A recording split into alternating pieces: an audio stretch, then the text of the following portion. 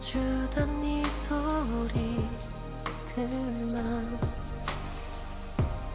어제처럼 난 길 걷다 보면 모든 게 날 부르는 소리 같아.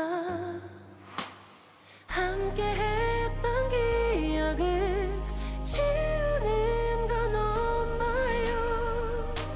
좋았던 날보다 더 아플 거야.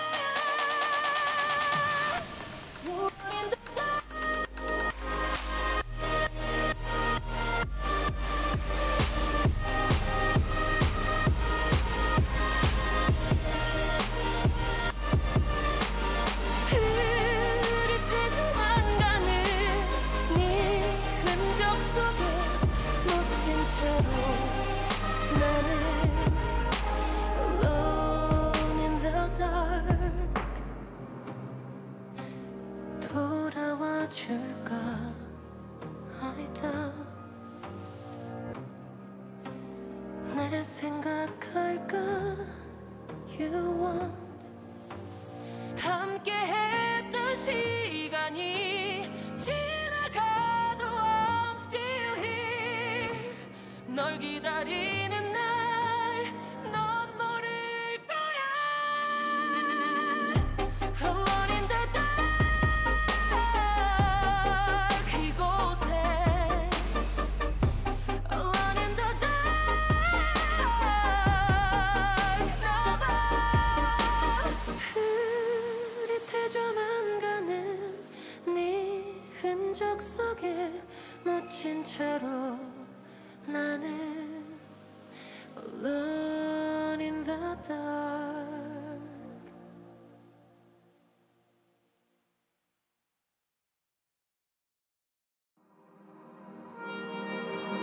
Middle of the night, everything keeps passing by, just passes us by.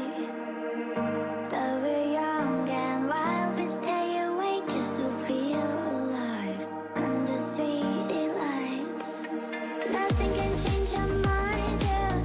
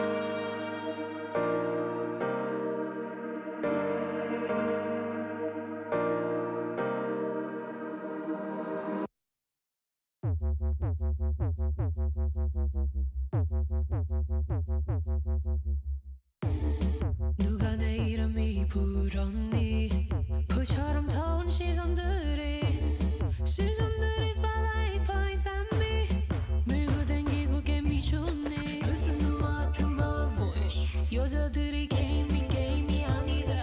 이치를 소중할 줄 모르니 애초에 내가 과연 드림없다. 함께 하늘에 기억 속에서 너 때문에 눈물이 흐른대. 널 진짜 미련했는데 완전히 달라진 나를 봐라. You will regret, you will regret. 날 소중하지 않는 너가 날 지금만 하루에 꼭 후회할 걸. 난 이치를 보여줄게. 사람의 시선을 다 모여봐. 누가 이기면서 섞여서 You will regret all the things you have done. 누가 이기면서 섞여서 넌 후회할 거야. 넌 후회할 거야. I will show you who I am now. You're thinking to me in the same old way. But boy, I gotta say that you regret it today. Not even try to think you're gonna fix it. Make your mind your rules, make your mind your rules. 함께 하늘에 기억 속에서 너 때문에 눈물이 흐른대. 널 진짜 미련했는데 완전히 달라진 나를 봐라. You will regret, you will regret. 날 소중하지 않는 너가 날 지금만 하루에 꼭 후회할 걸. 난 이치를 보여줄게. 사람의 시선을 다 모여봐. 누가 이기면서 섞여서 You will regret all the things you have done. 누가 이기면서 섞여서 넌 후회할 거야. 넌 후회할 거야. I will show you who I am now.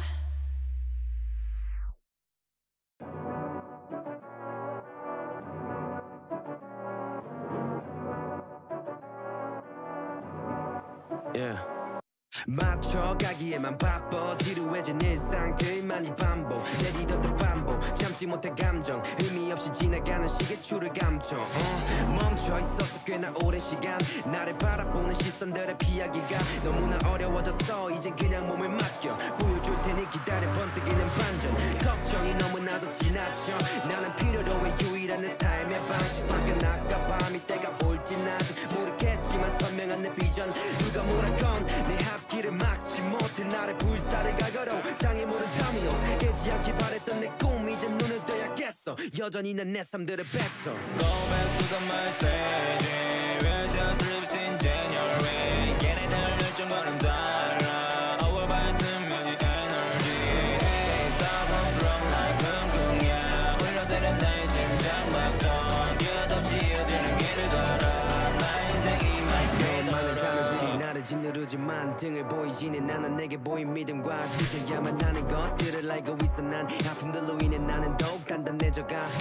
넘치는 잔에 꿈 얘기로 하루 꼬박 세웠던 밤에 그 시절에 내가 어쩜 가장 주고 싶었던 모습일까. 한이 맘속 깊이 자리 잡은 미련인가.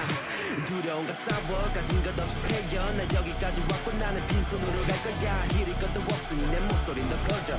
언젠가는 내밀어진 손을 다시 잡아. 빛이 없는 방 알 수 없던 아시 앞 내게 문제만을 제기하던 나의 삶. 눈에 뜨지 않기만을 바랬었던 지난 날들 그 시절로 나는 절대 돌아가지 않나.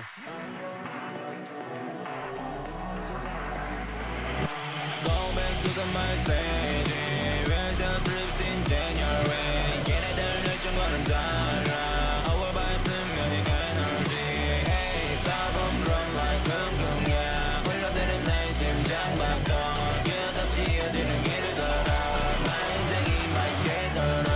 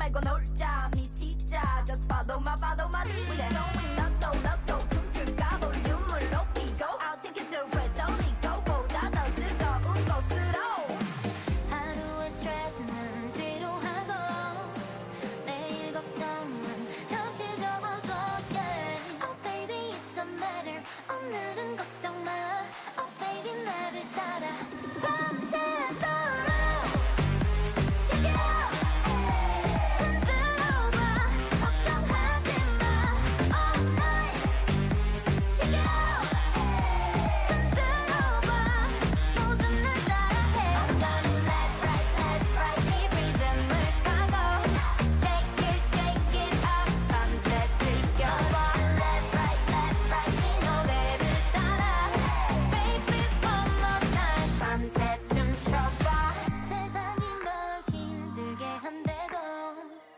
지금처럼 다 털어버려 툭툭 별일 아닌 듯이 다 잊어겠듯이 후회하지 마 Let's dance up all night 밤새도록 Shake it out 흔들어봐 걱정하지 마 All night Shake it out 흔들어봐 모든 날 따라해 Left right 이 리듬을 타고 Shake it up 밤새 즐겨봐 Left right 이 노래를 따라 Baby one more time 밤새 춤춰봐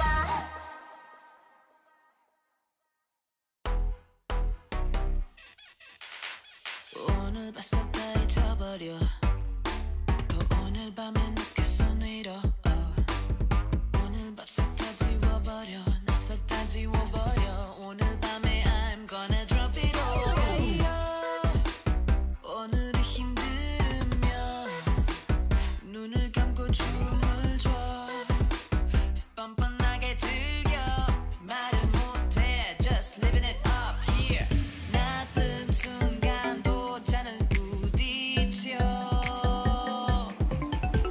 잠깐 숨 좀 돌리고 즐겨 Let's party tonight Every day Every day 날 멈출 수 없었어 Every day It's my day Drop it low Every day 볼륨 높이고 Every day 모두 함께 미치고 Every day It's my day 나 전부 다 챙겨 Drop it low 의사님 어딜 아파 내가 이젠 음악이 내 약이야 모두 흔들어 내 가슴이 더 터지도록 모두 흔들어 빰빰빰빰 오늘이 힘들으면 눈을 감고 춤을 춰 뻔뻔하게 즐겨 말을 못해 Just living it up here 나쁜 순간도 잔을 부딪혀 잠깐 숨 좀 돌리고 즐겨 Let's party tonight Every day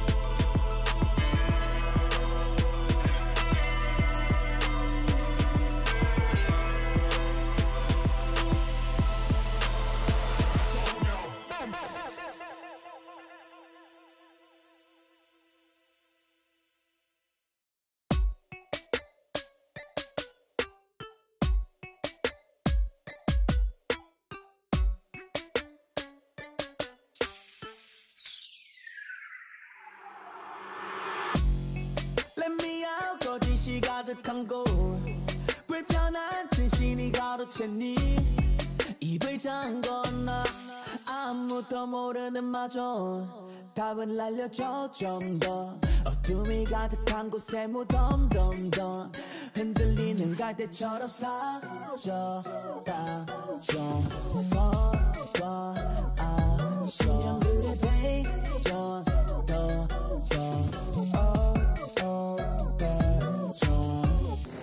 나가겠다 작은 기적조차 우린 세기 바른 땅에서 눈을 떠 악몽이 가득한 세상을 지울래 더 멋지게 더 새롭게 우리들이 만든 kingdom vibe 아니 우리 강해 우리 palace 이 사물을 그린 그런 village 자려보는 가는 봉지 누구도 모르는 새로운 서서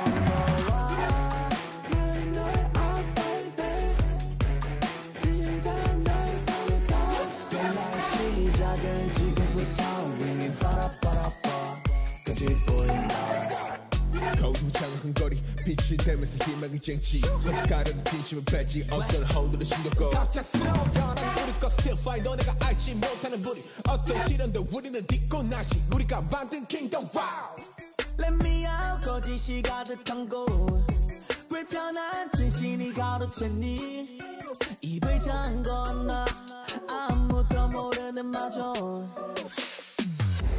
나가겠다 작은 기적조차 우린 세기 바른 땅에서 눈을 떠 악몽이 가득한 세상을 지울래 더 멋지게 더 새롭게 우리들이 만든 kingdom vibe 아니 우리 강해 우리 palace 이 사물을 그린 그런 village 자려보는 가는 봉지 누구도 모르는 새로운 서서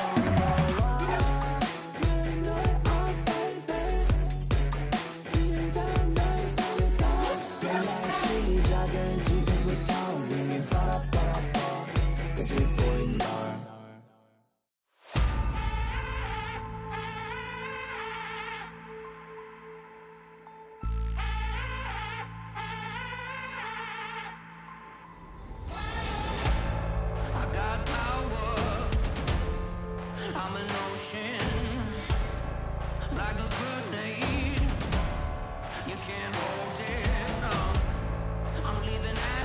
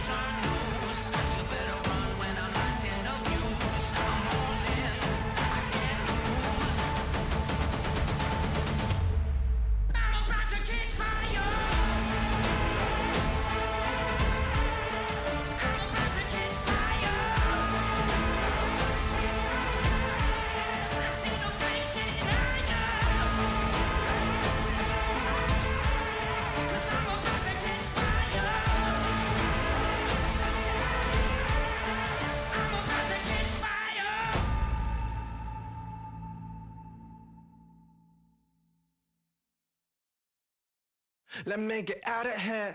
Sick of dumplings, stay on driving, yeah. 너무 쉬어 여기 나가면 모두 갈아 엎어쳐. 일상 공공망치 draw, looking for nails to disappear. Boys, 우리 목소리 키워줘.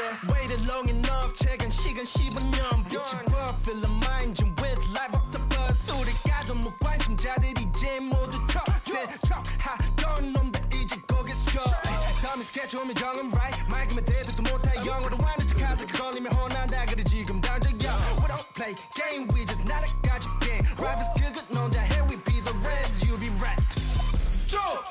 Quit acting like you came up from the slums. 네가 작은 목걸이 looking hella dumb. 1300 수직 상승 모니터에 on your TV 넌 랩 못해 넌 못 비벼 지가 못하는 줄 아나 봐. 집 가서 접시나 닦아라. 어차피 하지도 못할 거 왜 자꾸 들이대 고천이 버릇. 이 새끼들 여기서 뛰놀다 맴매. 너가 백날 침 튀기며 뱉어도 절대로 못되니까 센세. 어서가 벤치나 대워 넌 우리랑 안 맞아 레벨이여. 경험치 미달의 코디가 필요해 패션이 테러범여.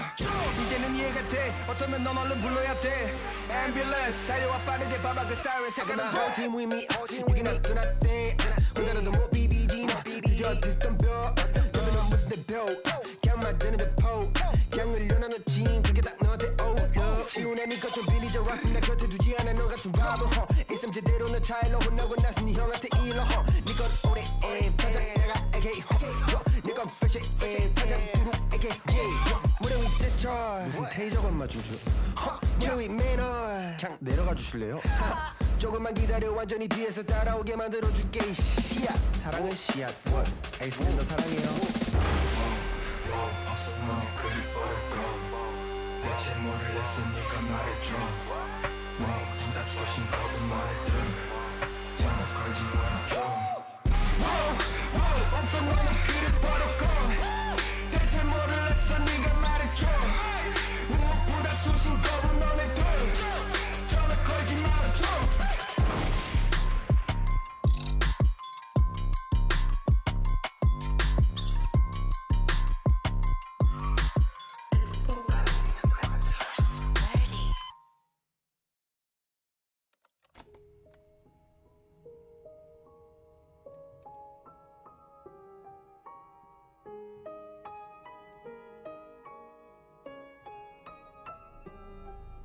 Sweet like sugar, I bet you like that. I'ma cut you off. Playtime's over, take a step back. Think you've had enough? If you push me to my limit, there's no telling what I might do. Yeah, you're gonna regret it. Yeah, you don't wanna see my bad side. She don't know how to play nice. You can run, but you can't hide. Yeah, you don't wanna see my bad side. I'ma tell you one last time. You can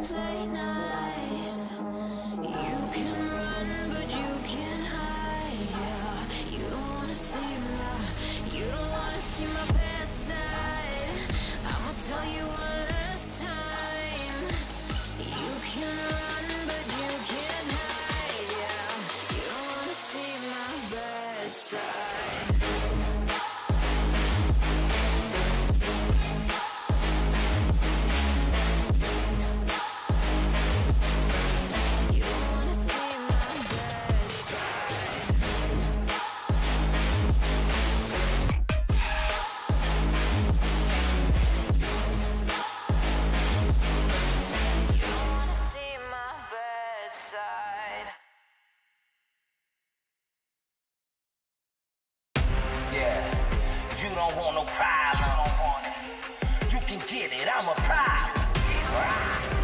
You don't want no problem. You can get it, I'm a problem. They got me started, now I'ma finish it. Leave you the party. They shouldn't have got me started, now I'ma finish it. I go the hardest. Yeah, they shouldn't have got me started. I go the hardest. They got me started, now I'ma finish it. I go the hardest. Game over, don't start with me. Envy me with your jealousy. Be me, you will never be. My strategy is a winning streak. Game bread, I'm deep in it. I see the vision and go get it. You want it, I come with it. I'm so relentless. Extreme focus, no limits. Nothing nice, no gimmicks. Don't start nothing, won't be nothing. I'm a sharpshooter, head hunting. Anybody, anywhere, anytime I double dare. In rare form, I came. No pain, no gain, nah. You can't win if you don't sacrifice. Through the blood, sweat, and years, it's a way of life. Yeah, it's the way of life. Above it all, you gotta sacrifice. Yeah, they got me started, now I'ma finish it. Leave you the party. They shouldn't have got me started, now I'ma finish it. I go the hardest. Yeah, they shouldn't have got me started. I go the hardest. They got me started, now I'ma finish it. I go the hardest. Bottom line, I'm on top. Got the game on lock. My point is, I won't stop. You can't take my spot. Can't play with a legend. Everything's predestined. Start with me if you wanna lose. I'll finish you and make another move. It's nothing, just another day. You violate, get caved in. Broke down, you can't win. I can't lose my attitude. Best man on the planet. Dynamic, do damage. Go hard with a passion. Greatness is my status. You don't want no problems. You can get it, I'm a problem. You don't want no problems. You can get it, I'm a problem. You never win if you don't sacrifice. Pay the cost, it's a way of life. You can't win if you don't sacrifice. Through the blood, sweat, and tears, it's the way of life.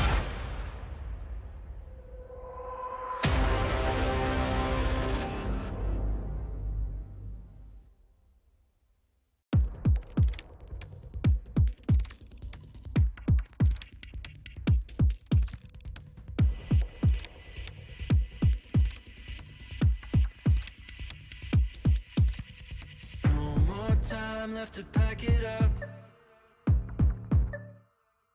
On the brink of a brand new age, better buckle up. Hey, oh, let's go, have you had enough? It's coming like the fire and rain. When it's over, they will know my name. I'm alive.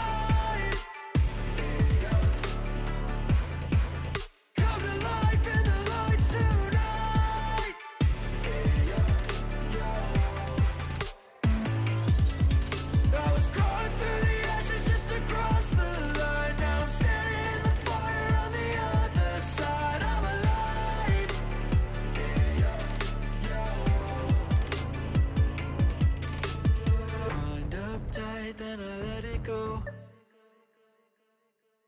Light it up loud, come and get the smoke. It's system overload. Flying way too high like an overdose. Time to lock and load. It's all systems go. Pressure breaking down the dam. It's not the little thing. I'm alive. Come to life in the lights tonight.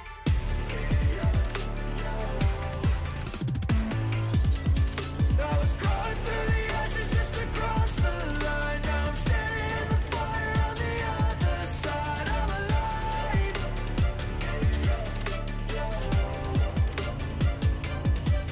I'm alive.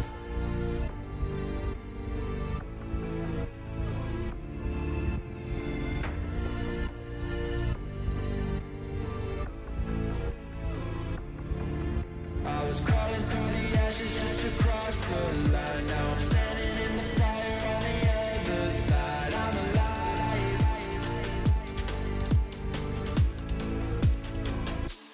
alive.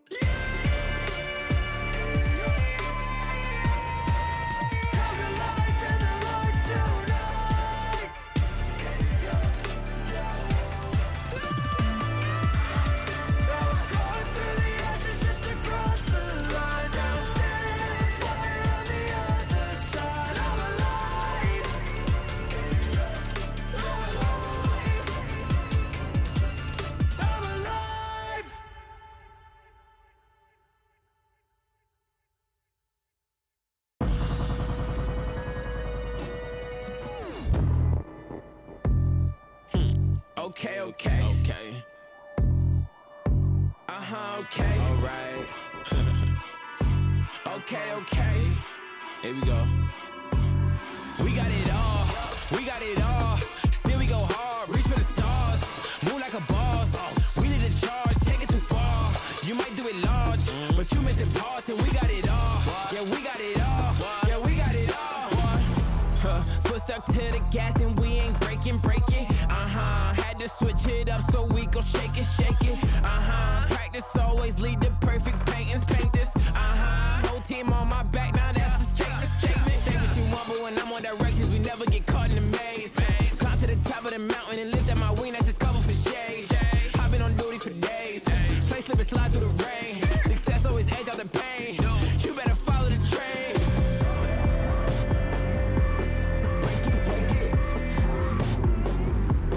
You better follow the.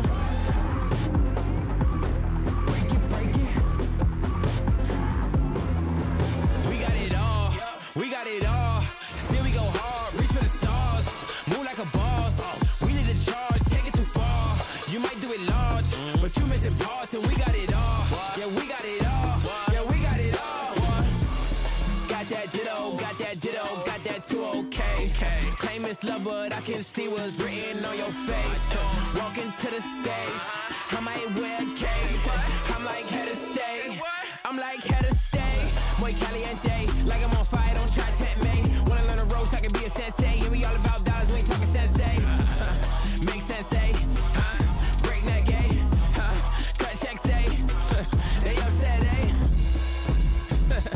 eh? Boy's mad. Break it. Break it. Break it. Break it.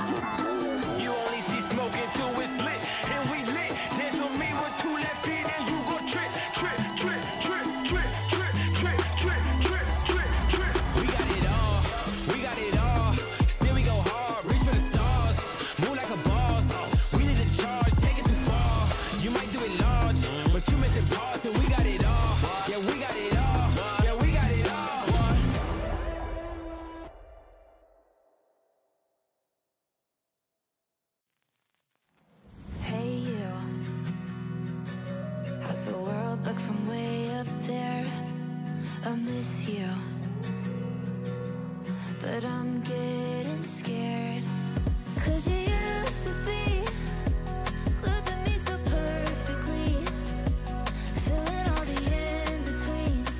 Now there's nothing there. How am I supposed to be yours when I can't see your face? How am I supposed to not miss you with all of this space? 'Cause you say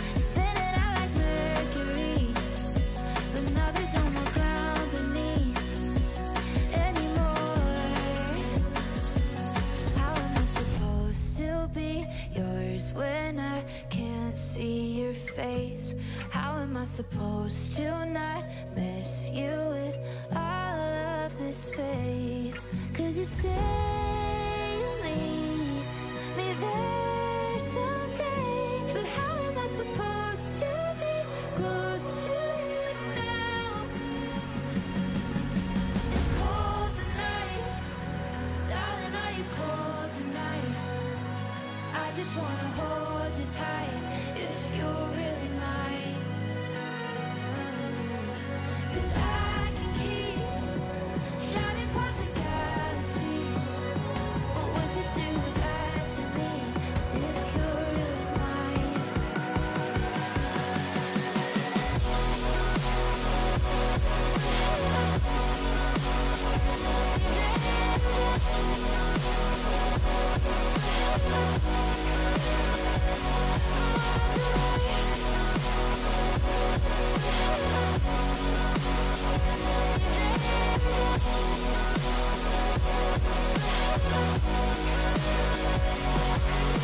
It's cold tonight, darling, are you cold tonight?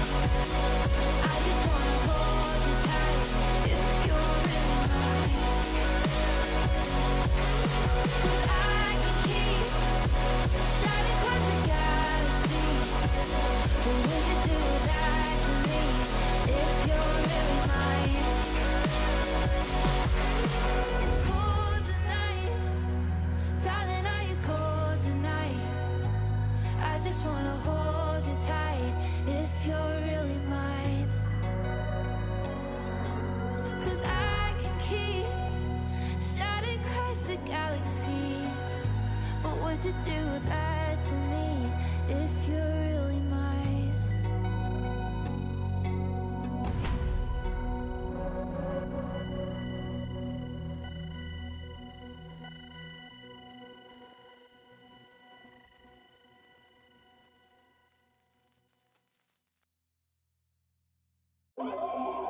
No mercy for the weak.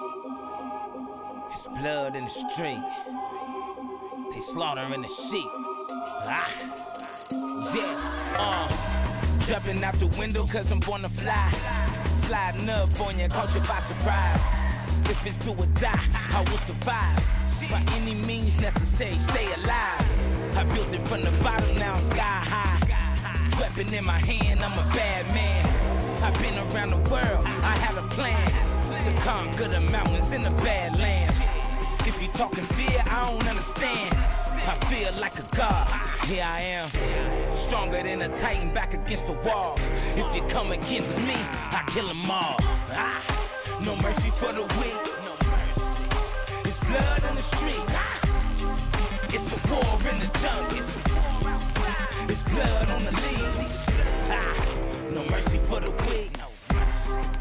It's blood in the street. It's a war outside. It's blood on the leaves. Yeah. Super villain in the flesh that'll never change. A hero in the city, yeah, they know my name. Go against the law, ain't nobody safe. Gotta fight through the night just to save the day. This is what it is, this is what it takes. I'm on the right time, I ain't never late. I have no fear, 'cause I know my fate. I got a bullet for the devil right in his face. If you riding with me, this the freeway. Crush the head of a snake, the king way. Ha! They slaughtering the sheep. The blind lead the blind down the dead in the street. Nah. No mercy for a weak killer. It's blood in the street. It's a war going on. Ah, and they slaughtering the sheep. No mercy for the weak. It's blood in the street. It's dark outside. Yeah, it's dark outside. No light for the sheep. Ain't no light. No mercy for the weak. No mercy. It's blood on the leg. Yeah, it's blood in the war. It's a war in the jungle. And they slaughtering the sheep. And they slaughtering the sheep. Where the blind lead the blind. Right down the dead street. When are you gonna say you're gonna knock on the door? And when they open the door, what are you gonna say? Happy birthday. 해커 번더 라보노 출격 damn it, real again. lifestyle. Let's get it, let's get it, let's get it, let's get it. Okay, let's get it. 날 깊지만 내 fist 난 미리. All blacked out, 안 보여 밤길에. Smoking on gas, I 내려다 get it. All of the ops, I 내려다 get it. Brand new kicks, I'm clean, I'm with it. 거지던 새끼 이제 낭비를. 다리에 wrist, 손목에 감기고 똑다리에 알 손가락에 감기를. Trapping, 너 잡이 난 trapit 한 번에 다 사고 I make that shit back. 시간은 쌓이고 돈은 더 쌓이고 쌓여 내 형 이름 stacks. 선물은 사지만 아냐 형 생일. 선물을 사지만 아냐 내 생일. 축하해 생일을 매일이 생일. 샴페인 나 팝이 또 파는데 plenty. 머리에 전둥이 돌아 like 팽이 놈 결국에 챙기지 back. 오늘은 팬디고 내일도 챙기고 생일도 아닌데 생겨 new back. 파티를 하지만 아냐 내 생일. 마지막까지만 봐도 팬이. 새롭게 태어나 이건 내 생일. Trapstar lifestyle shit let's get it. Gang 라보노 출교. Gang Tiana River gang pull up Gang Trapstar lifestyle shit let's get it. Let's get it, let's get it, let's get it. Okay, let's get it. Hermes 버클 보이게 색 24K보다 비싼 내 gram. 연금 술 발견한 녹처럼 damn. 마시는 건 안 뿌려 샴페인. 생일도 아닌데 we getting paid. 생일도 아닌데 we getting cake. We make them cut like Central C my 내 떨은 sticky Ricky DJ Ricky yeah. 우퍼 치킨 캔디 flipping 우린 노랗더럽게 인기 때문에 숨어서 나쁜 짓 속도 fame Old Town Millie's got a gang 벌크루 사름 rubber band 고시생처럼 전부 올인해 나 안 해보지 나와 get it 네 팬들 출처 only OG stacks 안 해 pretty boy 내 코밑에 powder higher than the 로또 타고 라보노 출교. Gang Tiana River gang pull up Gang Trapstar lifestyle. Let's get it, let's get it, let's get it, let's get it.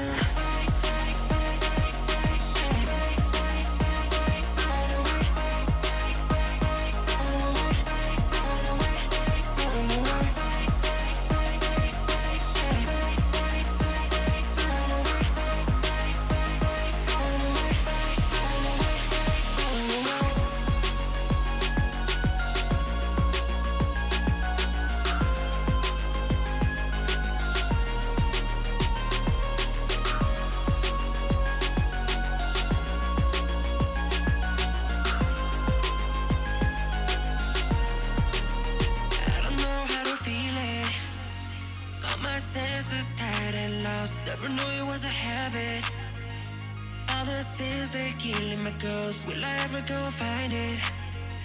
Get away that nobody told. Tell me why you went around with me to set me free. Do I need to wait a little more for the right time? Do I need to kill somebody for my life? Now cover me, ecstasy. go and dance for me, bounce for me, make love for me, ecstasy. Stay with me, need to run away.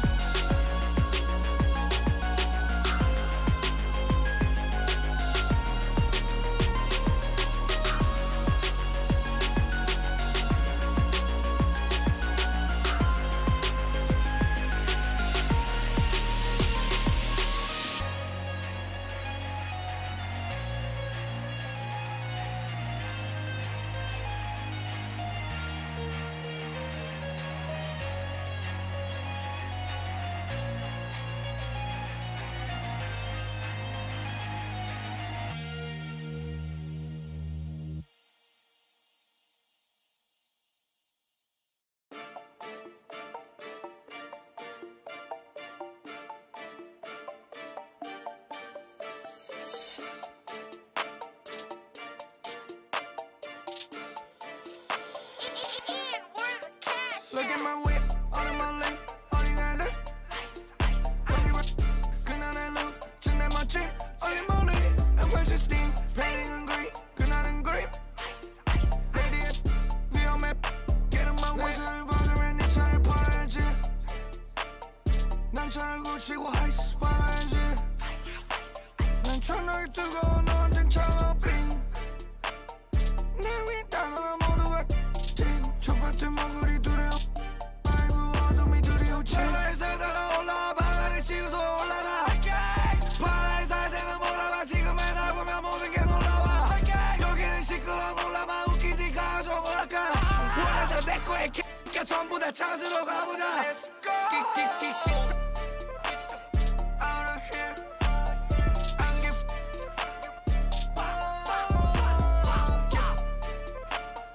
Out of here 안 give fuck 여기 너무 차가 붕셔 너 아이스 내 손을 박으면 네 차를 팔아야지 난 차를 고치고 하이스 박아야지 난 천을 두고 너한텐 차가빙 내 위에 따라 모두가 멋이 떨어지면 나는 그날 떠나 그게 전부인데 그게 없으면 뭐랄까 뻔해지거나 한없이 취해지거나 평화보다도 필요한 건 바로 변화 그지 새끼로 살아도 그 편이 더 나아 누가 내게 훈소를 줄까 우리 엄마 아니면은 말은 내 아이폰을 꺼놔 얘는 전쟁터로 온 것 같아 현아 가볍게 대하다가 바닥쳐 바닥 출신이라더니 공지가 바디세라 도망쳐 바닥을 알더니 뭐라는 거니 내가 너니 증명은 시간이 해결하지 어려니 늦었다고 해도 내 생각은 흠집 하나하나 고른 대로 굳었으니 절체까지 밀어붙이는 게 내 뜻 장수하지 않은 볼 수 없어 내 끝 내 숨처럼 계속 내뿜 비유하자면 대충 태풍 시작했으니까 여기에 새길 거야 나의 이름 험난한 길을 걸었지만 한번 뒤는 내 발은 피로 뻥뻥 네 발은 튀는 알아볼 때까지 난 계속 쉬운 적 없네 항상 위태로워 잊어버릴 빼못 버티지 괴로움 난 더 원해 네가 겪은 배로 변치 않아 절대 밟아 최대로 제대로 해 떨지 말고 제로 부족한 실패 더 채워넣어 빼고 정세같이 걸어가지 걱정이를 빼고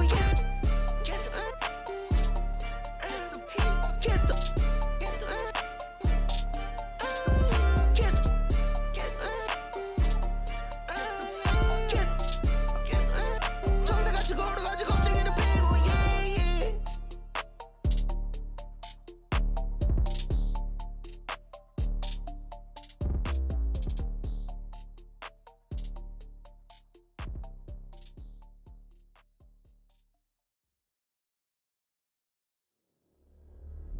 Unstoppable, phenomenal, awakening, the animal, unshakable, optimal, it's happening, can't control, feel it, feel it, feel it. Feel it. Feel it. Feel it.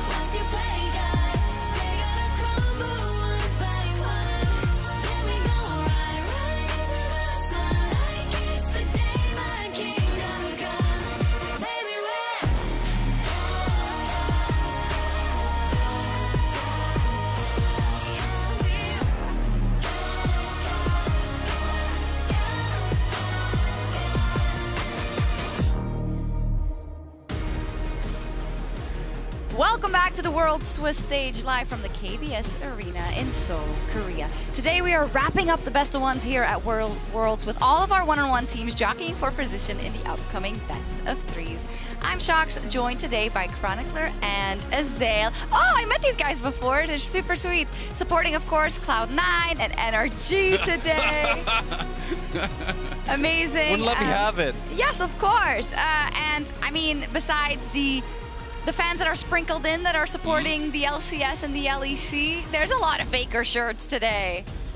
Always are. Yeah, there really are a couple. Yeah, it really doesn't matter. Even in the LCK, like on days where other teams play, you're going to see a couple of T1. You just wear it, probably. Yeah, you know? of course. Every day is a good day to wear a Faker shirt. I just appreciate that you wore your Cloud9 blue. Yes, it helped. To separate. It helped on the first day, actually, even though it was against Mad. So let's take a look at what happened yesterday, because in fact we had our tournament favorites in JDG and Gen G locking in their spot in the quarterfinals, and that also means, Chronicler, that they might meet in the final. And that makes me so happy, because the storylines, if these two teams end up meeting in finals, right?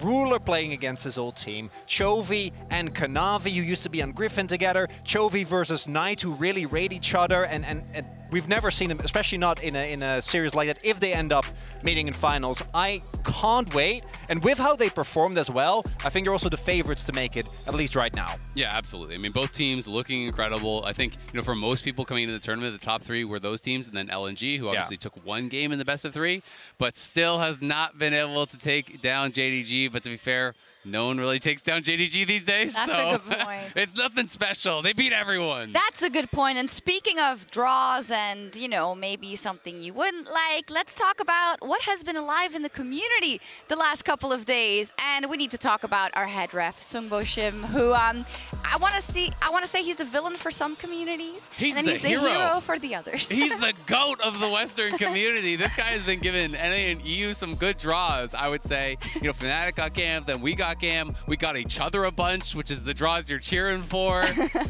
I just appreciate his stone-cold face as he's drawing double LCK teams going up against one another. Also love the tweet from... That's the guy you want, you know, when there's some chaos going down, he's going to stay calm. I have the utmost faith. If anything goes wrong, he steps in. Not really anymore. Absolutely. Oh, you know. That's actually true. He just radiates calm energy. Yeah. He was, you get makeup for these things, and he walked out of the room the first time the draw happened, and he was like, in 10 minutes, everyone will hate me. So he knew what he was up for. Secondly, someone who's also been loosey-goosey and cheeky is a Scout. Yeah, both in his interviews, on his stories, and his statements overall, and this one was cool. He's been smurfing on and off the Rift. He's been giving really fun interviews. He's been crushing it in-game. A lot of people calling out Scout as potentially, you know, the best player in the world right now as well. He's been kind of creeping up those power rankings. And I love the quote as well. He's so good-looking and so tall. I think he's a perfect man. He's also good at the game. Some people just have it all. Was this a quote about Chronicler, Shox? Yeah, wait, maybe. No, Azael. Just so good looking, I can so see it. tall. I can see it. This is my least favorite thing of the day. Yeah. I hope it's only uphill from here. Yeah, speaking about praising, Hansama is a K-pop idol. He's been going absolutely viral in the Korean community and the Weibo community, so I'm going to say worldwide for his look. Absolutely. It's so funny to me because this is just a teenage rom-com in real life where the girl who's, just no one loves her, and she's this nerdy girl, and she takes off her glasses, gets a haircut, and now she's the hottest girl around. You know, it's like, it's so funny. All he needed was a ponytail and overalls, and it would be the complete look, right? and now look at him dressed in Ralph Lauren. Wasn't enough, unfortunately, to no, I think he took it too far. He, you know, Ezreal has kind of similar haircuts, so he's like, I'm going to play that, but like... He's trying to join Heartsteel. It's getting to his head. Maybe not. Okay, in any case, we've got our very first best of one for the day, which is T1 up versus C9. And we're going to hear from someone who's been, and I think all of these matchups versus C9, it's T1's Faker. 두 번째 스위스 스테이지 치르고 나서 일단 저희가 충분히 이길 수 있었던 경기였는데 패배를 했다는 게 굉장히 아쉽긴 했지만 그래도 또 이제 배운 점이 있다고 생각하고 저희가 그룹 스테이지이기 때문에 아직은 충분히 발전할 일이 많다고 생각합니다. 1승 1패로 다음 매치를 하게 됐는데 1승 1패 구간에서는 저는 반드시 이겨야 좀 진출 확률이 많이 높아진다고 생각하기 때문에 굉장히 중요한 경기라고 생각하고 임할 것 같습니다. We're come up, I should say, as now Keria is here. He's got a combo going as the rest of Gen G is trying to come out and punish this, but it's actually T1 who are now in a 3v2 situation. Peanut has to flash away. Even Guma's joining the fight, and T1 are going to start this one off with a bang. They get first blood for Faker. 스위스 스테이지 방식이 굉장히 매 경기가 중요한 경기다 보니까 저희 팀 선수들이 좀 긴장하는 경우도 있어서 경기력이 잘 안 나오는 경우도 있는데 그래도 그만큼 적응하고 나면 앞으로 있을 스테이지에서 도움이 될 거라고 생각합니다. 제가 지금까지 보여드린 경기력은 아직 좋진 않았지만 앞으로는 더 강해질 거라고 말해주고 싶습니다. 이번 스위스 스테이지 통해서 팬분들께 저희의 강한 모습 보여드릴 수 있게 열심히 노력하겠습니다. Faker saying the Swiss stage, it can be tricky. We have to be focused today. One thing I noticed, we mentioned it already, the praise for Faker and the love for Faker like transcends all regions and kind of all biases overall. And he is such a pivotal point of this T1 lineup. We saw it when he wasn't there for a while, how much we missed him. Yeah, T1 was already struggling a little bit, but it still felt like they were able to beat a lot of the weaker teams. The moment that Faker left, it was really, really rough. The only one that moderately looked like himself was Zeus, and everyone else on the team really wasn't able to keep up. Just don't know what you have till it's gone. Exactly. Gotta appreciate Faker. Yeah. I think they do, especially now. Even more. Exactly. When we look at this matchup versus Cloud9, you know I'm going to pull it up. I'm sorry, Azael, but the record of C9 versus T1 is nothing to write home about, unfortunately. But today can be the day. It has to be today. Yeah, so they haven't beaten them ever historically. It is 0-6 now, the total record between C9 and T1. It's okay, is it? But, you know, they may have never won, and there hasn't been any upsets at the event. But I think it means we're building towards something. Because there is always upsets in the group stage. We haven't had a single upset in group stage so far. Why not me, C9? Exactly. Within the regional matchups, the higher seed is always winning. With the inter-regional matchups, the favored region is always winning, it feels like. And, you know, Cloud9 did look good against LNG, so there is some cope there for sure. T1 obviously are coming in heavy favorites, but I do think, you know, if C9 were to be able to pull this off, that would be a massive, massive win, one of the big ones for their history. Let's talk about that match versus LNG. You say they had a huge chance there, C9. So what did you see that you were happy of that you want to see replicated today? I mean, I think both against their win against Mad and against LNG, their early and mid game, they were really calm, they were coordinated, they came into it with a very clear plan. I think the only time we've really seen them fall short, and it was the same thing for TL versus T1, was in the later stage in the 5v5s. That's where the Eastern teams really seem to have that leg up, and I think that's where we're going to have to see Cloud9 really step it up, because I do believe that they could, if they're having a really good game, compete in the early and mid game. I just have questions about late. Yeah, and obviously I'm always going to favor T1. I think that even though the game against TL was rough, against Gen G you can't really hold it against them. But what we see here from C9 I think is going to be pivotal today. The main thing that I think T1 has been struggling with is they're still playing in many ways like they are the T1 of Spring, where they can just take everything, push in every lane and always get away with it. But if they give C9 a lead in the early game, if they, or if C9 rather finds a way to punish those early overextensions, I think that's the one angle they have, because you go in on even footing and team fight against T1, I don't think you're ever winning. Yeah, absolutely. And if you can get ahead, you know, one of the things that a lot of teams were doing against T1, and in the past it had been this meme, you know, you're talking about Chronicler, where Faker in a side lane, if you kill him in a side lane, T1's getting something else elsewhere. But more recently, it has felt like they haven't really been getting something else. We saw that TL tried to attack them in the side lanes, try to take advantage of that. So if you can open up the map, maybe find Faker in those side lanes, try to make something happen there, maybe avoid that full-on 5v5 and try to really look for picks. Because I do think Blabber has been playing really well in both the games, and if he can be a big presence for Cloud9, maybe they can win out in some of these skirmishes. And it's also the worst performing member on the roster, even though I think he gets way more flag than he deserves, is Owner, right? Individually, Zeus still really strong, but Owner has been struggling, and I think for Blabber, today's day showed that you can't only play scaling picks like the City, but you can actually make use of the fact that Owner early on doesn't seem to be putting in the performances that he was last year. Yeah, and step up to make that difference. The same thing might be true for the bot lane, because it's Berserker versus his former organization T1 and Gumayushi in our featured matchup presented by Mercedes-Benz.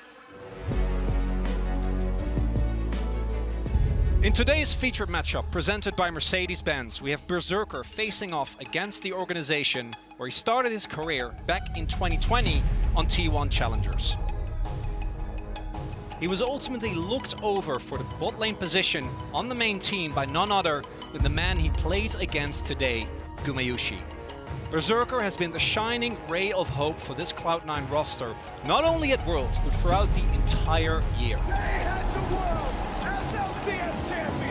C9 is always able to rely on the safety net that is Berserker's hyper-carried playstyle. But he's overstepped, and Gazi's gonna get punished by Berserker! However, facing C9 is their longtime international kryptonite, T1. And just as Berserker has been C9's reliable late-game carry, Gumayushi has been T1's. Now, as C9 face their old nemesis in T1, Berserker must also face his in Gumayushi. The hopes of the LCS and the pride of the LCK are on the line. Who will come out on top? I think the interesting thing about this is that, well, everything you said is true, and he is that kind of shining light for Berserker in the LCS. Again, we talked about in 5v5, they haven't really been able to get it done against these top Eastern teams, and Berserker and Sven are not known to dominate lanes, so I think they're going to have to find those early skirmishes. They're going to have to try to get him involved if they want him to be a big factor in this game, because he can't just sit back and scale and expect to out 5v5 T1 later. I mean, versus Matt is a good example, you know. Sven was roaming a lot, he was impacting, and there was impact in the lane. That could be good. We heard it there. You said it, because it was your voiceover. Yeah. It was beautifully done, by the way. Wow, incredible. T1, wonderful. What can he do? What can't he do? T1 is the kryptonite of Cloud9, so who's Lex Luthor in this scenario, do you think? What's the hardest thing what's the hardest thing for C9 to deal with? Oh, it's got to be either the team fighting once you get to mid to late game. I think that's also been a recurring theme throughout the entirety of this tournament. Once you get the team fights, it feels like even the best Western teams can't quite match the East, and I think that applies here as well. And secondly, I think Zeus is still a really tough nut to crack. And the draft is going to give me a really good idea, I think, going into this match, because we did see that Guma and Keria played, especially in the first match, really for prio. Yeah. Would expect to see that here today to try and shut Berserker down. I'm just so interested, you know, you talked about the draft, you know, if we're thinking that C9 have to get aggressive early, that hasn't really been Blabber's playstyle for a while. You know, if you think back to like 2018 Blabber, he was known as this coin flippy guy. He's going to go aggressive. He's going to fight you. Now he's all about efficiency, and we saw that in his picks in the first two games as well. He went Talia, then Sejuani. He's going to try to power farm. He's going to try to get levels, and he's going to try to make sure when he's going for a gank, it's a really good angle, and it's a time that it's going to make it happen. Some people were critical of the fact that they were spending so much time top trying to help out Fudge against LNG, because a lot of people, especially in the community, feel like you need to be going to Berserker if he's your best player.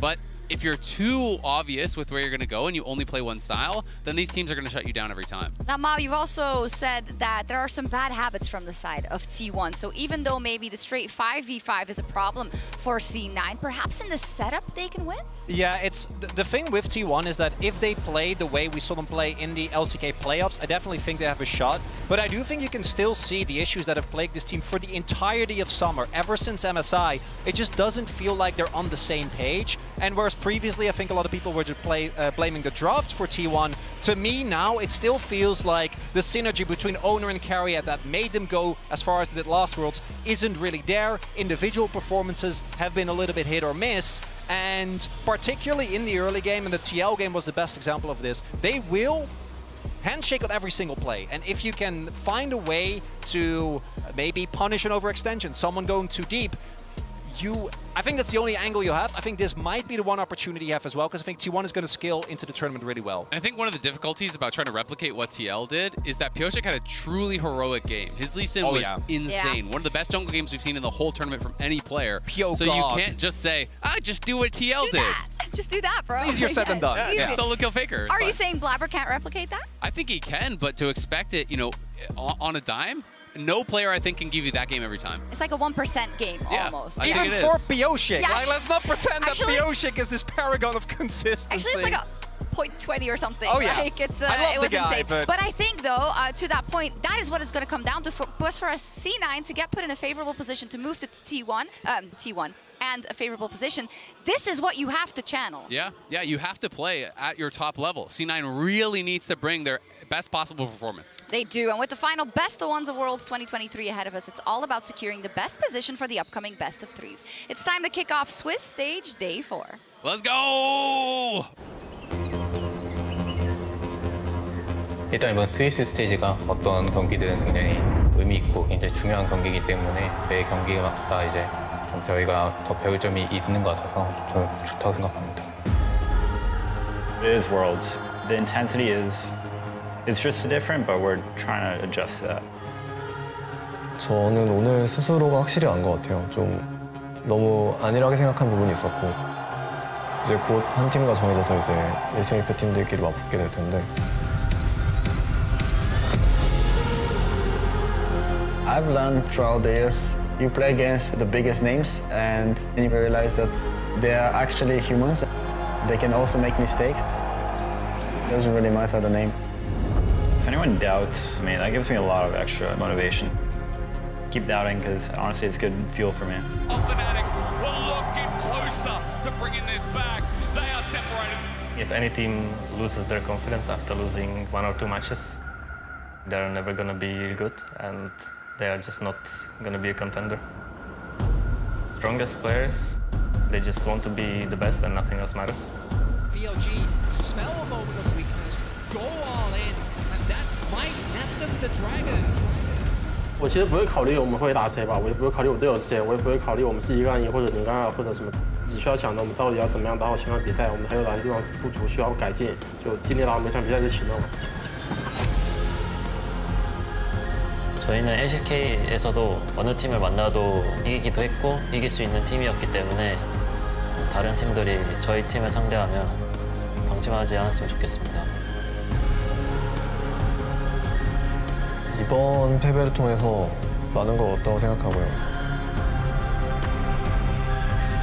제 사전에 포기란 단어는 없습니다. Obviously, we played not perfect. We might be down, but we are not out. It's T1 that just roll over the top of 뭐 팬분들의 기대가 저에게 있어서는 굉장한 동기부여가 되고 그리고 스스로 결과를 이기고 지고를 제가 결정할 수는 없겠지만 저는 제 최선을 다하는 것에 굉장한 자부심을 느끼고 열심히 하고 있습니다.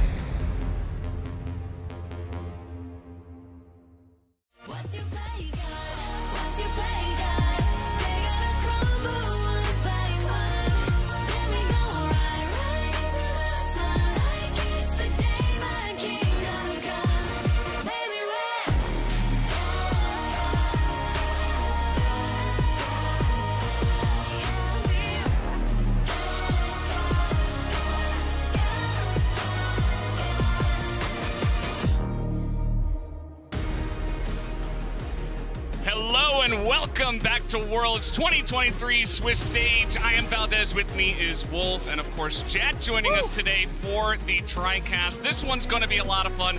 1-1 teams, they've won 1 game, they've lost 1. They're right in the middle of the pack, trying to get the big win today. How are you guys doing on this lovely day? I'm feeling pretty good. We're going to find out who's going to pull ahead of the pack, who's going to fall behind, but especially because we're starting things off with T1 versus Cloud9. I'm glad we have the numbers advantage over here, Valdez, but I think we're going to have a pretty unbiased cast, don't you think so, Jet? I agree. I feel like from years of casting international events, I am very good at staying unbiased, whether you're winning or losing, and I think we're just going to have a good, solid game, even if C9 has lost 6 consecutive games to T1 at the World Championship.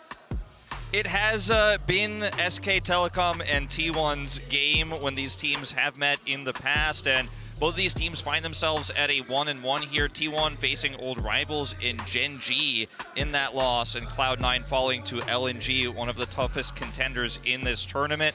Most people would favor T1 going into this matchup, but we saw T1 showcase some weaknesses in that opening game against Team Liquid. Rocky early game, Baker getting caught inside. It was some mistakes from Team Liquid and also just better team fighting from T1 at the end of the day that helped them cross the finish line. Yeah, and I feel like both of these teams, as you mentioned, their stats do look very similar. Shocker, they are both 1-1.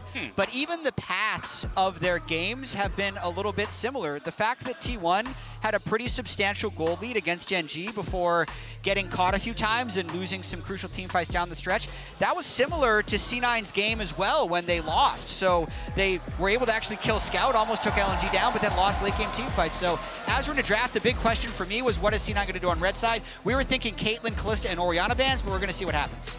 Yeah, this is a big moment. You come into a game, it's a best of one. You got to have the best draft possible prepared in this very contentious matchup. Ooh. There's the Renata. We've been talking a little bit about how that has been climbing in priority, and they're just going to take it away from Keria altogether. Yeah, so this generally means Kalista or Orianna are going to be going through, which is not something that C9 has let through, and Orianna is something that Faker has played both games. Yeah, this is a really big question, right? If you feel like you can conquer Faker's Orianna, Chovy could do it. They'll ban the Azir. This is a pick that Faker has often been reliant on. We'll see if T1 will actually take the Kalista first here and break tradition from what we've seen from them so far, or if it is going to be the Orianna. They'll actually go to Guma Xayah. Now, this pick has such an insane win rate at this tournament, and it has been the best teams that are prioritizing it the highest, and it's one of Guma's best as well. Yeah, Xayah itself is 11-2 at the World Championship. It's the most wins that any champion has won in the main stage thus far.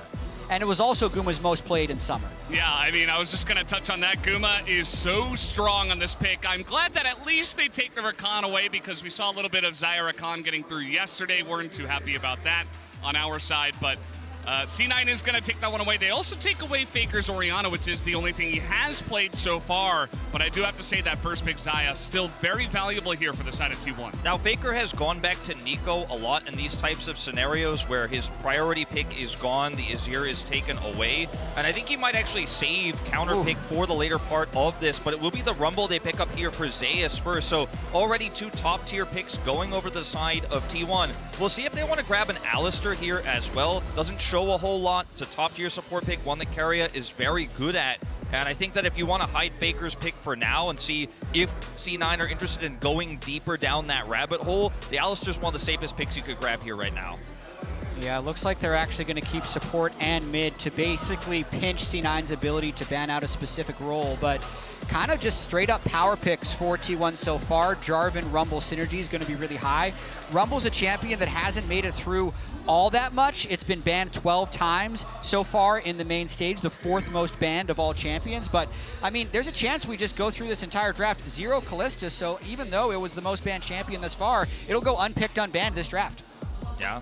Now, Zeri going to come through here for Berserker as the 80 carry pick. So Zeri Rakan, very strong in the late game. You have so much setup for the Zeri, and even though you don't have a front line in this draft just yet, there's a lot of strong picks you can utilize, like Cassante, that will give you that front line. We'll see if T1 want to take that away. You also have a pseudo front line, and that Rakan can hold choke points. You have Orianna to hold choke points. You can buy a lot of space for Zeri in a composition like this. Let's see if T1 want to keep the focus on that Cassante. The answer is yes.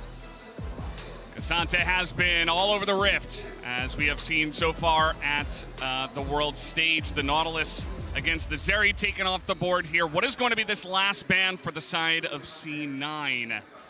Could just be the Alistar, you know, I was talking about a lot here. Just seems like a really safe choice. You can pinch that support pool because Faker is a bit of an unknown here in this draft, but you know what the top tier support picks are for sure, and it's a no-brainer here. I think especially since Berserker will be so critical to any C9 win, just trying to make the T1 bottom lane as weak as possible via support bans is actually more important than trying to throw random bans at Faker.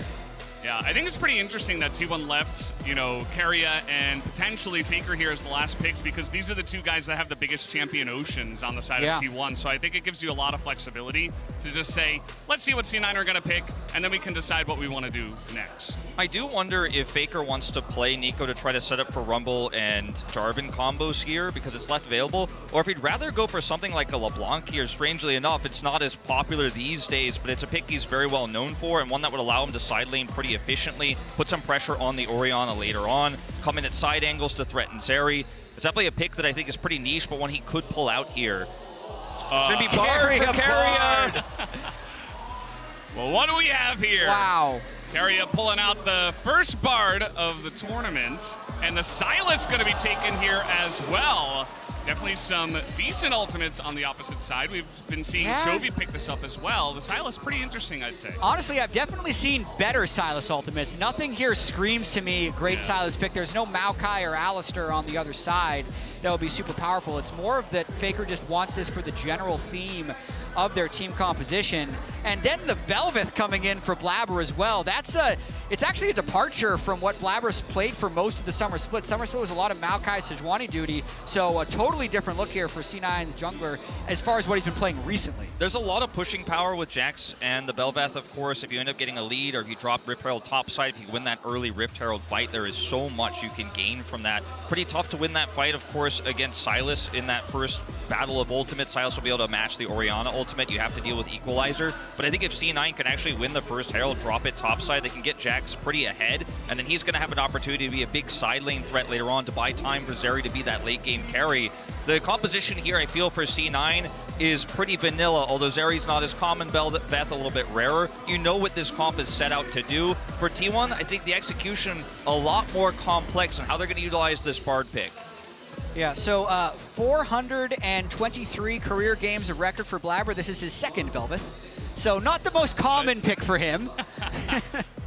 I'd be curious about the Bard numbers as well, because I know that Keria has played it before, and it can work in terms of setting up some of the wombo combo that they do have. But yeah, the Belveth coming in, I think it definitely does have power. It can be a little bit feast or famine, but we have seen it feast a bit here at Worlds when we have seen it. So I think that C9 trying to bring in some pocket picks, trying to bring in some interesting stuff to potentially take down T1. Got an answer for you on the Bard. 7-1.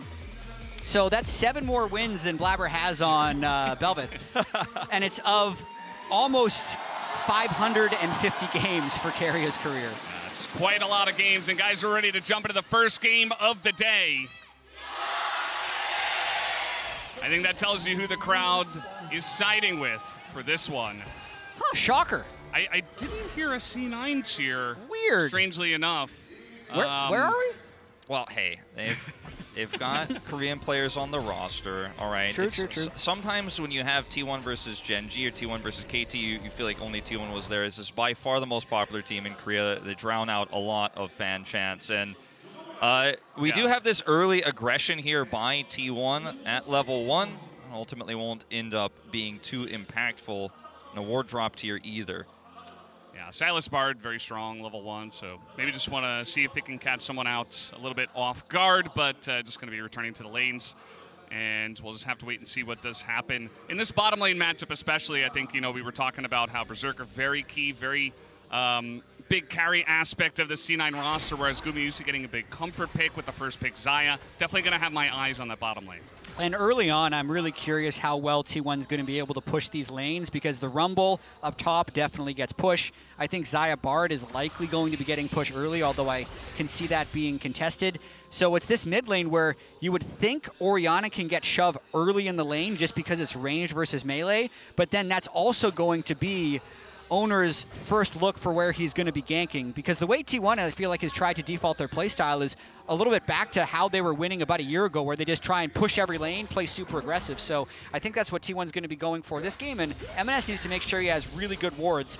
And he needs to push as well, so that there's not 3 lanes getting pushed in, which would stop Blabber from having any river access. Yeah, looking to try to use the moments when Faker is clearing to actually get some damage in with his Q, as he did there, trying to keep the health slightly to his advantage, to use the range advantage there as best as he can to get one of those wards up. Blabber will be seen, speaking of wards here, by this one, as he does come down towards Owner's portion of the jungle.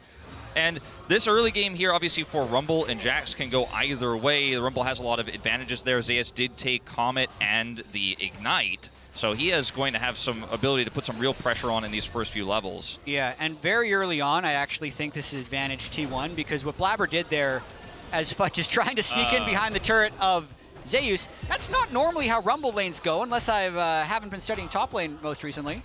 We have seen a few times that Jax will try to go at level 3, level 4, like right on the cusp of that, and actually proxy that wave so they can avoid the harassment, but he kind of failed it there, and will take a bit of damage. Meanwhile... Uh-oh, they just line up for it. That's a lot of poke damage. Got to be careful about that. We've been seeing a lot of summoners burned early in the bottom lane of this world so far. Yeah, so I think good start by Fudge in the top lane. He'll be able to get a recall off there. The problem for Blabber is he's not going to get access to this bottom Scuttle Crab, most likely, because the Xayah Bard is already there early. It will depend, though. M&S's condition is very good, so there could be, I mean, Blabber being able to get this because of M&S's condition is very strong. This is going to be huge here. We'll be able to pick this one up. You see the push in mid also going to be able to help, as M&S could come down and assist. Keria looking for the journey. Nice juke. Yeah, not going to hit that one. Berserker just keeping his cool. Very important to do that, especially with both the supports on the roam. Got to be careful. Yeah, and that magical journey is going to be very useful for setting up flanks for the Sylas later on, setting up flanks for Jarvan later on. It does work very well with this composition. The ultimate as well can really put a damper on Jax trying to flank, depending on how Keria wants to utilize it. As you mentioned, Fudge will be able to come back to lane with that proxy without burning his teleport. Feels very nice to do. Yeah, and I think M&S, whether or not he's able to hold on to his flash, is going to be so critical this entire game. Nice steal there by Owner, recovering from the earlier crab. But basically, you can see Fudge, Blabber, Sven, Berserker, they have all ways to escape a Jarvan or Bard ultimate. M&S really doesn't. So if he ever is without flash, they're going to very easily be able to kill him. Owner beginning to bully a bit here in the enemy jungle. He's just going straight at Blabber. He's got the push in the top side. Blabber is not going to hit that one. He's taking damage from the little Krugs here, and he nearly loses his life, but he is going to flash out of this one, as now here comes Keria, flash forward, extremely aggressive, and once again Berserker just going to kind of laugh at him. And they're just putting pressure on in top side and bottom side here in the 2v2 once again. Keria using the journey to put that pressure on, does commit the flash this time around, doesn't find a ton of success, but they are really just trying to tax C9 everywhere, knowing Blabber was topside, knowing he was pushed out there. He's forced to flash, and Fudge, now level 6 is up. Oh, he's taken way too much damage from that equalizer already. He's going to go straight into the death chamber. First blood given over to Owner in the top lane. I mean, that was just perfectly done. That play was about 45 seconds in the making as well. Jarvan invading Blabber's jungle, pushing him down. Also, Zeus maximizing his experience to hit 6 at the right time. Very, very hard for C9 to counter that. Big play for T1. Yeah, he's going to be able to pick up his Sork shoes as well off of this play. And yeah, he doesn't have teleport, but the wave is fine. He's going to be able to get back to lane without really any cost here. Fudge at least was able to, you know, proxy that wave and return to lane on that first back without using his, so he can get back to lane right away. But that's a massive amount of gold going into a Rumble's pocket early on. Yeah, it's a pretty good start for T1. Yeah, feels pretty good for them. I'm sorry, Jet. So far. It's not great. We'll see how this game develops. You know, T1 did struggle a bit against TL early, but he's got the shockwave and he's looking to get the flash, and that he will. M&S just going to get out of dodge. That's all Faker needed to do. He didn't have to burn any summoner spells in order to get the flash of M&S, so now when Jarvan hits level 6, he can just move in and ult M&S if M&S ever moves past the halfway point. So not only do they get the top kill, they get the mid summoner spell flash that they needed, which lets them move to this Drake pretty uncontested. Well, I was going to say, when you use that at that timing to grab flash, then, you know, this is before 6, but Owner can use his flag and drag to threaten that with Faker stealing the shockwave, and now you've grabbed Dragon Control. And I mean, this is just T1's map to rule right now. All right, Berserker trying to take an aggressive trade here. He's level 5 against Guma's level 5. Does have some help from Blabber, who was shadowing them down on the bottom side of the map, but not going to amount to too much. Skuma just walks away from this one as double control ward. It's going to be some free gold over to C9, I suppose. Take their time killing those. Just a quick reminder on what's at stake here as well. Both these teams are 1-1 in the Swiss stage. A win won't advance them, a lose won't eliminate them, but it will put them into either an elimination game or a promotion game. So 2-1 is obviously way better, because then that means you'll get 2 chances to play best of 3s, where if you win 1, you'll advance. Loser goes into the 1-2 pool and will be on the brink of elimination. And there are some top teams down there as well. There will be after today. And Keria here, a little bit overextended, just going to grab some Spell Thief's Edge stacks, and they're not going to commit anything towards him, despite his flash still being down. His owner's not done yet with this harassment here on the top side. He's got level 6. Yeah, this time it's even more powerful. He has the push in the top side again. The ult blown down on the bottom lane, though. Sven going on in as Keria just trying to walk this one out, but the Zeri ultimate just going to push T1's bottom lane back, as they will not take that fight at this point in time. Yeah, C9 doing their best to try and make something happen. That top side is just getting absolutely steamrolled, though, by T1. Really rough start for Blabber.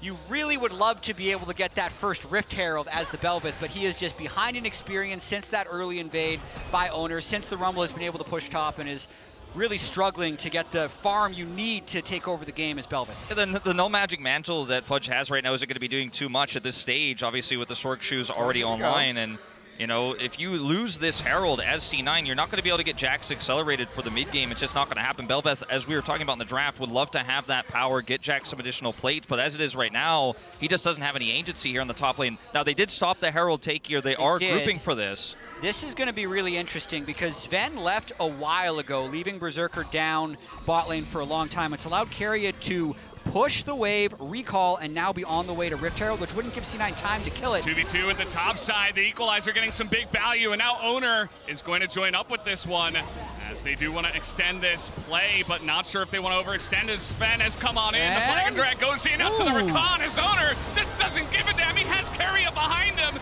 gets him in the death chamber. As the ultimate comes out, and everybody is going down on the side of C9 in the top lane. T1 just burning them to a crisp in the top lane.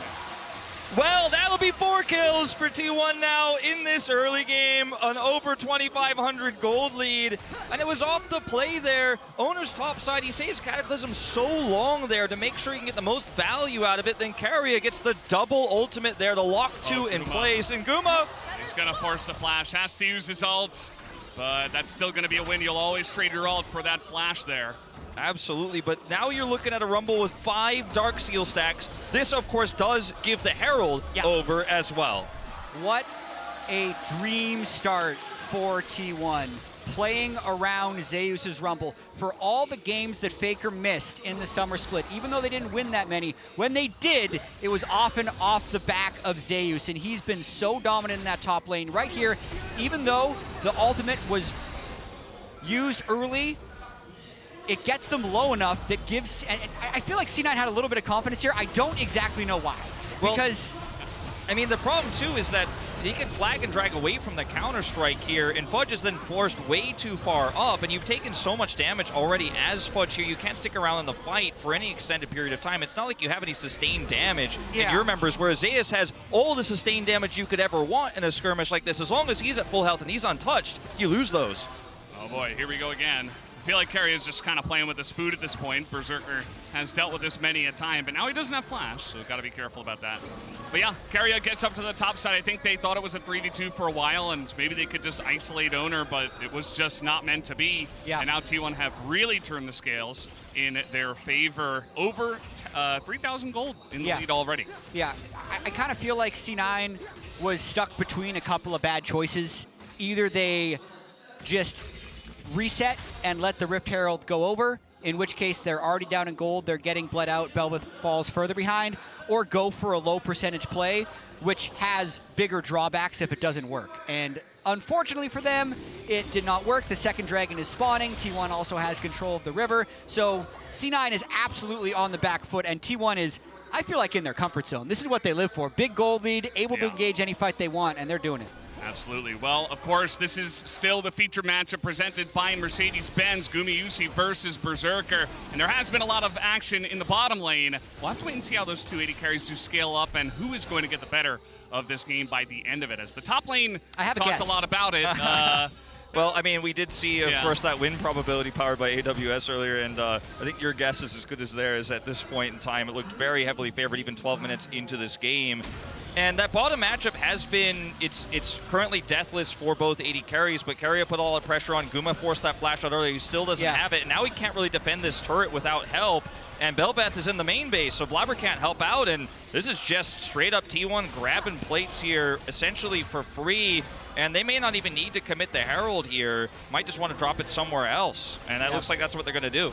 I think pretty easy to drop at mid lane as well, get a little bit of extra gold onto Faker. He's the only person on the team who isn't currently ahead. That's also the one lane that wasn't naturally winning early, so wouldn't shock me if they just use this bot pressure, push people back in the river, and look for a fight or drop the Herald mid.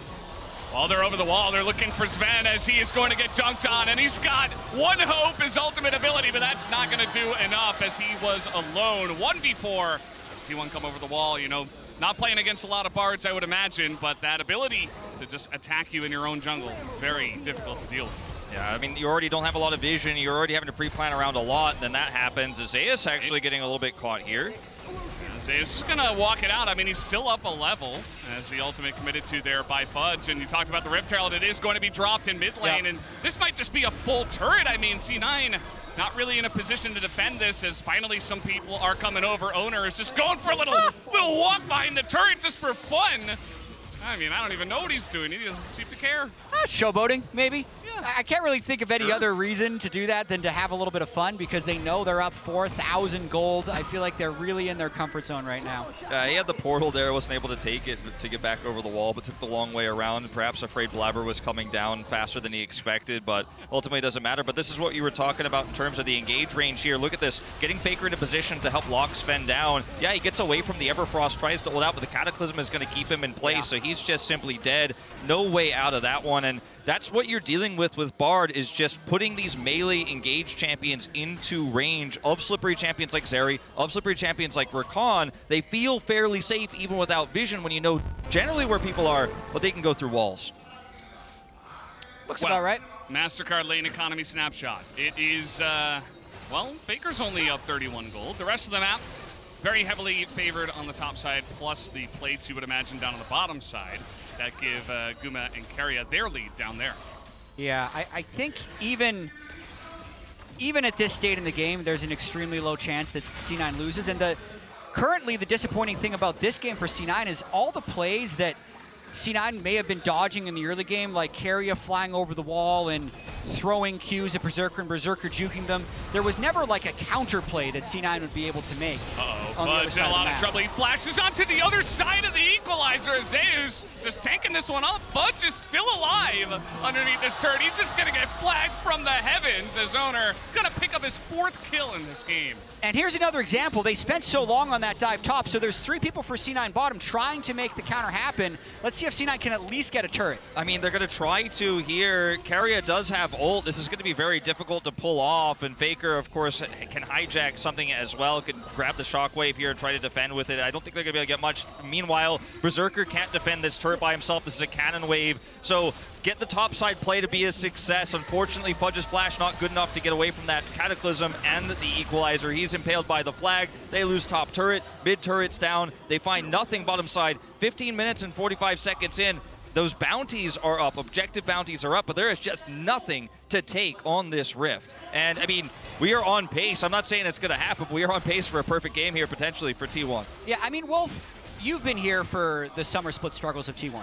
I have, yes. Right, the MSI disappointment, Faker's wrist injury, falling to, what was it, 7-7? Yeah. And then Faker coming back and kind of scraping the team through playoffs. Where would you put how they look in this game compared to how they looked in the summer split? They look very coordinated, and the thing that happened when Faker was gone, it was not that Poby, his replacement, was so weak comparatively they couldn't play the game. It was really just about the lack of shot calling, and they had a clear game plan to play around Zeus this game, put the pressure on bottom side at the same time. And Faker, if he had fallen further behind in lane, if MNS had actually been able to find some success there, maybe there would have been a pressure point for Blabber, but it feels like Owner is just one step ahead of Blabber this entire time. Yeah. I think Faker coming in as a leader, that's always been his role in recent years, right? We've all known the Faker moments. We've all seen the LeBlanc plays. We've all seen the Zed versus Zed. But in recent years, he has kind of been that big voice. And you could clearly feel the preparation going into this series is much stronger than we saw at the latter part of summer season without him. Yeah, I feel like going through World's history, you know, things Faker does. 2013, always these amazing mechanical outplays. Things Faker does has changed a lot in the last 11 years. Now the thing Faker does is get a bunch of really mechanically talented players around him, hold his own in mid lane, and press his F keys really good and talk. He's been pressing his keys pretty well. Owner, once again, maybe it's showboating, I'm not sure. Owner in a little bit of trouble as he does have some help from his squad, but he is going to be able to get away. Blabber gets hooked by the feathers, and now there's a massive equalizer on the entirety of C1, just trying to, C9 rather, trying to retreat out of this one. That's a huge fight comes out from Keria, and they turn this one around, and even the tower can't get into this one, as Keria will disable that. This might just be a clean ace going into the hands of T1, and that it is. Nobody will will fall on the side of T1. An insane win here for T1, but we all saw it coming. They had control over the Dragon, and at this point in time, Owner is just so tanky, he could absorb a lot of that damage, and as the turn begins, it feels almost tool-assisted the way that T1 chased the fight.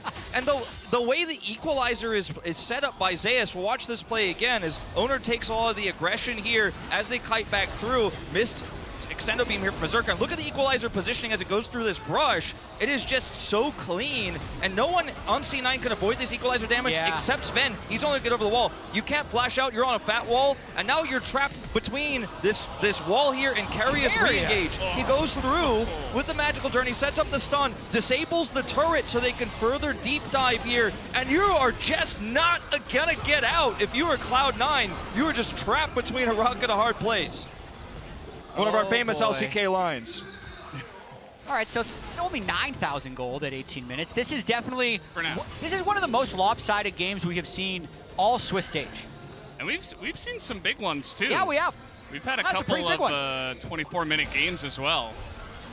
And, you know, Wolf was talking about it before. We're on pace for a perfect game. That's just going to be Berserker dead for free. There's just no help under the turret. He has flash, but no time to react. And T1 are just taking whatever they want on this map right now. Yeah, certainly looking very much like this game is not going much longer. I mean, we're talking about it's Chemtech Soul. That's one thing you put in the positives column. It's not like they're getting Hextech Soul on this next Dragon here, but the map is completely open. This Herald is going to take out the inner. Will likely get a charge here on that inhibitor turret if they want to commit to it. They don't even have to.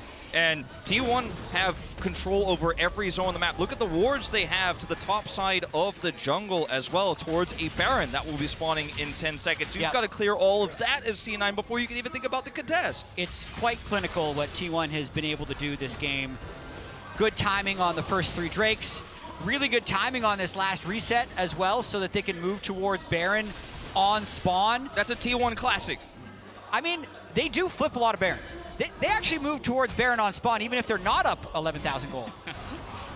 It's true, but this time they are, and Faker, I mean, he's drawn 3, 4, 5 people just down to the bottom side of the map, and yes, they will get this objective bounty. Not a perfect game, chat. Not a perfect game, but it's a perfect Baron. Nobody is going to contest them on that one. As we saw the win probability once again powered by AWS, it looked like 100% actually this time. There wasn't even like a little blip. Yeah, that's about right. This would be a higher win probability than G2's comeback on day 2 when they were at a 99.4% chance of losing. Yeah, I think we might be adding 50 gold for the Nexus on this Red Bull Baron power play if they wanted to push it further. But just to be safe, they will of course sync up the waves. They're going to put Faker in the bottom lane here. And Blabber. Hey, he got the blue buff. Yeah. You know what? At what cost, That's pretty good. He got the buff. Oh, no, he's in a lot of trouble. Yeah, he's being chased down here by Owner. I think that carrier is just going to let him do the 1v1 thing, and there he goes, dunked into the ground. I say this a lot, but it's hard to criticize teams that are in positions like this, 13,000 gold behind. I mean, you could say there's no way he has any right to that blue buff, but if you just sit in your base, what are you doing at this point? I mean, T1 have won this game, and everything that happens from now on, and frankly, everything that happened from 5 minutes ago on is really hard to criticize for C9. There really is no correct play. Now Faker is just doing a dance in the enemy base at this point in time, picks up the quickness and just kind of shoves it in their face as T1. You know, they're on pace to try to break one of the fastest games that we have had here in the Swiss stage. The turrets of the Nexus are already going down. C9, they're gonna have to make one last stand, and they get the knock up here on a Zeus who loses a total of 0 health at this point in time as the Bard ultimate comes out as well. And Carry is having a lot of fun at this point. Fudge is in that backline, but he's just going to be ripped to shreds by the feathers once again. As T1 will play with their food, they will get what they deserve after this victory. As down will go the Nexus. T1 will move on to 2-1 in the Swiss stage. Really dominant showing by T1. This is the team that T1 fans wanted to have show up at the World Championship and moves them to 2-1. Unfortunately, both those wins were against North American seeds, but that's what happens at the World Championship. You have to be able to beat LCK and LPL teams if you want to be moving on. So C9, gonna have to just take that one on the chin and come back stronger next time. Yeah, I think the difference in Owner's play in this game and some of the other games we've seen in Worlds, you could definitely feel it. I think Owner's been one of the most heavily criticized T1 players in Worlds thus far, despite, only being 1-1, and yet he showed up in a big way, played through Zeus topside there, prevented any sort of Bel'Veth lead, no early Rift Herald there, and it wasn't necessarily a draft problem here, but they tried to pinch Faker a little bit in this one. He got the Sylas in the end. Game wasn't about Faker this time at all. It was all about the top side. Top side, bot side as well. They were able to generate so many plays with the Xayah Bard. I mean, I think all the way back to the draft phase, C9, it was an interesting draft because 4 of the 6 most banned champions from main stage made it through the ban phase, so there were definitely a lot of switch-ups, but T1 is not going to be unhappy about anything that happened this game, I don't think. Yeah, I don't think so. A 21.5-minute win for the side of T1. But now, guys, let's see what the guys on the analyst desk have to say. Let's throw it over to Shanks and Chronicler and Azale. Thank you very much. I feel like I have 2 very contrasting feelings next to me after that game for the side of C9. Very disappointing for the side of T1. Just about the best game you can get. Yeah, I during the break, or during the game, actually, I inquired Hooney in the LCK, is the guy that decides if the rumble is okay or not. And I had to do the rumble check. It was 2 thumbs up. But also, the Jax. Yeah, I mean, you guys know what my reaction to the Jax was backstage. As soon as C9 picked Jax, I was like, well, we lost. And if they lock in the Jax, I almost didn't want to watch the game. To me, it was such a disappointing pick. You give me grief for Matt, and that what you say before the game starts? It was such a disappointing pick because I just think even in an A, even if it wasn't against Zeus, I think it's so unplayable in that matchup that you're almost guaranteed giving up full topside control. If your jungler ever falls behind and can't cover you on one dive, then you instantly just lose the game because you can't get pushed ever. You're going to get harassed. You're going to get poked out. And T1 is a team that's going to kill you with a strategy like that. So I was really shocked that C9 went for it. Are you disappointed that this is something, we had the Poppy situation also earlier, right? Because I feel like when you go up as an underdog in a matchup like this, the one thing you can't do is leave such a big hole at one part of the map to start with, right? Yeah, it's tough, right? I think, if I'm trying to put myself in the shoes of Cloud9, they were probably saying, all right, Blabber's going to get ahead of the Jarvan on the Bel'Veth. He's going to be able to cover dives, and then Jax is going to outscale, and we're going to win through side lanes, right? I think that's probably the thought process, but there's so many things that have to go right for that to ever become a reality. So to me, it was a really disappointing pick because I do think, Cloud9 showed us against LNG that they can get through the early game. Mid and bot held up just fine. Fudge in the 1v1 even honestly was doing fine. It's just that T1 will crush you on these mistakes. It's also, and I really want to reiterate this, this is not even remotely on Fudge's individual play. Like, he had 3 levels, which he used, right, went in early, aggressively early. But as Azil was saying, like, I think that Bel'Veth, as strong as she is, into J4, I think it's favored, but it's not. Jarvan still has a lot of early agency, and the moment that you start losing that matchup, you have 0 things that you can do. Like, I agree with you, like, from that point on, and T1 in particular, they're going to try. Right? You need to have the tools to absorb that initial all-in, because if you don't, like, they're going to get an early lead, and T1 with an early lead is not fun to play against. And the Oppo player of the game for this one is Owner, and I think in the context of kind of the season that Owner has had, Maurits, this is good for him, a confidence game. It's really, really important to get these type of games. And the reason why, it's between Owner or Zeus, right? Yes. I think that for Owner specifically, he was the crux, because Zeus is always going to win this 1v1, but if Owner loses the jungle matchup, then that means that they can't really get the full power out of this Ignite Rumble. Exactly, they can't look for these dives. Something that we missed, the first time when I was watching this, and in the replay, it actually cut to it too late, but the vision plant had tagged Blabber, so it wasn't fully blind. I believe he had a good idea of where he was going to be, so he hits him with the Flag and Drag, because if Owner Flag and Drags over and doesn't actually hit the Bel'Veth, he loses that duel 10 times out of 10. But was able to find that, was able to slam home the dive, and then was able to utilize that pressure on the map to get around, get back up towards top, dive Fudge again, make these plays alongside Carrier, who was being pretty proactive on the Bard as well. And Owner just played a pretty much immaculate game, and this is where everything just went completely pear-shaped for Cloud9. Yeah, this dive, I think, beautifully set up, but at that point, the game was already done, right? This is just adding insult to injury. Apparently, so. Well, I mean, I think that That's how it felt. I'm not really, gonna lie. to me, it's that first play, the moment that they're able to get the Bel'Veth behind, then unlock the Ignite Rumble, and then from that point on, I don't think it's playable. And again, yeah, as you pointed out, Shooks, for Owner specifically, he needs to have these type of games, because last year I think it was incredible. This year, it's been a lot more ups and downs, and I think that these are the type of games that if he can string them together, the fans will regain their faith. He has to have a good game in these. Yes, very good from the side of T1 for Cloud9. Back to the drawing board, of course, not out of it yet. Now going into best of threes to fight for their tournament life. But next up, we have NRG versus Mad, so it's going to get spicy.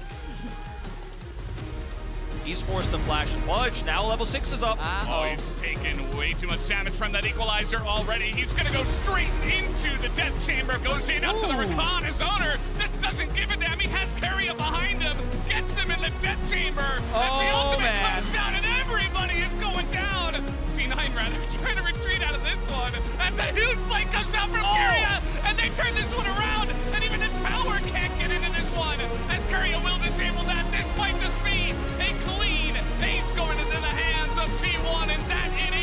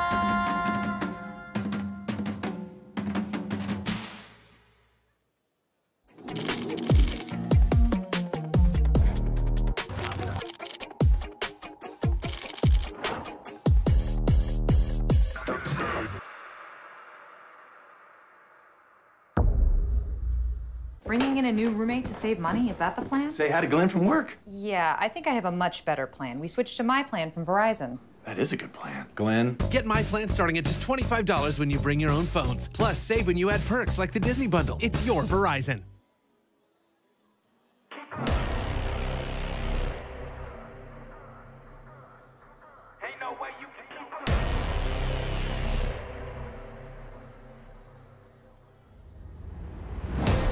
See the prize and it's mine, ain't no option. I am on fire, you just tired, heat exhaustion. Yeah, boy, you fired, yeah, surprise, I'm the boss now. Re-strategize, you can try, this is high. Impact, feedback, erase, better retract. Used to kill, but I gave it up, but you stepping up on my relapse. Let's get it, go and start the show. Tell your king came to overthrow. Next thing you know, I'm at your throat. Didn't even see me coming, did you though?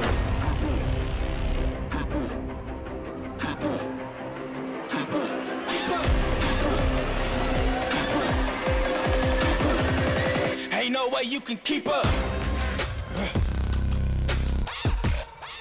Hey, keep up.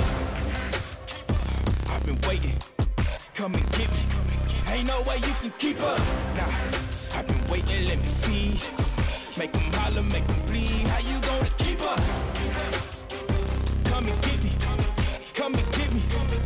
If you can keep up. 1 and 2 and 3 to the up for. I won't be staying long, I just can't let you know. Ain't playing with you puppets, y'all can't mess with your pet toe. I dropping Mary Poppins, ain't no stopping, so let's go. Let's get it in, let's finish this. When the game tied, just send me in. Whole crew, we militant, we just come through and break ligaments. Your crew need medicine, y'all big dogs and we elephants. You don't want trouble, don't let us in. You ain't ready now, you ain't relevant.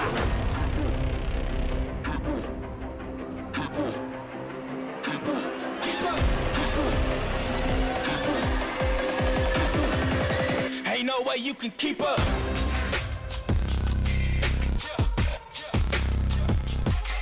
Keep up. Said I've been waiting, so come and get me. Ain't no way you can keep up.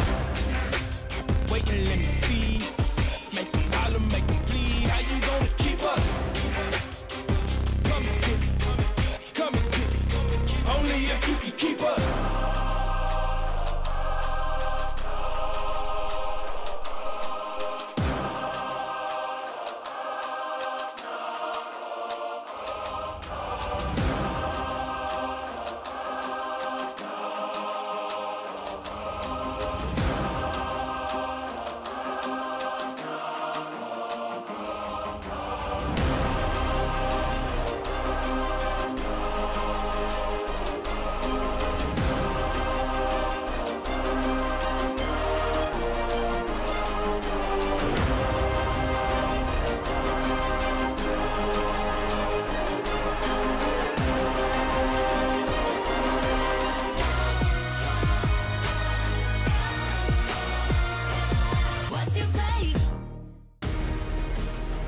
Welcome back, everyone, as it is that time again. NA versus you, NRG versus Mad. Both teams are at 1-1, looking to move to 2-1, which would be a much better position to be in. And I'm excited. I'm always hyped for them. I'm hyped, okay? Let's just leave it at that, Azale. I'm excited too. And I want to say, I feel like Europe needs to support Mad. They need to actually rally behind this team, because I have felt like somewhat unfairly, people are always on this team's back. They're always roasting them. I see so many comments every time, you know, if they do lose to NA, oh, they're not a European team, we don't claim them, we don't support them. This team has won 3 titles in the last couple years in the LEC. They are one of your best teams. They've made it out of groups before, and I do think they are deserving of the support and the respect of the region, even if they haven't had the results that you're hoping for. Yeah, there is one thing in particular, I think, that really hurts us. And it's the record versus NA teams, because you can lose to LCK, you can lose to the LPL, you can get stomped in 1647, I do not care. But that record is just so painful to see. But all jokes aside though. Come on, look at them. That's so wholesome. Getting warmed up. So to give a little bit of context, and I think you're completely correct, Azale, this is a top 3, top 2 team in Europe, and I think it happened for 3 years. We see the peak of this team when Elyoya is on point, when he can team up with Hilly, who's having one of his crazy games, when Carzzy is going insane and has these 1v10 games. And I guess the frustrations has come from that we've seen that, but then we don't see it at the international tournament as much. And I mean, the reality is, it's just a higher level of competition. You know, you're playing against better teams, and this happens to all the NA teams as well. And it was always such a pet peeve of mine when TSM or whoever would go international and have a bad performance, and people like, they didn't deserve to be there. This other team that didn't qualify would have done better. No, they wouldn't. They got beat by them. They didn't. They deserve to be there because they qualified, because they won the split, because they got top 3. You know, this is the thing that always frustrates me. It's like, you have to respect the fact that these players earned their right to be here. They are one of the best teams in Europe, and they do deserve the support. Do you think it's the monkey paw situation? Niski, he was like, yes, okay, I have to leave C9 and I'll end up on Mad and find great success and win in Europe, but I can never beat NA. You know what? I think there might be something. Now for NA me, turned him. obviously, I'm just here to enjoy the game, right? And I think that with these 2 teams in particular, I'm going to be looking towards specifically the draft and how much early game power there is, because the game that Elyoya showed with his Bel'Veth early invades, completely shutting out BDS right from the get-go, is exactly what I think they need to replicate here to not let NRG play their game. Because that team, it baffles me sometimes, but the level of cohesiveness they show, I think, can be really tough to deal with. I mean, both teams can have really good performances and really poor performances. NRG and Mad had got very similar trajectory. They both had a rough game 1, and then they both absolutely stomped their second game here. Elyoya was great in this one. You know, had that topside invade. It was a really nice pre-planned strategy where they had both their solo laners invade with him as well. So it was a 3-man invade towards Raptors. They got him ahead, then he stole the Krugs, and he was really able to snowball this game. And this was kind of the decisiveness that you wanted to see out of Mad. And I think it's similar to the story, again, from NRG, who has had really impressive performances, really incredible games. They absolutely trashed TL, who looked great the day before, but you just don't know which energy is going to show up.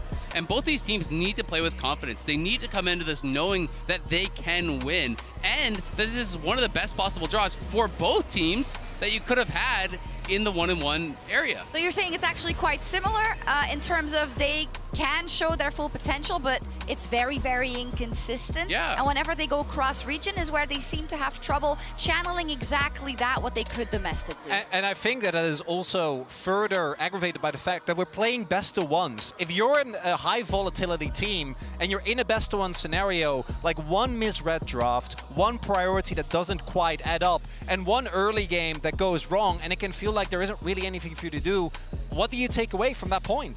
Yeah, it's tough, right? And I think that's where it comes back to the mentality, to be able to, you know, kind of collect yourself, stay calm, stay cool, you know, play your style, have confidence in that. I mean, Palafox at his best really is incredible. I mean, this was a matchup that APA played the day before against Faker, was doing very well in it, and it gets solo killed here by Palafox, and Palafox just ran away with this game. And this is one of those things that he did in the LCS throughout playoffs, was winning both sides of the matchups against APA. When he's at his best, he really can be a force to be reckoned with, and Energy can be active on the map. Contracts is a guy that plays so heavily for his laners. He's almost the antithesis of Blabber, in that Blabber really prioritizes his farm, where Contracts is willing to drop so many camps to always hover his laners, put them in a good spot. And so it's something that you really have to watch out for. If Energy is in a good spot, you have to be ready for the fact that Blabber could be right behind him.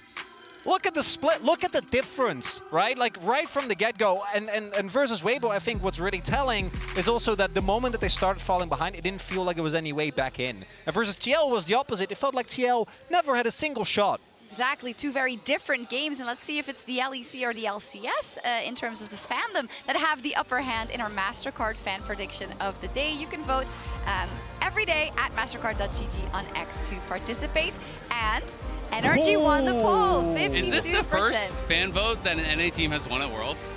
It might be. I think it is. I also think that this is very apt, given what we've seen of the two teams so far. I think this should be very, very close. So, fans, nailing it this time. Yes, I'm excited for it. I hope they get down and dirty and we see a lot of fighting, a lot of back and forth, and a lot of banter on Twitter. Oh my God. Please shield their eyes so they don't see that sign. Please, casters. Wait, what jersey is he wearing? I want to know. Oh, I wonder. Zil, how are you feeling? Thank you, guys on the desk. We'll have to wait and see how this one is going to go. Hopefully not as fast as the first one, as we didn't have a lot of action.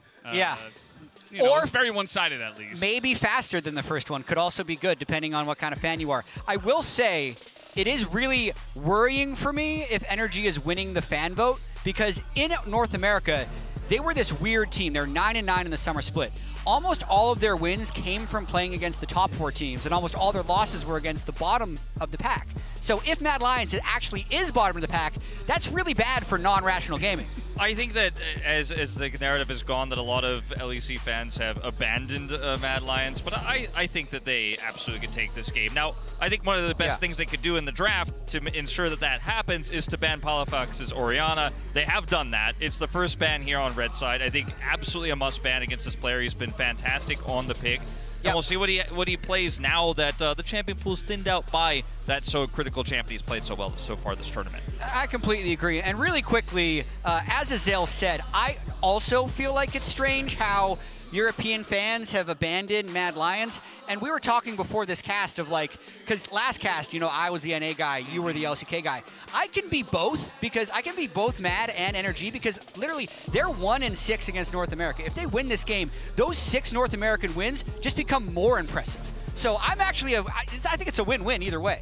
Now, this Yuumi pick is just here to scare everyone. It's not actually going to happen. Don't worry. Akshan, too. Akshan as well. That's not Doran, though. Don't worry about that. Yeah, no, it's not going to happen. We'll see what they want to prioritize here. There's a lot of high prio picks here. The Maokai is available. The Xayah was gone. Obviously, the Kalista is gone here. So, will be the Maokai. I think it works with almost every type of composition. And it looks like here potentially Chase sees Rumble to come out to answer. I think this pick is quite strong right now. We saw it have great success when it's played around last game. But I'm wondering now, is Jace going to be what they're looking for here with this Maokai? Because that seems to be, to me, the biggest synergy that Maokai has right now in this meta. I think absolutely. We might even see Kai'Sa come out as well because Maokai just makes Poke Champions so strong. Palafox is a big Jace player.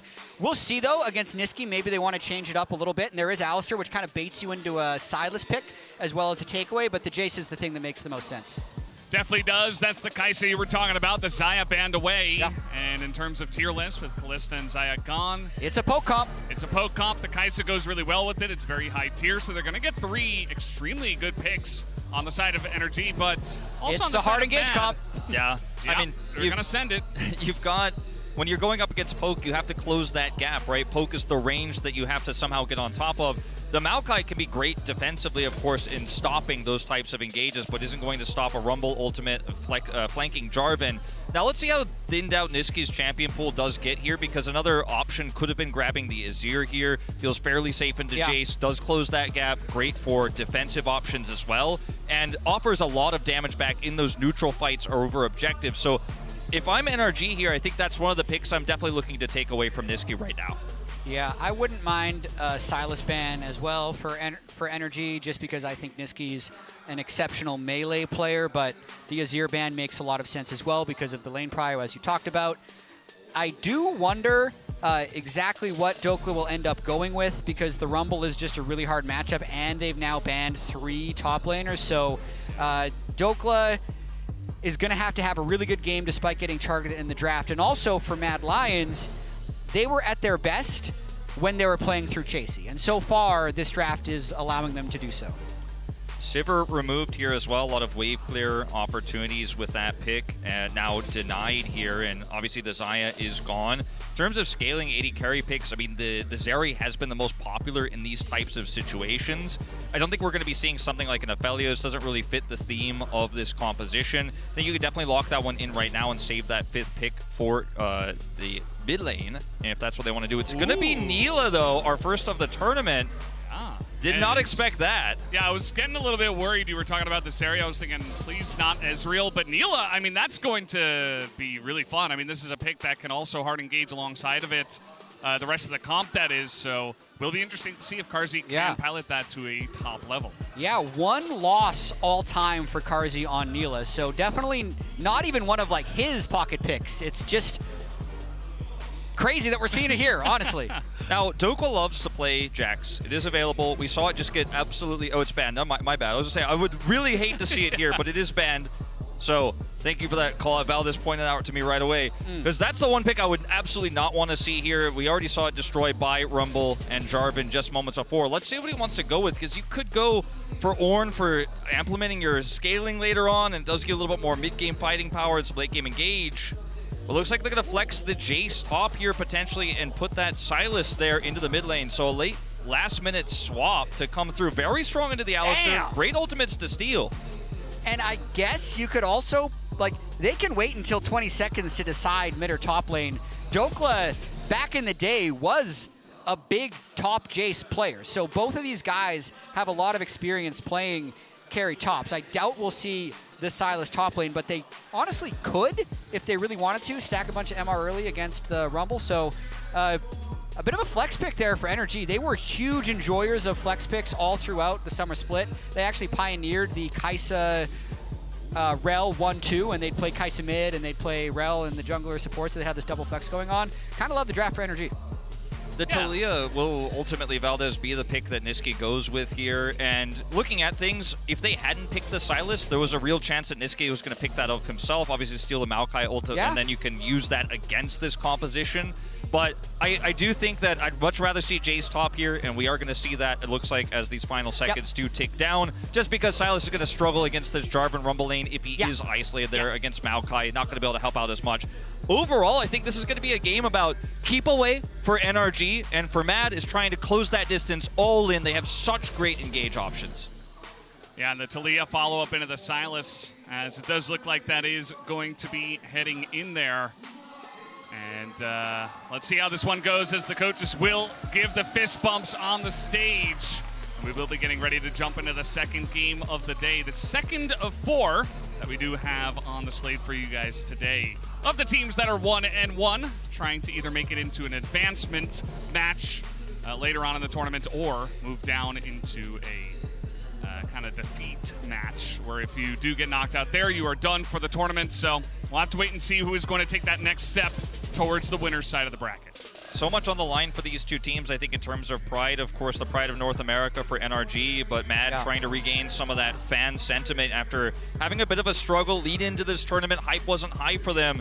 They managed to maintain that 1-1 to go 2-1. Gives you hope that maybe they could win that promotion series. Absolutely. There is unfortunately a brief pause at the start of this game that we hope gets resolved soon. But it is very interesting looking at the way this format is playing out, specifically for NRG and Mad, which makes this game even more important. The winner will move to 2-1. And let's just think about what these teams will have had to do to get there, right? NRG draws Weibo, maybe a hard first-round draw considering they could have gotten the Gigamite Marines or BDS, but they lose that game. Then they get a domestic team kill against TL, who they beat in 2 best-of-5s throughout the regular season, and now this game against Mad Lions. So literally they could be 2-1 by beating a team they beat domestically and then beating Mad Lions. Whereas you compare that to a team like, let's say G2, who will also be 2-1. They had to beat the 4 seed from LCK, the 4 seed from LPL, and then lost to Gen G, but they will be literally the same, depending on what happens in this game. Mad Lions as well will have only beaten BDS and NRG to make it to 2-1 if they, in fact, do so. Yeah, we'll come down to this one to see who will have that in their pockets. But guys, you can connect your League of Legends account with Prime Gaming to grab the exclusive experimentation emote. As you might use that in this situation, Elyoya in a really bad spot. He doesn't have much where to go, and he does not have his flash. That should be the end of it as First Blood is given over to Palafaker. Oh boy, well that is not the start you are looking for if you are a Mad Lions fan, and that is a huge early lead. First Blood going over to the Sylas here. Palafox picks it up. Some assist gold shared as well amongst his teammates. I know we call him Palafaker, but we literally just saw Faker on Sylas, and he didn't have a kill in the first 20 minutes. This guy got a kill in the first, like, 60 seconds. Yeah, that's true. Speed running. I think I'm giving you nothing. I'm sorry. It might have something to do with that C9, actually respected the Sylas level 1 engage, and we did not necessarily see that here from the side of Mad. Look, Valdez and I hold Faker very sacred, okay? I've seen a lot of mid laners try to call themselves Faker. We have, seen Faker Dage, for example. We've seen a lot of North American mid laners. A lot of Faker imposters throughout the years. Imposters in the LCS. But in this case, we'll give him credit because it was a good play set up in part by his teammates. They do end up punishing very early on. Elyoya is now flashless. Level 2. I mean, you got to respect this. Palafox getting in Niski's face. And this can be a good matchup, but not if you're getting chunked out this early on in the lane. So definitely going to have to look out for that one for Niski, as we'll take a look at the replay and what exactly happened here. Elyoya just wants to check vision with his flag and see what's going on. It steps up too far, and they set a trap for that potential situation. Yeah, that's just a really good level 1 by NRG.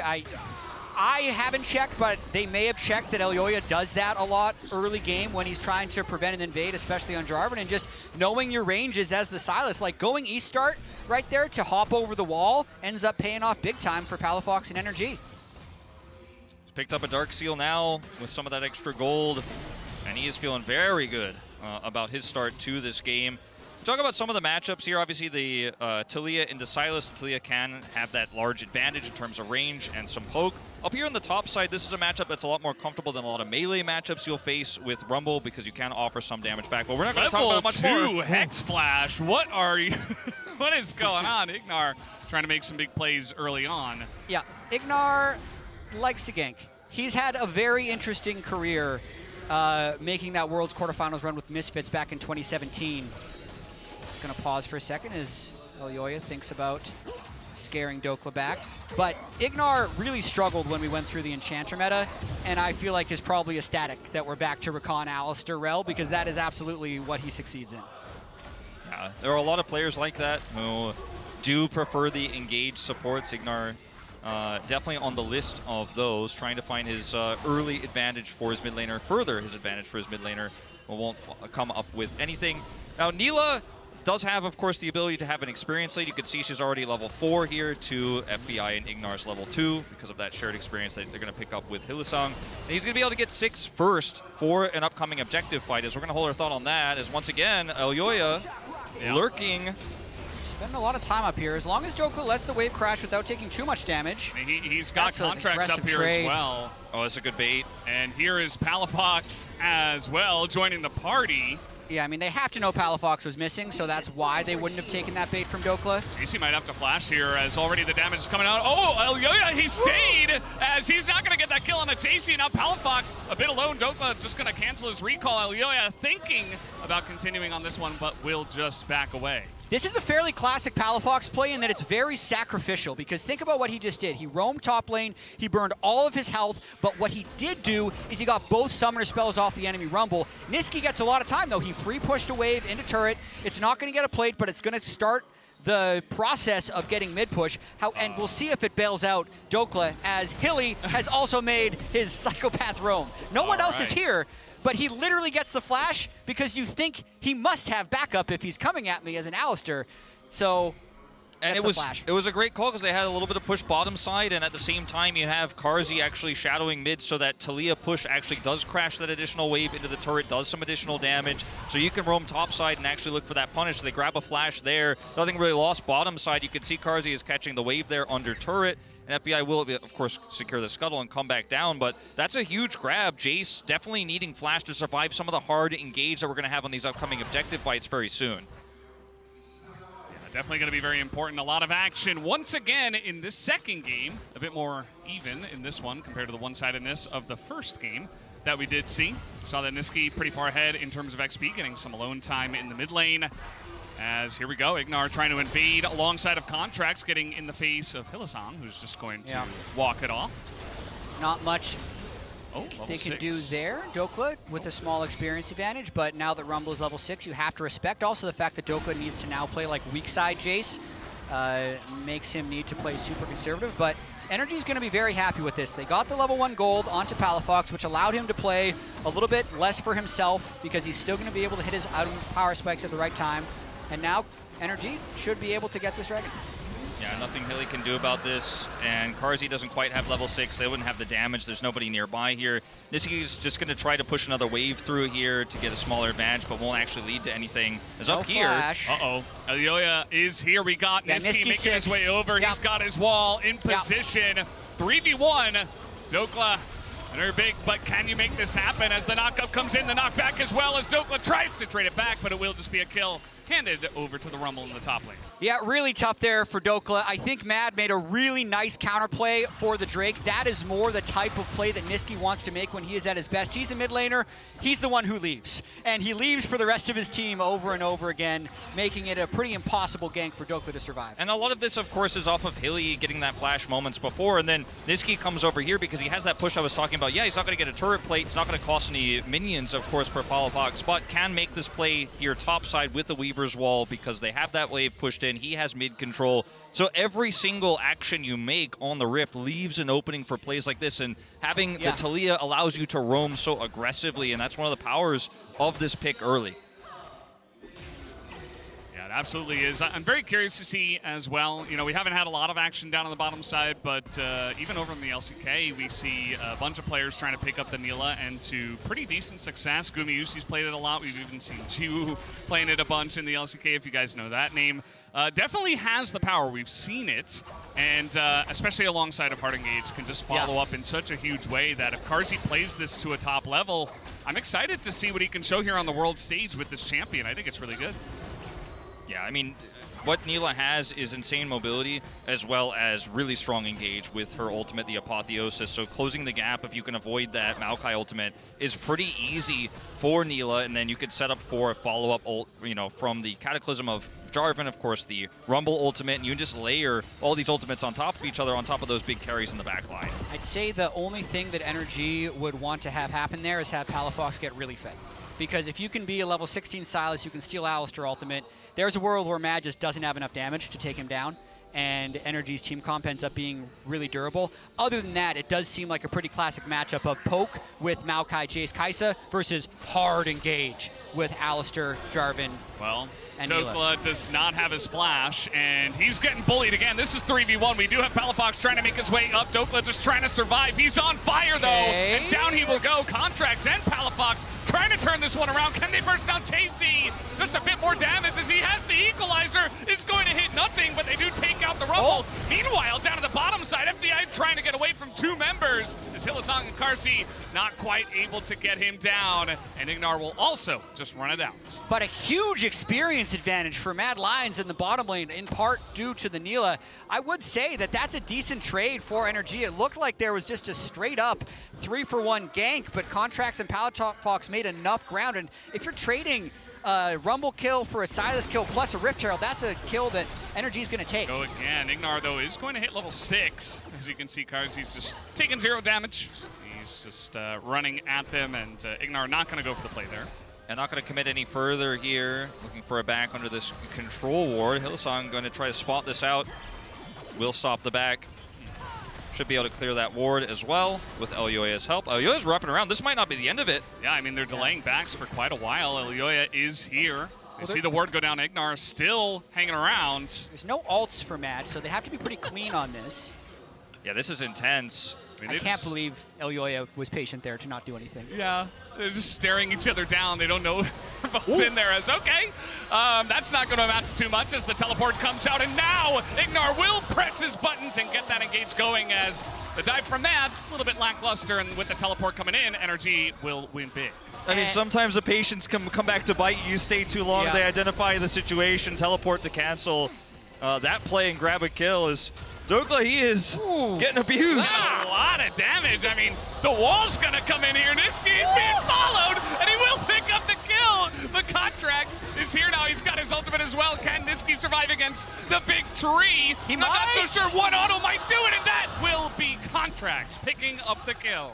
The rare Maokai solo kill, but this whole wave's going to be going away. Energy won't be able to collect it. That's still, I think, overall worth for Niski. Yeah, he's got teleport. He could go straight back to lane. Elyoya's catching his farm. 100% worth. Oh, trying to get in here with the Alistar ultimate. Aggressive. He just doesn't take any damage as Elyoya just trying to survive, and that he will. Hylissang coming over. This game is going off the rails now as the supports are coming in. There's that big apotheosis on 3 players, and Carsey going to get a huge shutdown here on the Palafox in the mid lane. He's got his collector. He's got that damage. I mean, this is what we're talking about. These types of scrappy fights are what Nila is so good at. And that's a huge turnaround for Mad Lions. Palafox was really feeling himself there with the Alistar ultimate, thinking he can kill Elyoya before this Dragon, get them ahead, but giving away that bounty. Oh, boy.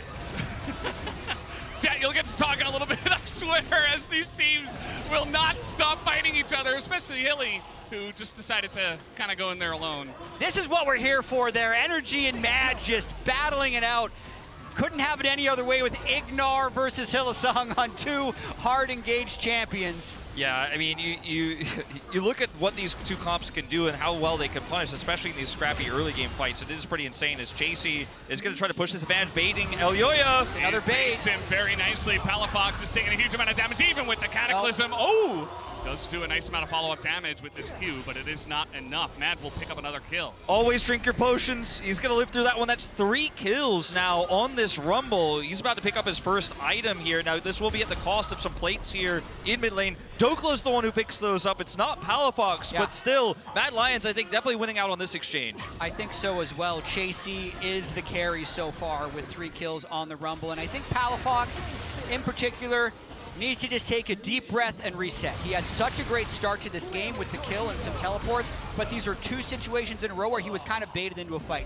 When he was found in that bush, he literally could have just backed up to the second turret, but he thought he had enough damage to 100-0. And same when he tried to dive Elyoya, he thought he had enough damage, was a little bit short. Both of these situations was Matt actually baiting him a little bit, so just take your time, realize you have the scaling on Sylas, realize your team has 2 Drakes, and just play your game. Yeah, you catch a Rumble with Neverfrost and he stays, you got to know something else is coming. Yeah.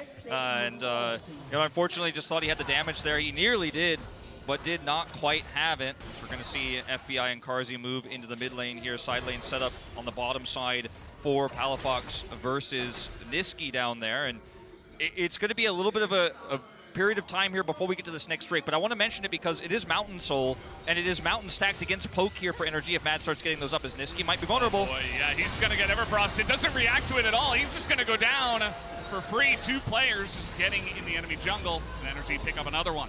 Palafox just so active. That was not a bait. That was, he brought friends, and it was much more successful. For real this time. Yeah. Part 2. On the top side of the map here for Mad Lions, they won't come up empty though. They will go ahead and grab this turret here, so it will further actually the lane economy snapshot presented by MasterCard here for the top laner. Chasey picking up so much money, and he is the carry, as you mentioned, Jat, earlier for this team. And there's a lot of setup for him, so even though Carzzy isn't massively ahead, Talia isn't massively ahead, you can set up this Rumble for success. This is going to be, from Niski's point of view, just has no vision here, is so focused on this Gromp, it will be stolen away from him as the cherry on top here for NRG. Yeah, Palafox definitely in a great situation for success here. Teleport coming in right now. There is a flash. Yeah, they're trying to shut down the carry here. That E is not going to land, and he misses the equalizer entirely. Yep. He's like, yeah, I'm not playing Rumble. This is how I can prove it. So, okay. It's the harsh, Valdez, harsh. How many attempts? How many attempts does it take to learn Rumble on? Because he's 0 for 2 so far. Yeah. Sure, third time, surely. Let's do a 3-strike system here. Okay. If he just got one more. again. He's got one more. Come on, guys. He's got one more. All right. Now they're going to turn this into a topside play here for this turret. It is Jace who presses W, but it's going to take a long time here. This should give Mad Lions a chance to react. They're also pushing bottom side turret here, so I think Douglas should realize that this is not going to be a full turret he's going to be able to grab here. It will be contested, but this is all, of course, leading up to this Rift Herald that's going to spawn in 20 seconds. So Mad Lions already in position to come over here. Teleport available for this Talia. Niski going to try to grab this turret, then come over and help out for the fight. This is such an important fight for Mad Lions to win. It'll take the momentum back away from NRG, and then allow them to set up for this next Drake so they can start stacking those mountains against the Poke. Yeah, it looks like Energy, if they can just pick this one up, they're going to drop it mid lane before the next Drake, and then you get mid turret as well as possibly good setup. So it doesn't really look like Mad Lions is in position to contest. Second Herald does take a little bit longer to kill, but Energy definitely has first setup. Let's see what Hilly decides to do.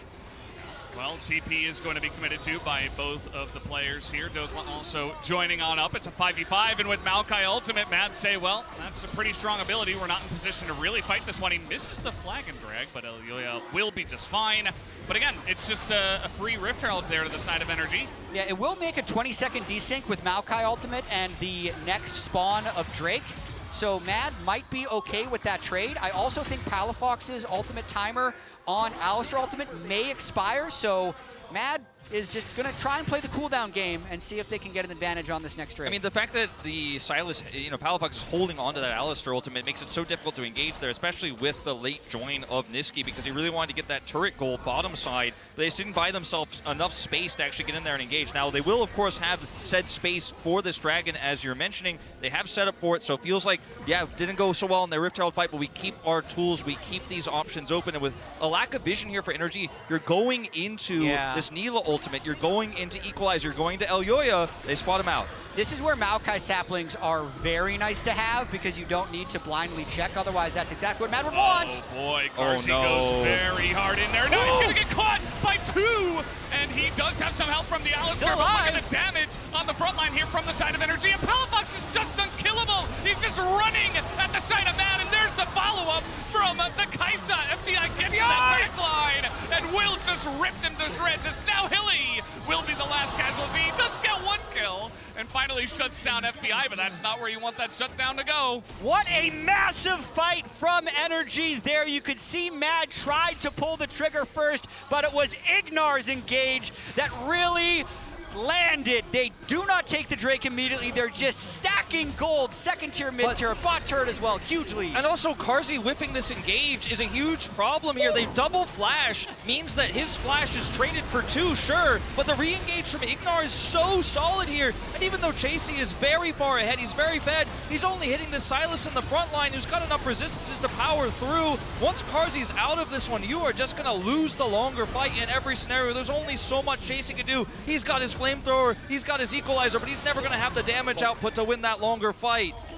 So much gold going over to Energy and Soul Point. So If Energy is able to hold on to this game, they will move to 2-1, which will put them one best of 3 away from advancing. That is what you want from the #1 seed in the LCS. Yeah, and at the same time, you know, Energy, they have a decent amount of poke in this comp, as we do have a pause. We'll let you guys know what's going on with that. But the second, if you overextend, the Kai'Sa's going to punish you, the Rel's going to punish you, the Sylas is going to be in your face. You have to be so careful about how you take those engages. I think Mad just a little bit quick on the trigger on that one, and they got totally caught out. So Energy, absolutely fantastic how they were able to turn that one in their favor. It feels like you could really feel Mad's desperation as they've started to lose control everywhere but topside. They had some fantastic plays topside. They put the Jace down, but even when they had objective control, it felt like they're losing time. If you don't engage fast enough, that Jace poke will wear you down, so you have to make that call. But the double flash was so quick on the reaction there.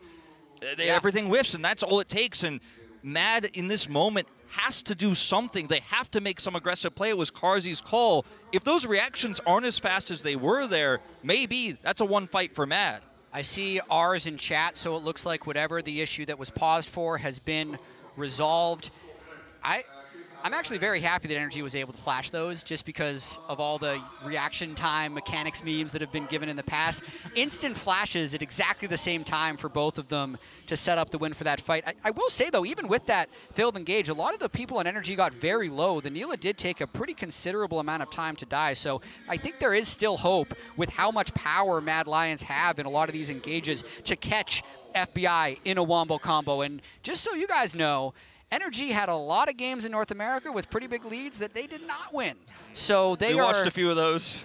They are a very entertaining team to watch. Well, definitely a fiery bout so far. Tons of back and forth in the early game, but now it really feels like Energy are taking off with this one, as that will be a simultaneous blast cone to get out to safety here from Mad. And I think the last stand that Mad get to have is on either this upcoming Baron fight, which will probably be a few minutes away, or, of course, to defend Mount Solus Hilly. They're going to try to get here onto Ignar, who is isolated. Will throw out the ult, but there's 3 members in there. And look at FBI. He can't do anything. He's trying to just get out of here as the wall is going to follow up, and FBI is totally isolated. He is the bonus kill for the side of Mad. Okay, this is actually the moment. 15 seconds on the Baron spawn, and that's a 15-second desync with FBI's timer. So I think Mad Lions is going to go straight for Baron.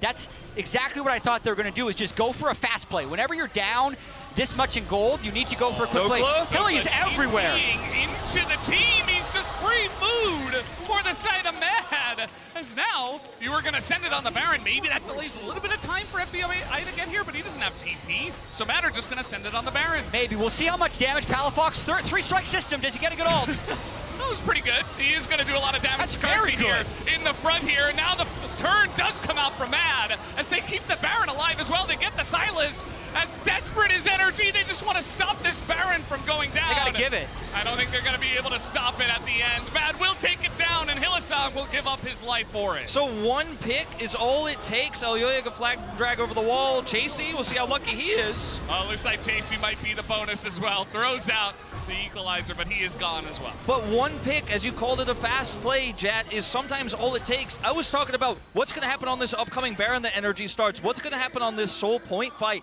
They don't wait for that. They seek a mistake. One overextension from Energy right away until he was helped set it up here in the mid lane. They have this ward. They see Ignar is clearing. They see huge opportunity. Flag and drag fall was there. And this composition's pick potential is so high. They're also able to catch an unaware FBI here. Talia Wall comes through. You get these 2 picks, you know they don't have enough consistent damage to fight Baron. And then the third thing that happens is Dokla getting caught. And now you have no damage outside of a stolen Rumble ult. Hilly just a masterclass on how to engage right there, because Dokla really should have just teleported to the turret, moved up a little more slowly, waited for the Maokai saplings, but I think Energy had this big lead, and then even Palafox, he's just going early. They didn't have vision inside the pit, so he was thinking he had to go early, but it's still a 6,000 gold. Ignar was on his way. Impatience from both the Dokla and Palafox approaches to this Baron that allowed them to both die and have Mad Lions really close the gap in this game. But there's a fight. Yeah, there's a fight going on right now. It looks like as the wall's coming out, Iski wants to join up with this one, but everybody's getting hit by the Maokai ultimate as Energy trying to get this front line in, but Ignar going a little bit too far. He's going to be taken out first, and now the engage comes in from Elyoya, immediately taken out by FBI. It's a 4v4 after a couple of picks, and Mad are going to seed the mid lane and continue to push this forward. Such a tense moment in the game right now, because if Mad can win one of these fights convincingly, they could just end the game. They have Baron minions right now on Carzzy and Niski. Yeah, a minute left on that Baron buff right now. Of course, a minute as well until that Dragon does spawn, so they can use that to deny the Soul. Just going to try to slow siege this turret. Double knockup. I mean, they're just running in front of the Talia, and they will get punished for it as FBI can't do anything. Palafox is so low.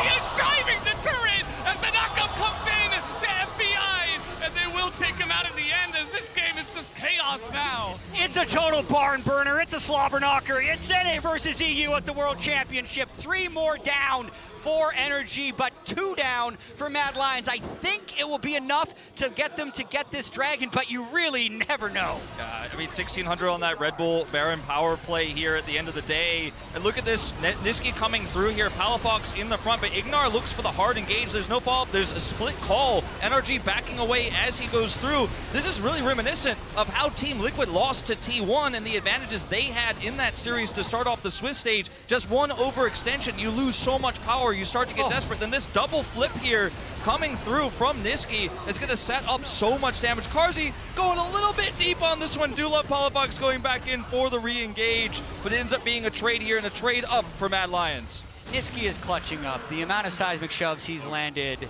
to keep them in this game and make the gold basically dead even, no soul acquired. That little Infernal and 1 Hex deck, they're not doing much. This is anyone's game. Yeah, we do have the win probability powered by AWS, and it does say bit of a favor to the side of Energy. Maybe has to do with some of the Dragons that have been taken, the way some of these fights have played out, but you're absolutely right, Jat. Niski and his seismic shoves.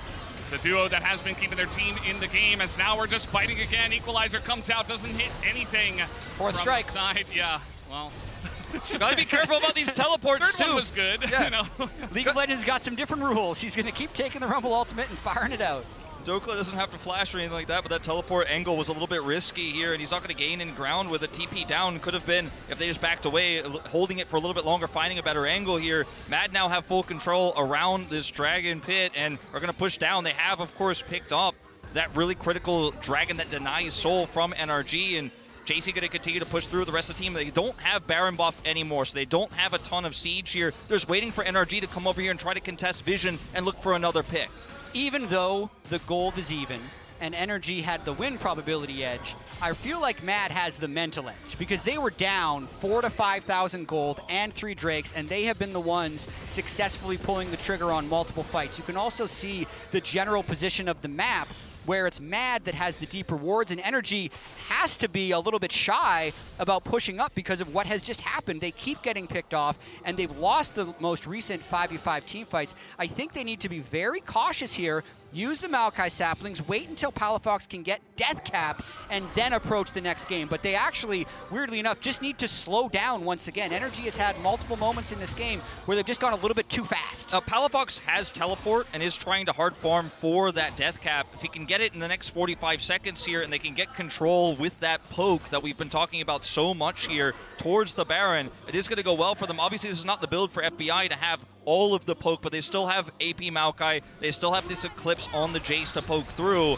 FBI? Oh man, he's gonna have to flash out of that one. Just strolling up to the mid lane, losing flash, I guess. I mean, that's not the place to be alone, and Mad immediately gonna take that one. They've got death cap now for Palafox. He is walking back towards this Baron with the rest of his squad here, but Mad have these choke points controlled, and this is a really big problem because this comp works so well in chokes. And there's a reason to be nervous and a little bit jumpy here. The winner of this game goes to 2-1, one series away from making it through the bracket stage. Loser as well not only has the humiliation of losing NA versus EU, it puts them on the brink of elimination. Too real, Jet!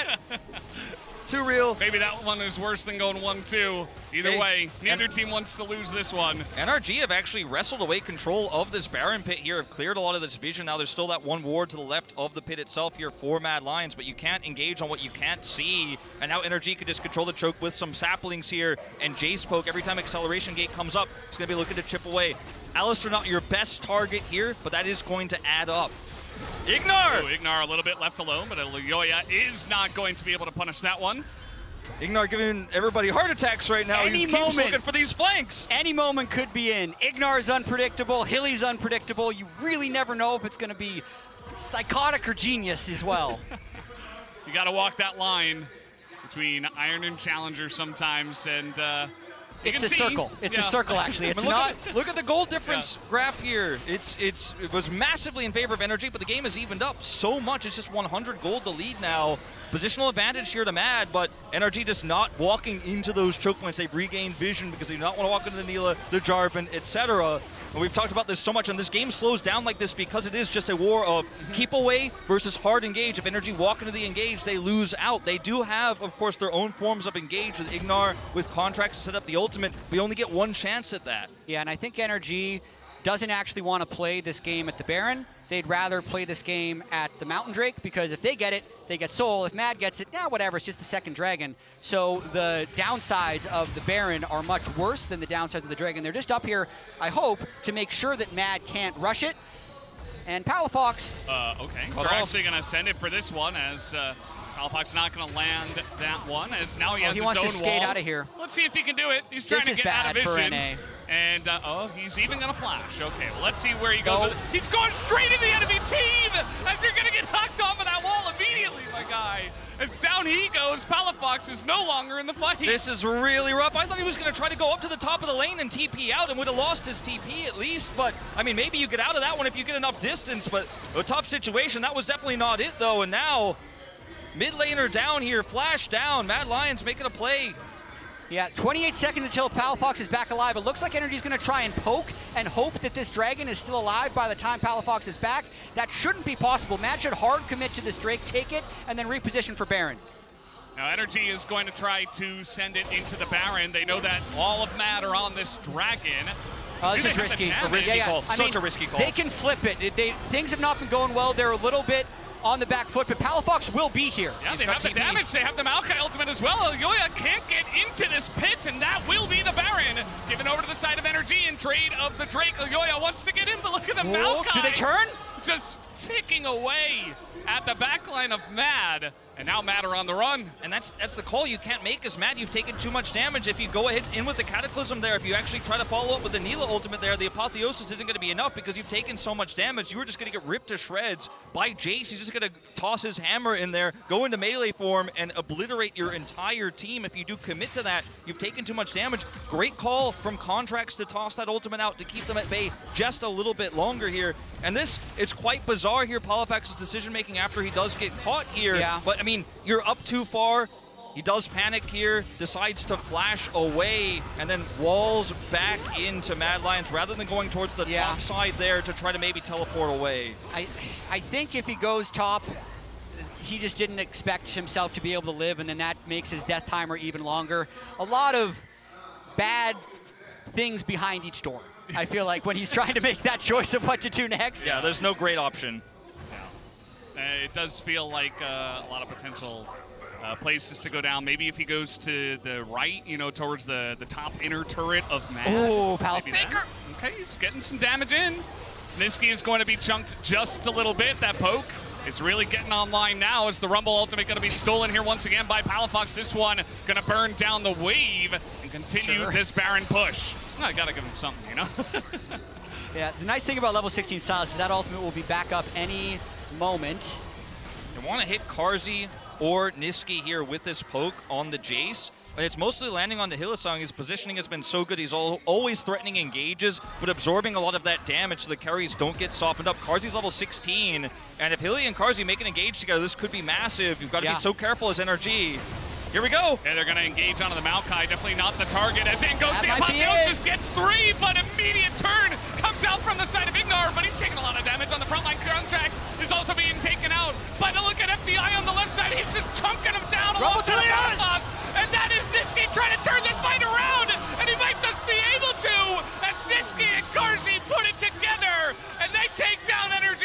fight. Ah, this is going to be tight. That's a huge fight for Neela. That's a minion wave in the mid lane that Mad wants to get to because they can do serious damage to the energy base. Oh, they absolutely can. Ignar here just trying to escape, spotted by a trinket, has to flash out of here.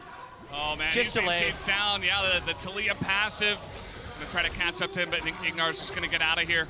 He's trying to buy some time anytime he can and get out with his life for those respawns to come through. FBI on 20, Dokla on 20 here. There's going to be Inner going down. Don't have a massive wave to try to break this base open, but they will be able to get a lot of map control here, clean up a lot of that vision. But this is a tightrope walk that you have as Energy. We're trying to siege this turret, but there's so much engaged. Elyoya starts us off, but then it's the follow-up from Carzzy that really sets us up. Illisang in position, that's the combo I was just mentioning. And yes, the follow-up damage is absolutely there. FBI is ripping through those health bars, but Niski is untouched in the back line. And I think it's the Chasey Rumble ultimate that comes in late. Energy, in the heat of the moment, would think that that isn't up at that stage in the fight. So they're willing to walk forward and just clean up the rest of Mad Lions, but they're all clumped up. The Rumble wall burns. Carzzy gets the kills, and now he is 7-2 and has, I think, put Mad in a strong position in this game. He's got GA. I mean, he's really going to be such a powerhouse in these upcoming fights, and the fact that he has GA allows him to really fish for any engage he wants with Hilly's help to set up that damage for the Rumble ultimate again. Baron's up in 2 minutes, so it's still a ways away from that being a game-winning moment for either of these teams, but that Mountain Soul is still so critical. Yeah, I really feel like Mad Lions in a straight-up 5v5 is stronger.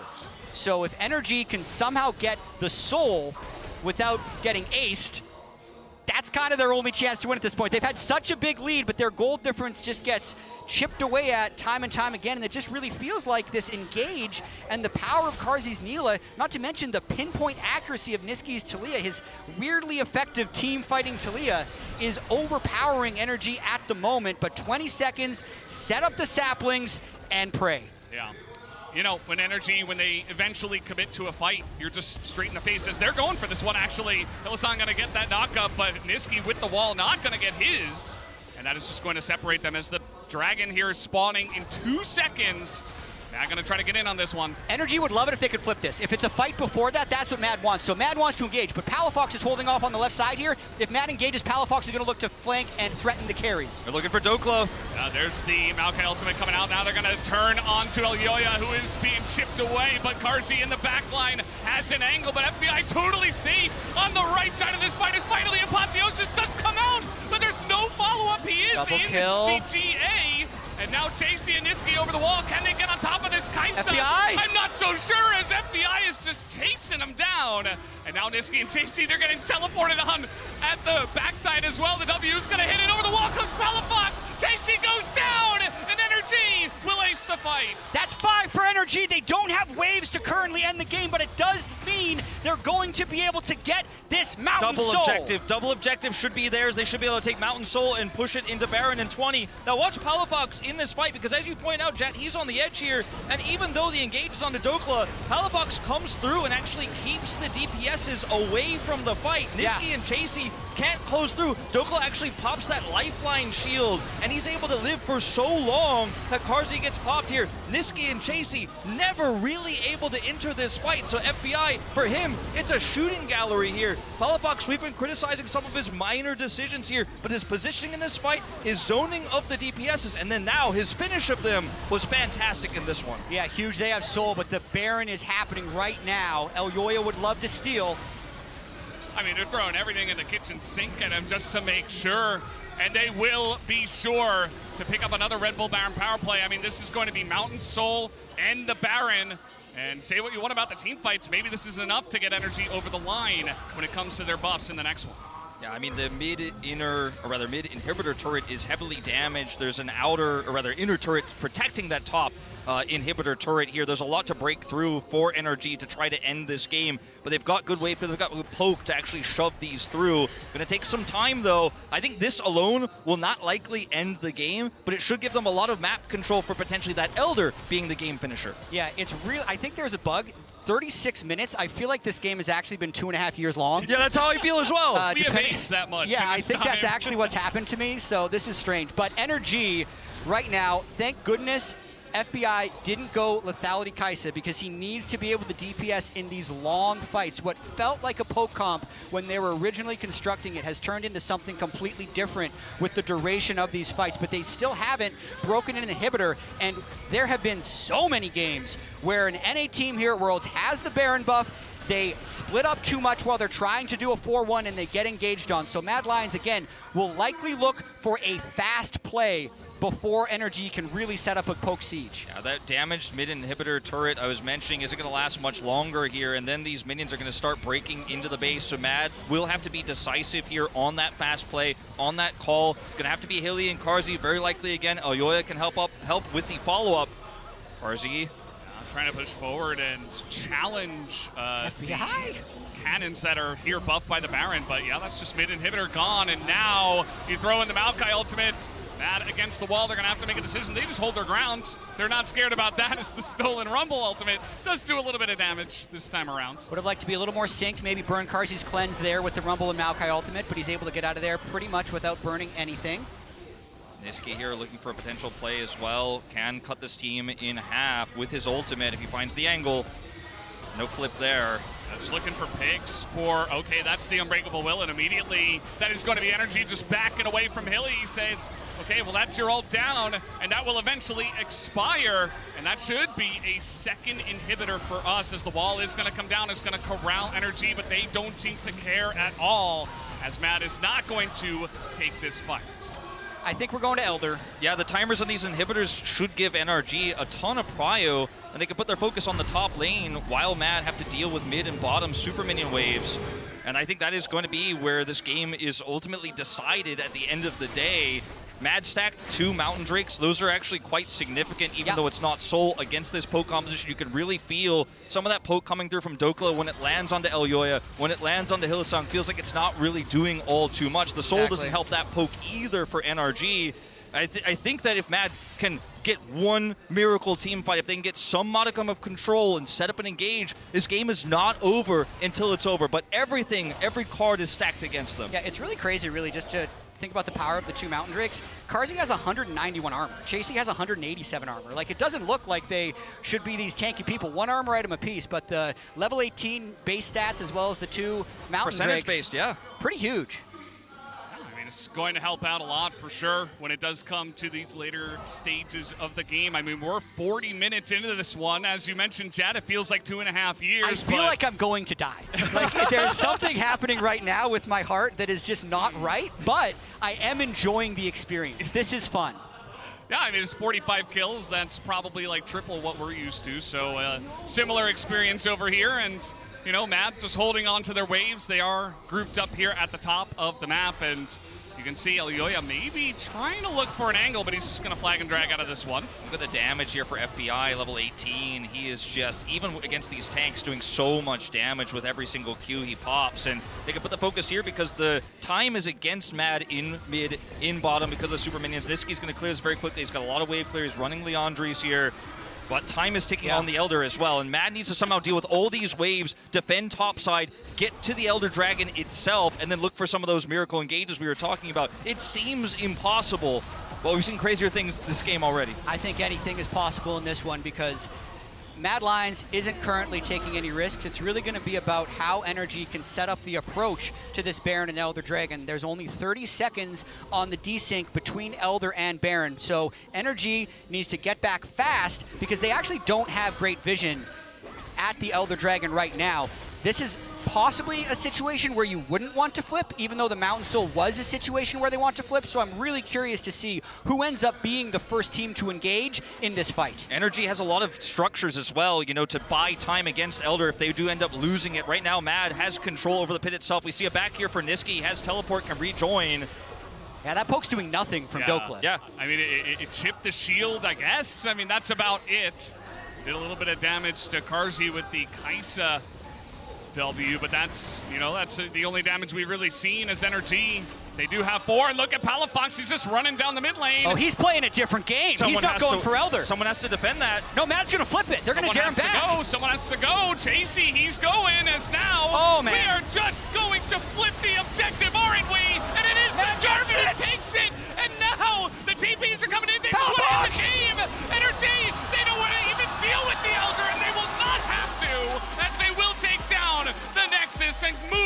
2-1. In true energy fashion, the double TP backdoor, single TP, the other guy just walked in, but that is how they do it. They don't worry about the 5-minute build up towards the crucial Elder Dragon fight. They just walk in the front door and move themselves to 2-1 in the Swiss stage. They were super good at making the right calls around stressful objectives. There were some micro mistakes we saw from them. There were definitely some errors in the mid game that gave Matt a little bit more power there. There were some great picks from Hilly. Carzzy had some fantastic team fighting, but when it came to decisions around objectives, NRG just came up better. And in that last moment, they knew they had the super minions pushing mid. Palafox made the choice to go up there threatening, knowing Dokla has TP. And at that moment, as Mad Lions, you're trapped. You know, if you're watching this and you're not very familiar with competitive League of Legends, you're probably thinking, why didn't they go back? Like, they've got to defend. But once you're in there, you're locked in that space. They will stop your backs. They will not let you go home. And it was checkmate, essentially as close as it gets to checkmate in League of Legends. Amazing play by NRG. They now move to 2-1. Decision-making in stressful situations. It was questionable in the mid game, good in the late game. When it mattered most, they made the right decision. That's all that matters. NRG will pick up the victory tonight. Unfortunately, Mad will move down to 1-2 and face elimination in their next best of 3. But guys, we are done with this matchup. We have 2 more on the way. We got BLG up against Fnatic up next after the break.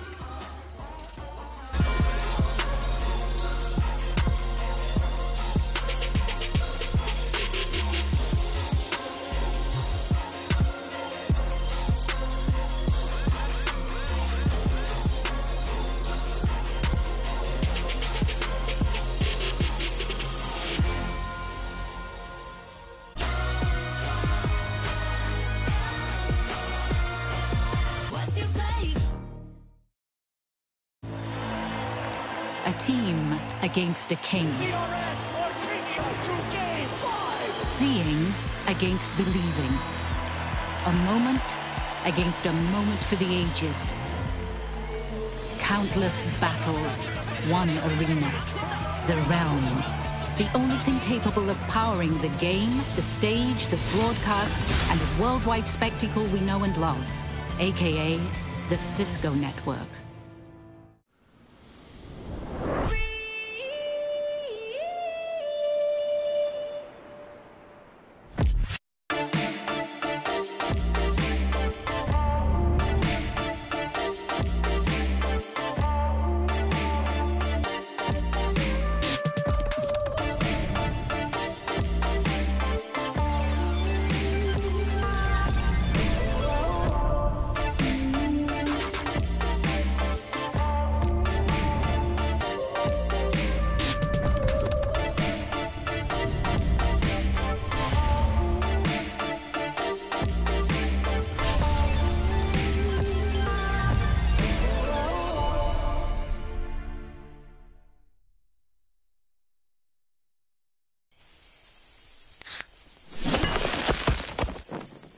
Red Bull gives you wings. Unlock extra loot with the Worlds Event Pass. Every Event Pass purchase will add to the prize pool for Worlds 2023. There's a lot to celebrate at this time of year. Huh? What is this?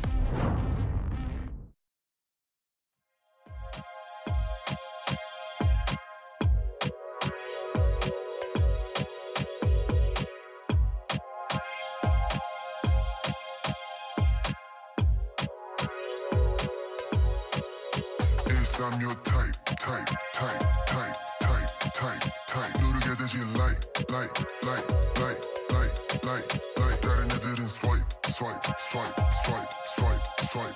Double tap this site. 사랑하지 내게 아트를 준 모든 애들 my friend 얘네들이 상응해줘야 돼 움직여 바삐 double tap 우리 사진 간지 공연 보러 온 누나들은 손가락을 만진다 빼반지 story 올려 대게선 건강 남자애들 껴 만들어 mosh pit 한국에 있는 애들 DM 아직 come to Korea 가자마자 벌려 기대한 것이 발을 뒤져 비껴 나간 예상어리 피처처럼 smooth sailing 시대 흐름 우리 신경을 안 써 연어 응원하는 애들 숨죽이지 이제 시간은 금이고 우린 bank ice 다섯 배로 벌려 우리 몸값 21세기 boys 우리 못 가는 데가 없어 목소리를 퍼져가지고 worldwide room is my planet I can go everywhere worldwide internet international to Instagram worldwide double tap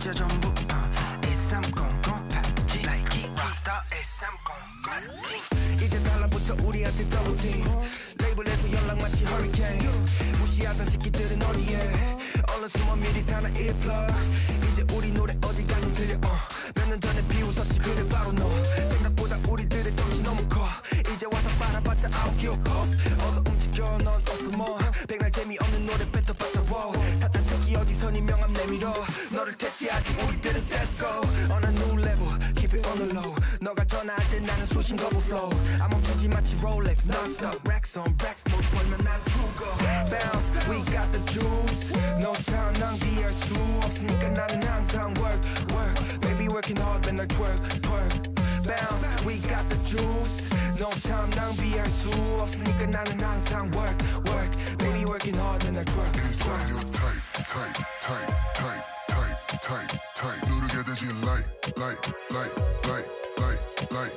다른 애들은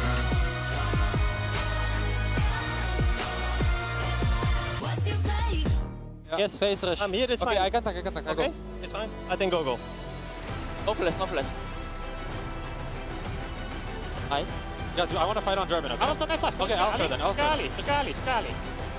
No flash now.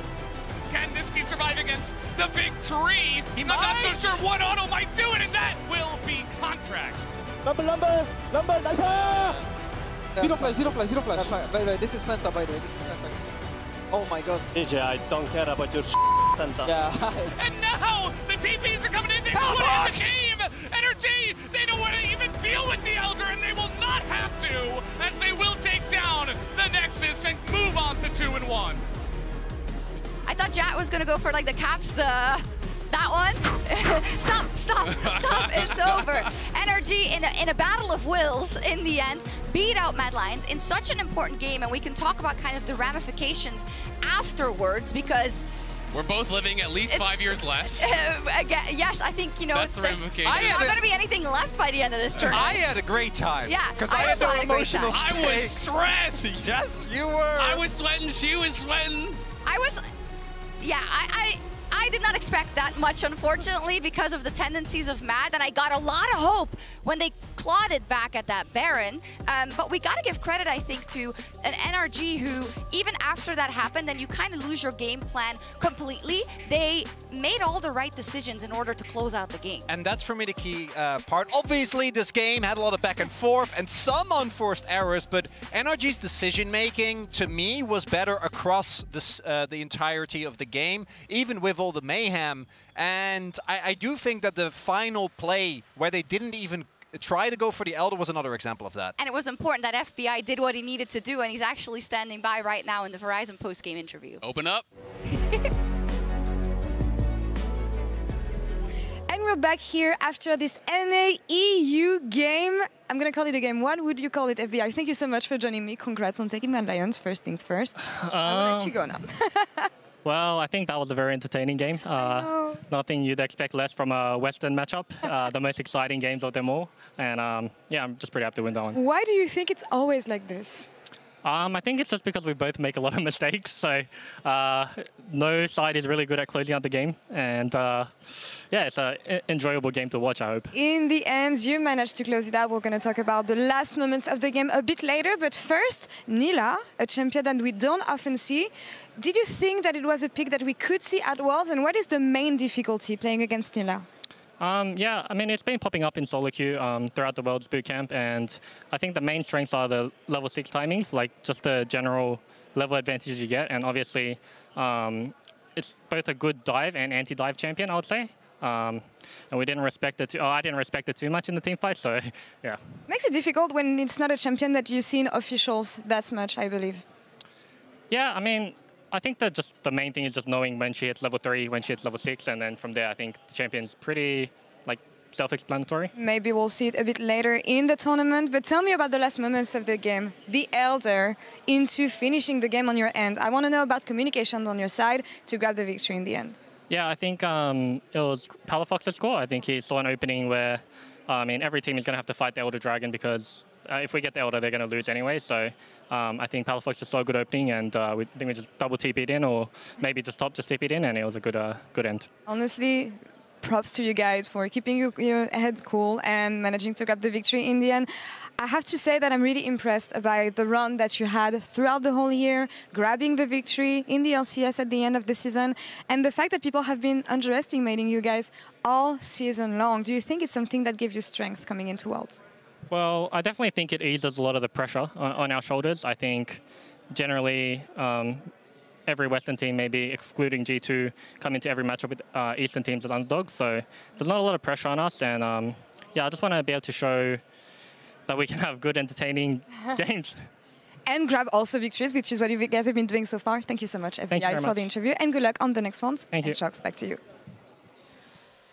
What a wholesome interview. I like that you reminded him of the fact that the road he's kind of traveled, and I think it's a great note as well in terms of NRG and the fact that nobody expected them even to win the LCS title. So why wouldn't we give them a little bit of credit here in terms of making something happen? Absolutely. They really are deserving of it, but this is a team that I think people look at the team and they don't see, you know, a big international star that you've heard a lot about, and they say, well, it's just energy. They're not that good, right? Yeah. And I think Cloud9 did it in the finals. I think TL did it against them yesterday. And you can't really say that about Mab, but this is a team, you know, because they obviously came prepared. But I do think this is a team that people constantly look past just because the names aren't as big as some of the others. Yeah, let's look at how they kept their cool in terms of the late game team fights for NRG and kind of the decisions they had to make and had to juggle, right? We were talking about it.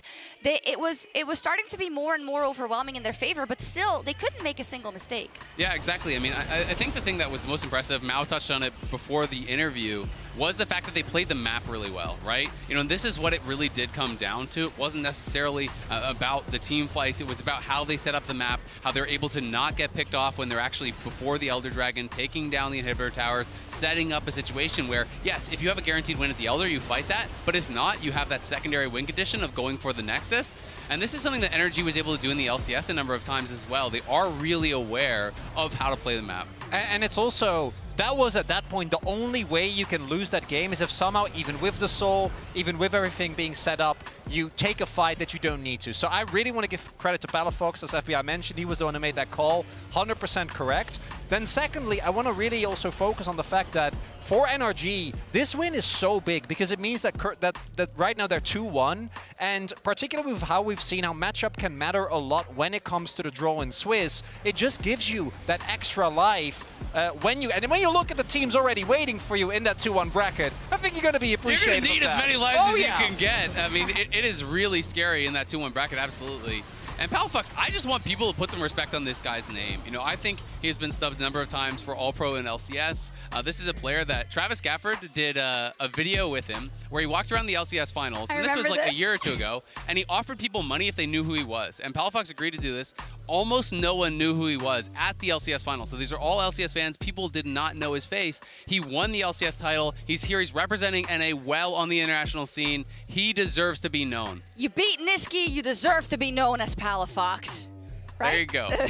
No, all jokes aside, we see it here. I think even though that game devolved into a lot of like craziness at the end of the game, the fact that, or the reason why NRG was in a winning position for most of the beginning of that game was literally his roaming, his roam timers, the impact he had upon the map, right? So if that Baron thing does not happen, I think we see a super convincing game. And something that always frustrates me, because I've been a fan of LCS teams in the past, is when teams play aggressively early, then make one mistakes and then stop doing stuff, right? And I want to really give NRG the credit for, they kept on going, kept on trying, never unfazed by, again, some of the errors and the shenanigans that happened in that game. As we pull up the Swiss bracket, a couple of words on Mad there.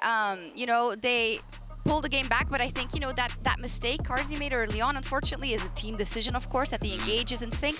That costs them dearly. And you see later on the chances that comp could have had, but it was just a very uphill battle, and now they find themselves in an extremely uncomfortable position. Yeah, absolutely. Down in the 1-2 area. We got the rematch. Do we get the rematch? We could get the rematch, but we're also expecting DK. Let's be honest, they're heavy favorites. You know, that could be in there. When you look up at that 2-1 pool, when you look at some of the teams that are still here in the 1-1 bracket, Weibo could be down there if things go to chalk. So you could have Weibo, you could have DK, you could have C9, who they already lost to. You know, TL or GAM could come through. So there's a lot of teams that are going to be really hard draws, and that's why falling to that 2-loss mark early on is so devastating for your chances. Yeah, as mentioned yesterday already, you could be happy about the possibilities in a Swiss system, but there's still only 8 spots in the bracket stage, and you're going to have to beat one of the heavy hitters to get there, unless you get a god draw. Maybe. Let's move on to our next game. As Azale said at the top of the day, we haven't had any lower seed upsetting a higher seed yet. Is it going to be this one? It's BLG versus Fnatic. I mean, this is a really tough matchup. You know, they are big underdogs, but I wanted to give you an opportunity as the EU representative to have a little bit of cope. So may I present to you the cope-o-meter here, Shocks? We're gonna have you fill this in. So we have the players for each team, and I want to tell you want to tell us how much cope do you have for each of these matchups? Where do you think they could get the advantages? Right, I'm gonna not talk about top maybe for a second. I think maybe we Finn is up there.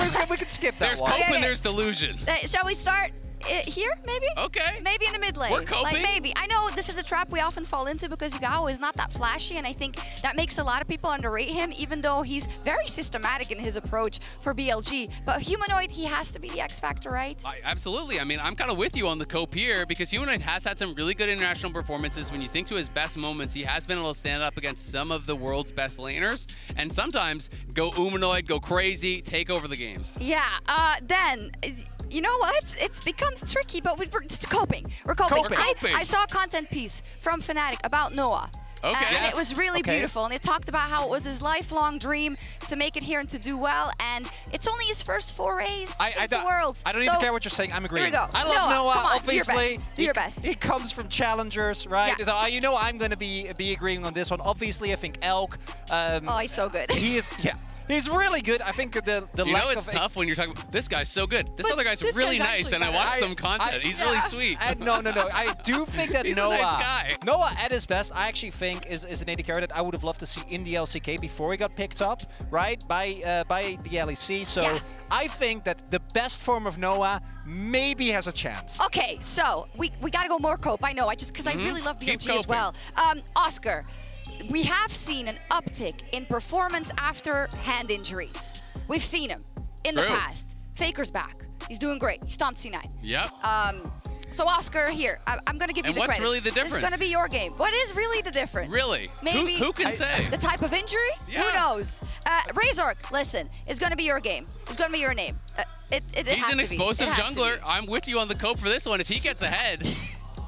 I'm glad we glossed over the top half. You know that mid-jungle duo? Maybe that's your angle. We need to go, but Trimby, I have faith in you as well. Pick something wacky, something wonky. No Nasus, please. That's the only thing I'm going to tell you. In any case, talking about the bot lane, Elk is celebrating his Worlds debut this year, and we've talked to him in the latest episode of Oppo. Welcome to the Rift, my voice.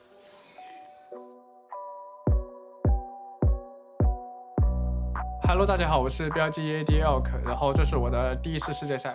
其实对于这个的话，可能自己在上一年结束的时候，可能对于明年可能会能不能参加世界赛，或者自己能不能就是去一次世界赛，其实可能没有那么大的希望吧。然后自己今年一年，我觉得经历了非常多吧，然后也是就非常的坎坷吧。然后对于今年一年，感觉还是非常的开心的。能够参加世界赛，其实当时是非常的激动，然后也非常的开心的。然后自己站在世界赛舞台，其实更多的是去享受舞台，然后也是非常的很荣幸能够站在这次舞台上面。到这次世界赛，其实更多就是想让大家能够认识我吧，然后也就是能够让大家知道，我也是打了一名非常好的选手。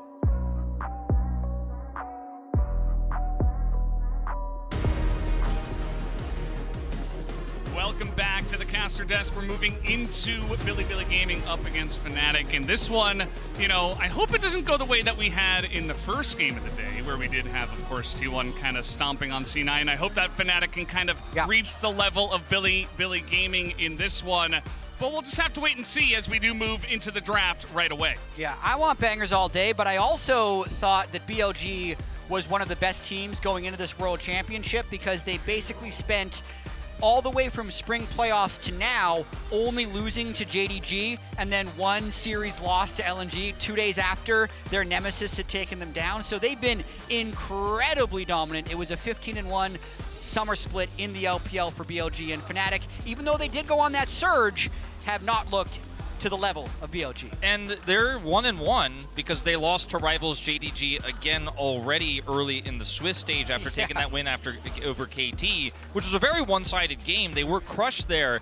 The level of competition, you know, between their match against KT and match against JDG, a little bit different here in Fnatic, but I think if Fnatic comes with a good plan, who knows what could happen in these best of ones. The last you'll play here at Swiss stage, as Yagao is going to get the first pick Orianna here. You can see the involvement insanely high on this champion. 10-5 here at Worlds, 15 games played, mostly banned, but definitely a pick that you do not want to give over early here unless you have a good reason. Don't think that reason's going to be Nidalee. We'll see what it is. Yeah, I mean, I think the reason is it was a little bit of a gambit by Fnatic to dare Yagao to playing Orianna.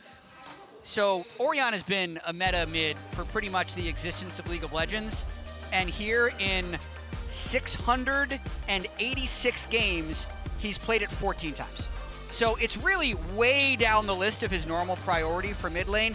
Yes, it is extremely strong right now. Yes, Yagao is a versatile player, but he was really known for that push and move, which is definitely not what Orianna is. So I understand why Fnatic would leave it up, because if they can control a control mage versus control mage matchup with Humanoid and Yagao, or maybe even as they're hovering the Akali, get a side lane counter, that's what they're hoping to get some type of edge on Yagao that way. Yeah, I mean, I think it's no secret Fnatic are a bit of an underdog coming into this one. You gotta pull out some tricky stuff for the drafts, and I think that's a great point. Jat, we'll see if it does work out for them. If they do have a target pick to go up against this Orianna, they go with the Poppy and the Kai'Sa. The Rakan being hovered here has been a big pick here for Worlds. Also, Rumble's still available. Still a lot of stuff on the board. I am a big fan of Humanoid Syndra. I know we've seen Syndra played into Orianna to not that much success by APA, but I think Humanoid Syndra is very strong. It's a tricky one. I think that BLG will probably not prioritize the Syndra very highly. If that's your plan, then you could definitely hide it until later on in the draft. We'll see what they do end up picking up here. Support still open. The Alistar is still available. It's been such a pivotal pick here at Worlds. Tristana will get locked down here for Elk. So what we did see happen to BLG by JDG, they could be looking to do here. Again, dominate bottom side a little bit, get those pushes going, grab some extra plates. You've got so much power on the map with this Tristana pick. Works well with Rakan. And the Akali you mentioned, I mean, this is a bold choice. Humanoid feels like he can take Yagao down inside. So we saw Chovy find success with this against Faker in that matchup earlier this week. Yeah. But it's a tough one to pull off. In the early game, you're really going to suffer. Yeah, you can see Akali starting to pick up a little bit of momentum as a mid lane pick, as a counter to Orianna, really, unless you're Chovy, and then you can just pick it blind. But Fnatic, I think, I'm there for the gambits they're playing in this draft phase. Giving Orianna, which maybe makes Yagao a little bit less on his comfort, and then giving Humanoid a counter pick. I'm there for it. Yeah, absolutely. We'll see where this draft does go. The Lee Sin going to be banned off the board. What will the focus look like in the top lane? You have to imagine potentially some more bans going in that direction. Well, with Eskernin and Bin up there, as we do have the Rumble for the next ban. Yeah, Cassante probably going to get a look as well here. Poppy can be flex top. I don't think that is how Fnatic are going to use that for this draft, and I don't think BLG are going to be thinking about that too intently either. Jhin will lose now the Vi. There's a lot of power between Vi and Orianna, and you have big explosive follow-up with that Tristana.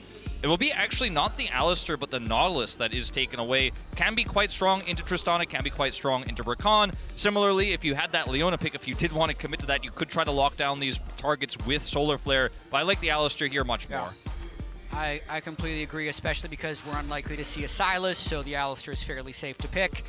Also, if they've been scrimming any of the LCK teams, it definitely feels like the LCK has Alistar as the tier 1 of 1 support, so good pick there for Trimby. Unless you're talking to Delight, of course, in which case they keep giving him that Rakan every time. As Jax looks like it's going to be the lock-in here for Bin, and they'll take the Sejuani with this tons of permafrost synergy in this comp. And you're doing this blind, quote-unquote, but you feel pretty good into any available matchup. Even if they lock in the Cassante here, you know you have power. Yep. It's Bin Jax. It's a terror. So We'll see what they end up. I mean, Poppy Top into Jax, if that's been their plan the whole time. You can see the smiles from BLG. They're like, are they really going to Ivern us? Yeah, there Fnatic's going to do it. It's locked in. They're going to play it, and they're going to play it up against BLG. Gonna give it a try, and definitely you can play this Ivern. I think it's going to be pretty interesting with the 180 carry that is the Kai'Sa of sorts. You know, we only really saw it in the LCK when we were playing double 80 carry. You got that Tristana mid and stuff like that, but certainly can try to be very disruptive and, you know, put up some bushes, try to support some of your lanes as well, that Akali will need some help.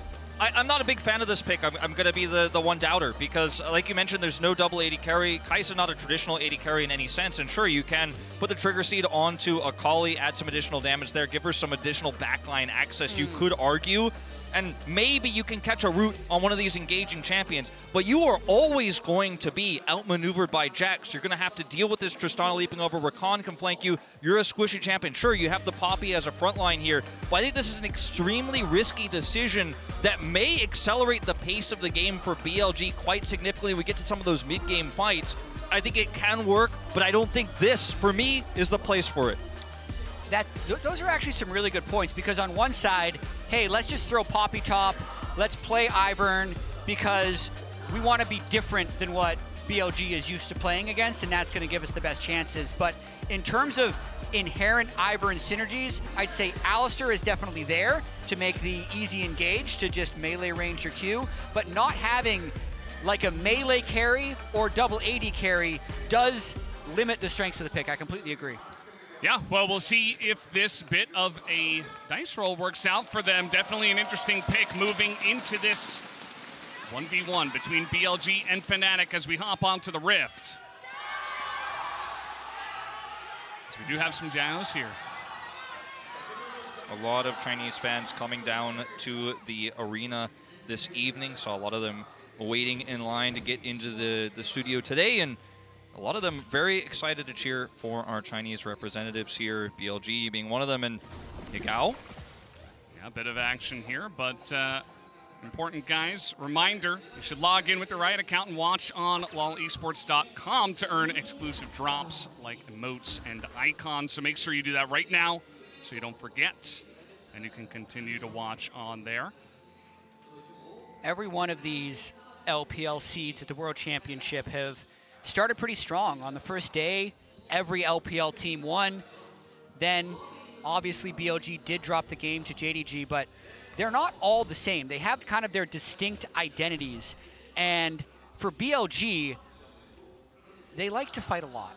And I know that doesn't sound distinct for an LPL team, but they are the most distinct in terms of how much they want to fight. They're over 1 combined kills per minute during the summer split, which led the LPL. So just look for a lot of skirmishing early and often in a typical BLG game. We'll see if that's the same against Fnatic here, because their scaling, BLG's scaling, is actually ridiculously strong. So if they're going the conservative route, they'll just stick to pretty even lanes and not try and push the tempo. But if they get a little bit confident, they're not going to hesitate to fight. I think to contextualize that a little bit, if you compare them to JDG like to fight in the late game. I mean, they will find opportunities, they will play around top side, exactly. But they play through Ruler. They peel for Ruler, he's their hyper carry, they like to play around that. BLG will find opportunities and engages all game long. They like to look for picks, and this composition absolutely allows it. We've talked about the Orianna into Akali early game. It's really in side lanes later on where the Akali is going to start to be a big threat, but obviously in this early part of the laning phase, these first few levels, you're not going to have any prio whatsoever. Yeah, at least Humanoid, he is taking a bunch of damage, but he gets all of those minions under the turret. Going to be important not to fall too far behind. Meanwhile, big wave pushing down on the bottom side. As Elkin on, we're able to get an early lead against this level 1 Alistar, which is normally the way it does go. Pretty normal. I also like the classic Tristana pick into Kai'Sa. Usually you can't play Tristana 80 carry into the Aphelios or the Jinx types matchups, but against Kai'Sa, it's a pretty good thing to split the lane with. Yeah, and grabbing early plates like this is exactly what she's designed to do against early Alistar. Has been playing with fire up here. Razork is here. Just get him. Yeah, I mean, they're just going to try to run. No, it's a big wave, and I suppose the timing not really working out. And as you mentioned, Wolf, that ward is going to help Bin understand that it's probably a good time to back away from the lane. Yeah, we'll get away. No harm, no foul. Razork will be able to take that top scuttle. Shun will do the same here bottom side with that Tristana priority. Avoiding trying to fight for scuttle, I think absolutely the game plan here for Fnatic with that Orianna prio that we've talked so much about. Yeah, completely agree. Pretty standard early game. It will be a little tricky for Fnatic to make something happen just because BLG look to have 3 pushing lanes. The Tristana with the explosive shot, very good at shoving. The Orianna with the range advantage, very good at shoving. Bin with Bin, very good at shoving. So I feel like BLG in general is going to have 3 winning lanes. Ooh, very nice buffer there from Elk, and they're going to turn that one around. Trimby just trying to get some semblance of control of this lane, and they have the Ivern. Razork is here. So maybe looking for the follow-up as they do go in onto Elk, and now he doesn't have the hop away. He is just isolated. First blood given over to Noah in the bottom lane. Super well played here from Trimby with the flash engage there. Gets the knock-up. Elk buffers the first, but is going to stick around here, and they have that gank, obviously, as you mentioned, coming from Razork, and that full sense of security Elk had, and he's not feeling it anymore. Down a heal as well off of the exchange, and that is really going to put an end to this early game control here from Elk. Yeah, and that's really huge because the way BLG like to play, as there's a gank for Yagao as well. He's low on mana, nice shot. Yeah, he's going very aggressive onto the turret, and they're looking to punish Yagao now. Has he gone too far, or is he just going to 1v2? The flash in, and the shield comes in, and Humanoid is safe for now, and they will pick up the kill. Humanoid gets his revenge in the mid lane. And that is why you play Ivern. They did not anticipate the shield. Yagao thought he could get the outplay. The shields just kept on coming in, and it's now 2 kills early for Fnatic. I mean, in moments like this, I don't think it has to be an Ivern, but I think that's the miscalculation, as you mentioned, right? Yagao and Shun now down flashes. Doesn't get the ramp up on the auto attacks there that he needed to secure the kill. The shield comes through, and Yagao hopes that Shun will bail him out, but he fails and wastes his flash for it. And this is 2 great plays from Razork on this pick. I was kind of doubting. I'm a believer now. And we really need to watch how the bot lane is going to go for Fnatic because Noah has the 1 kill advantage. And one of the other identifying things about BLG is On loves to leave and roam, but if you have a losing bottom lane, if you don't win the lane first, it becomes very difficult to roam without completely abandoning your AD carry. So just a really clean lane gank there. Trinby finds the engage, and then here, Yagao low on mana, pushed too far up, probably no way out, but once the fight gets this close and Humanoid's back, you could just flash backwards over the wall, probably alive. He flashes forwards, that's when the shield comes through, and it turns the tide. And the brush, of course, prevents him from ramping that additional auto that might have been enough damage so close there, but it's the Ivern kit that wins out. Absolutely does. I think that BLG, you know, they love to fight. They're extremely confident. I would expect that they weren't expecting Fnatic to fight them this early and this often, but it is going all in favor of Fnatic so far. Now, it is just a couple of kills, 300 gold, but that is that early lead that you need for this composition of Fnatic to try to challenge them into the mid-game and not let them scale. Has been gonna hop into the Poppy. That's going to happen a lot as this game comes along. Yeah, and that's one of the reasons you play Poppy into the Jax. You're basically just looking to neutralize the laning phase, limit his mobility in the team fights to hopefully let Noah carry. Noah is going to have such a monster game to be able to do the majority of the damage against a Jax and a Sejuani with the possibility of Orianna shields. Let's just think about the way these team fights are going to be late game. It's a lot of tanks to cut through, but Fnatic are off to a great start. Well, Fnatic are going to be able to secure this Drake, it looks like, here without any contest. Obviously, Elk and On are in the vicinity, but no one else. They're going to try to make a play topside in trade here instead. Shun has ult. Oscarinen solo on mana here. So Bin has cookies that can get his mana back a little bit. Yeah, and they're going to push this wave. It's a pretty nice stacked wave, and Shun is level 6. I mean, this is potential gank, but Oscarinen is pretty tanky. Even with the Ruby Crystal, here comes Yagao. And yeah, as you mentioned, they're just going to wait for the 3v1. We've seen this already today as down should go the Poppy in due time. Didn't take very long.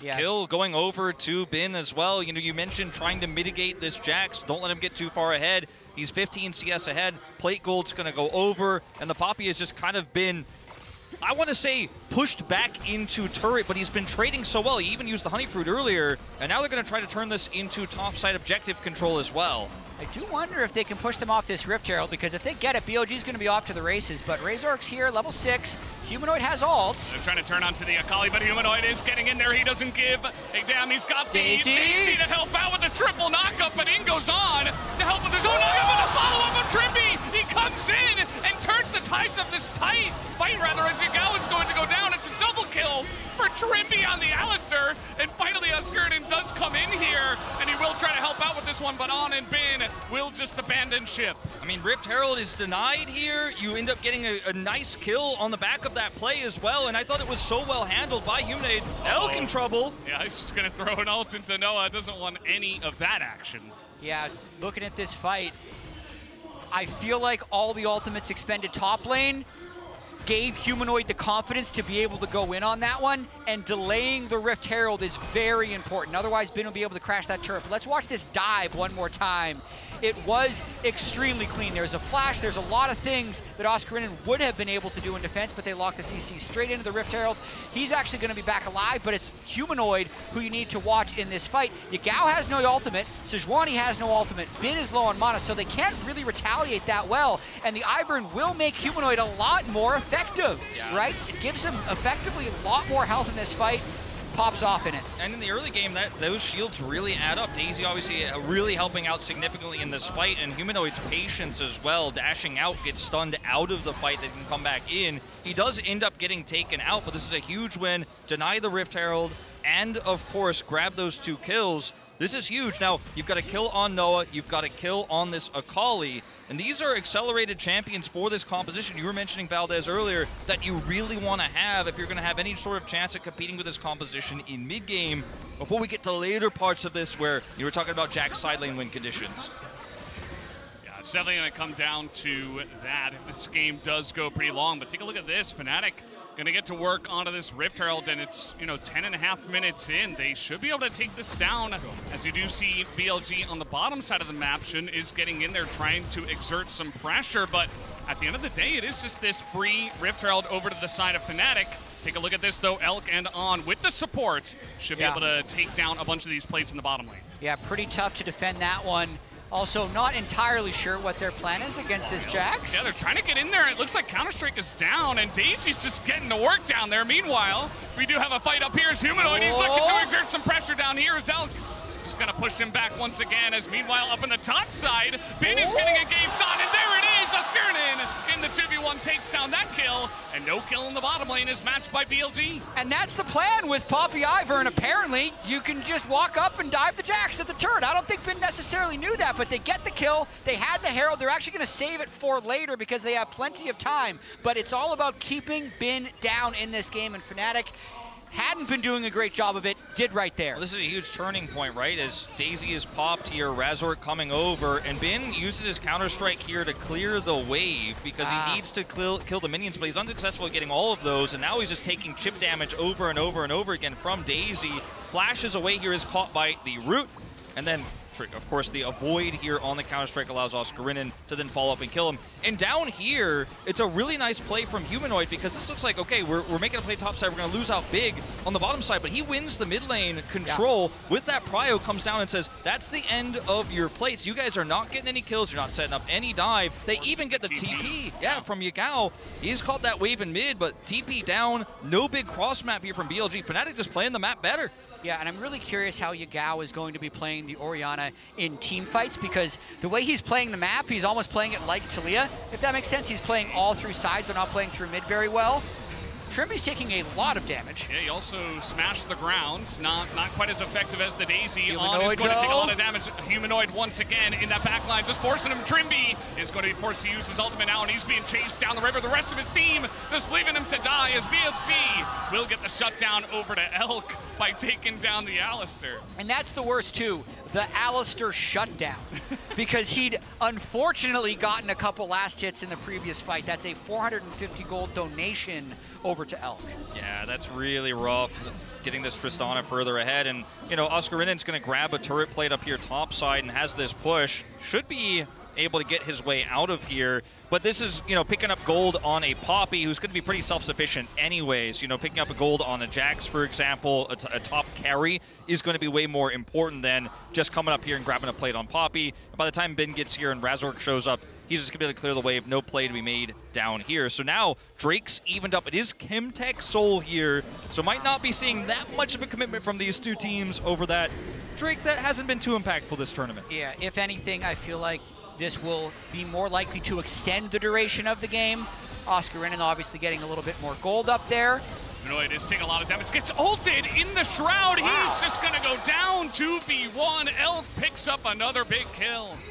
What a nice play by BLG there. Humanoid thinking because he has the safety of the Shroud and the turret that an AD carry and a jungler won't be able to threaten him, but they just basically 100-0 them and put Elk in a very strong position. Like, this has been a good early game for Fnatic, Wolf, but the overall team fight structure of BLG's composition is still on pace. Yeah, it's very strong when you continue to give these kills over, and this is exactly what I wanted to take a look at. We saw the turret plates for a moment just before, but if you take a look at the lane economy snapshot presented by MasterCard here, it's 1,100 gold nearly here for Elk, the advantage, and this is a carry pick. Ivern has a ton of gold in that advantage here for Fnatic, but it's Ivern with Moonstone Renewer, right? These types of picks are impactful gold. Yeah. The Poppy getting topside plates, for example, with Rift Herald, not going to really change the impact of these 5v5s. Ultimate here at basically point-blank range for Xun means that he feels confident enough that even during Shroud, he can pull it off. Our observers toggled that right in that moment where you could see he knew pretty much the angle. Very cool, and now we see the AD carries move into the mid lane. This Chemtech Rift is going to be pretty interesting when we do start fighting over those, as I think, you know, we're probably going to be trading them off 1 for 1. Also, who's going to get that second Rift Herald, which is spawning in a minute and a half? Could be pretty good for getting some pressure in the mid lane and trying to get ahead in this game. Yeah, Luden's completed for Yagao as well, so his Shockwave or even just his QW will start doing more and more damage. Really big upcoming team fight. If Fnatic can actually pull off the next team fight, let's say Humanoid gets significantly ahead of Yagao, then they'll be able to maneuver away from team fights. Because, like, I really do think either Noah has to be ridiculously far ahead to shred through a very strong front line of Bin and the Sejuani, or Humanoid needs to be so threatening in side lanes that he can easily kill Orianna and possibly stand toe-to-toe with Jax if he has the Ivern shadowing. Otherwise, the 5v5 team fights, I think, will be well in favor of BLG. There's one also extra card they have up their sleeve in terms of the Poppy ultimate, but that's not something you can reliably use in each and every fight to warp it into a 5v3, for example, in your favor, especially when we consider how far away Xun can be in any of those moments, how Bin can flank. So you're not just going to guarantee knock the jungler away and win that 5v4 because they can play so far back before they engage. Still, at least a little bit of an emergency button here for Fnatic, one extra tool they have in their shed here.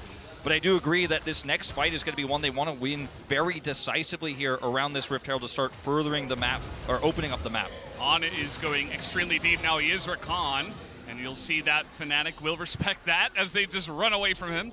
They say, well, you're probably too slippery for us to do too much about it. But you can see that both teams really trying to get some pressure, trying to get some map control over this part of the map, as now Drimby is in the pit, and now he's out of the pit. He's spotted. And now he's on the run. It doesn't look like he really wants a piece of that. He's going to be okay, luckily for him. Very tanky Alistair. Bin is having his way with the bot lane minion wave. So he's just going to keep farming and farming. Fnatic is just, I'm just thinking about how these fights are going to play out. They're so low damage. Right, they're going to catch on once again, but, you know, again, it's this Rakan. They don't want to go into this choke against that and take a fight in that position, as Bin is making his way up. Skirnin in the bush. It looks like they finally do spot him. Is now on. Might not have a way out against the Poppy. Down he goes. He's just bursted 100-0. And now this fight coming in. Humanoid is pretty deep as the Poppy ultimate. This time you can rely on that one. But Humanoid, again, he doesn't really want to stay. Whoa. As now Skirnin is going to go over the wall. And the follow-up engage is huge. As in goes Xun alone. And this is a 4v5 for BLG. I don't think they want to take this fight as Fnatic is going on in. Bin, of course, in that back line Oscar! is pretty huge, but he is alone, and Oscarden is just leading the charge on the bottom side of this fight. Divide and conquer. Fnatic just pick them apart piece by piece. Humanoid will fall, but it was beautiful to see how they punished on, using the steadfast presence, locking him out. The Kai'Sa damage is enough, and then you have the follow-up there. Poppy ult knocks Elk away. Damage is split. Yagao, he's Orianna. He doesn't have damage throughput to continue that fight. Elk, meanwhile, look at this guy. I mean, he's not going to be able to hop away. It's okay, he's got a Rakan nearby, and he's just going to put the steadfast presence in. He wants to skim plant, but he's not going to get it. As ticking away is Oscar. Oh, he gets the shield by hitting the plant, and Oscar will not fall this time. Oh, you love the Chemtech Rift. You just got to love it, Valdez. I know it's your favorite. Oh, yeah. Love it. Fnatic is having a moment right now. If they can continue to clutch up these team fights, we're talking about some of the ways they might be able to win. One of them was Noah or Humanoid need to get really fed. 3-0-0 now. Really starting to tick up his power on the Kai'Sa. And honestly, Oscar, being ahead of the curve right now, 2-1-2 on the Poppy, makes him incredibly hard to kill. He's the Giga Tank at the moment because they not only have him, they have the Iron Shields, which work multiplicatively with resistances. So he really can't die in these fights unless BLG spend a substantial amount of time damaging him down. Bin walking through here. There is one ward he can try to flank from, but it's not a great one. So he's just going to walk his way over here. That's going to be their main engage. Will he see this teleport flank? Definitely will. A very important ward to come down, bit of damage into Humanoid, but it's just buying time for Fnatic to chip away at this Drake, as there you go, knocks away the jungler, and again, he is reliable. Oscar will not be denied, as Honest taking huge damage. Humanoid is going super deep, but he has so much support from this Ivern. They're gonna try to get on top of Elk, and they might just be able to do it. They can't quite put that last bit of damage in though, and Elk will be able to get away. As now Oscar on the front line, and the follow-up comes in from Trippy. Have they overextended is the question. Bin, it's gonna give them the answer as the shutdown comes in for Shun. It looked so good. It looked so good in the fight, and the shields really stacking up onto Humanoid made it feel like maybe they could carry their way through, but there's just too much here on the side of BLG. Even with the low health bars, once you're pushed out as the Akali, it's just so tough. Bin spots this flank, stuns off of the teleport here. Humanoid gets out, and then the follow-up here, knocking away the jungler, guaranteeing the smite is how this fight starts off, but then they all in onto the Rakan. And BLG team fighting is world class. You can see the way people just get away with slivers of health and never quite let you finish them. Look, on an Elk, you think, hey, it's gonna be a 3v5, let's keep going, but he's able to get the Orianna shield. He stays just on the outside of the team fight so that when Trimpy does go in, Elk is the one who's able to clean up. For a guy who seemed like he could be out of the fight, the turn at the end just catapults BLG ahead. And once Akali's mobility options are down, there's no way she can actually get back in and offer anything to the fight, even with the health lead that she has in that moment. So Humanoid just has to watch as his team kind of gets front to back by the turn and burn there coming from Elk. Doesn't matter how low you are as an AD carry if you've got the space to do the damage. Yeah, and this one coming in, we did have BLG as the favorites. They are currently favored by the win probability powered by AWS, but this game has really been on a knife's edge, and it still does feel like it could be anybody's game. I think we'll just have to wait and see how the future fights do go. You talked about the team fighting from BLG. Elk currently on top of the damage charts. And this is like Elk superpower, man, because On is almost never in lane. They gave up first blood. And oh yeah, by the way, he's done 5,000 more damage than literally everybody else in the game. He's just so good at team fighting, and BLG in general is so good at allowing him to be good. So Yagao in this game, Orianna, a power pick for everybody else, hasn't looked spectacular, but he's almost, to me, prioritizing his shielding, right? He's making sure that Elk is the one who's going to be able to carry, or Bin is the one who's going to be able to deliver the pain. Yeah, and that's one of the things about this Tristana pick. If you look at all 10 champions of the game, Tristana has the longest and most consistent damage output of any of these champions. Obviously, Akali can burst very quickly, so can Orianna. Kai'Sa has some sustained damage, but it's never going to be able to compete with the Tristana that is just constantly auto-attacking in these fights and getting resets and jumping forward. So if he lives long enough, if you can't actually kill him, these fights will always go BLG's way as long as they continue to protect him. So Fnatic's MO needs to be to pick him. Last time they got so close, they put on low, they put elk low, but they need to finish that takedown. They need to eliminate him to win these fights. And I really feel like Fnatic's strength of this team composition is solely existent in the mid game, so they're really running out of time in where they can win these fights. This Baron being up now, like any type of fast play they could make where they can get Trinby to knock someone backwards or really just force fights around these objectives, because if it gets too late, I feel like BLG will just take over.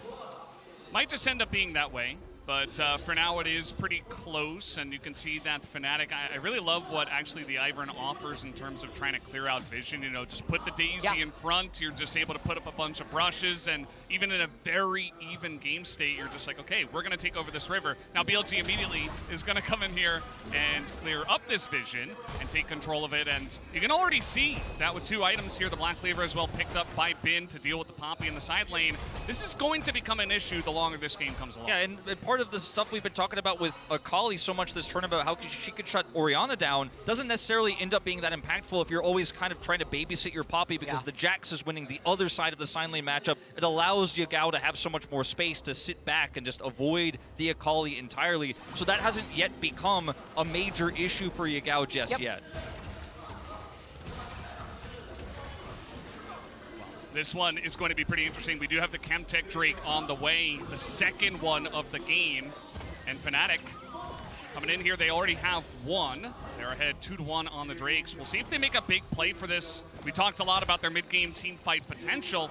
But again, it really will come down to the execution when we do get into these fights. And you can see BOG with just so much control over the river here. Humanoid does have teleport, but there's no good wards to get a flank off. It's going to be extremely difficult for Fnatic to actually fight this dragon. They're going to have to brute force their way through a choke point if they want to stop this. Look at the ball placement. I mean, you just can't even walk up on Shun here because the Orianna is right with him, and if you get ulted in that choke, that's the end of the fight. And Elk has so much DPS, he can just simply take this out on his own. They hold the choke with the Orianna ball. What do you do, Fnatic? You've got no options. Well, they're going to just run through the Orianna and try to take this one down. The ult will miss as the huge engage comes in from Trimby. Is the follow-up. Their double Poppy knockup, as now they're going to send it into the rest of BLG. As Elk, he's just going to stay alive, though. You can't even get on top of him with it. And Big comes in right at the end to totally turn the fight. Fnatic are routed, and BLG will take this fight in a gigantic manner. I mean, they were able to force their way through the choke. They did close the gap, and Trimby's engage was pretty decent there. But On goes back through. Bin waits till the last moment. He engages there with a counter-strike. There are just too many threats, and even with the attempted smite steal there, or the attempt for Razor to get in there, the damage is just too high on Elk. And look at this. They retreat back, control the dragon. 60 health goes through. It's Elk who takes it. And once again, can you kill the Tristana? You're trying so hard. Elk has the shields. He kites back. You just cannot kill this guy. And at this moment, it's done. It's over. On goes back in, and Bin's there for the follow-up. You're all locked in, and Elk, full health. He's free-firing. What a good team fight from BLG. Even though Oscarinen ejected 2 with the Poppy ult, even though Alistair had a 4-man pulverize, it wasn't even close. It was completely dominated by BLG. It is what we've been talking about, though. The incredible synergies of their team composition, the low damage by Fnatic, how much their team composition needed to accelerate the game in the mid game. And even though it's 26 minutes, it feels pretty late, and BLG has turned on. Absolutely. The Red Bull Baron power play here for the side of BLG. They not only take a gigantic fight, they take down the Baron, and that might just be the moment right before disaster that we have seen so many times as BLG, you give them a little edge. And already, it feels like this composition is online. They're just going to try to take the entire map. I mean, Tristana's interaction with turrets as well just allows you to rush them down so quickly. You saw that inner disappear, and now just carefully sieging that mid inhibitor turret while also threatening a flank on here, looking for Razork and Oscarinen getting chipped away. They're actually not safe right now on that inner. They're going to have to link up with the rest of the team, but if the rest of the team links up, you lose your inhibitor. It's kind of a lose-lose situation here for Fnatic. I think the win probability now is telling the story. We're up at like 95%. Fnatic gonna have to really pull this one back if they want to have any chances. A million brushes, and Oscarinen holds on to this turret. Yeah, I mean, if Fnatic tries to actually hold this outer turret, that could be the end of the game. There's still a long time left on this Baron power play, minute and 30 seconds. Bin Probably going to pop back to base, grab an item, and come right back if he wants to. Oh, he's just taking so much shelling from the Tristana.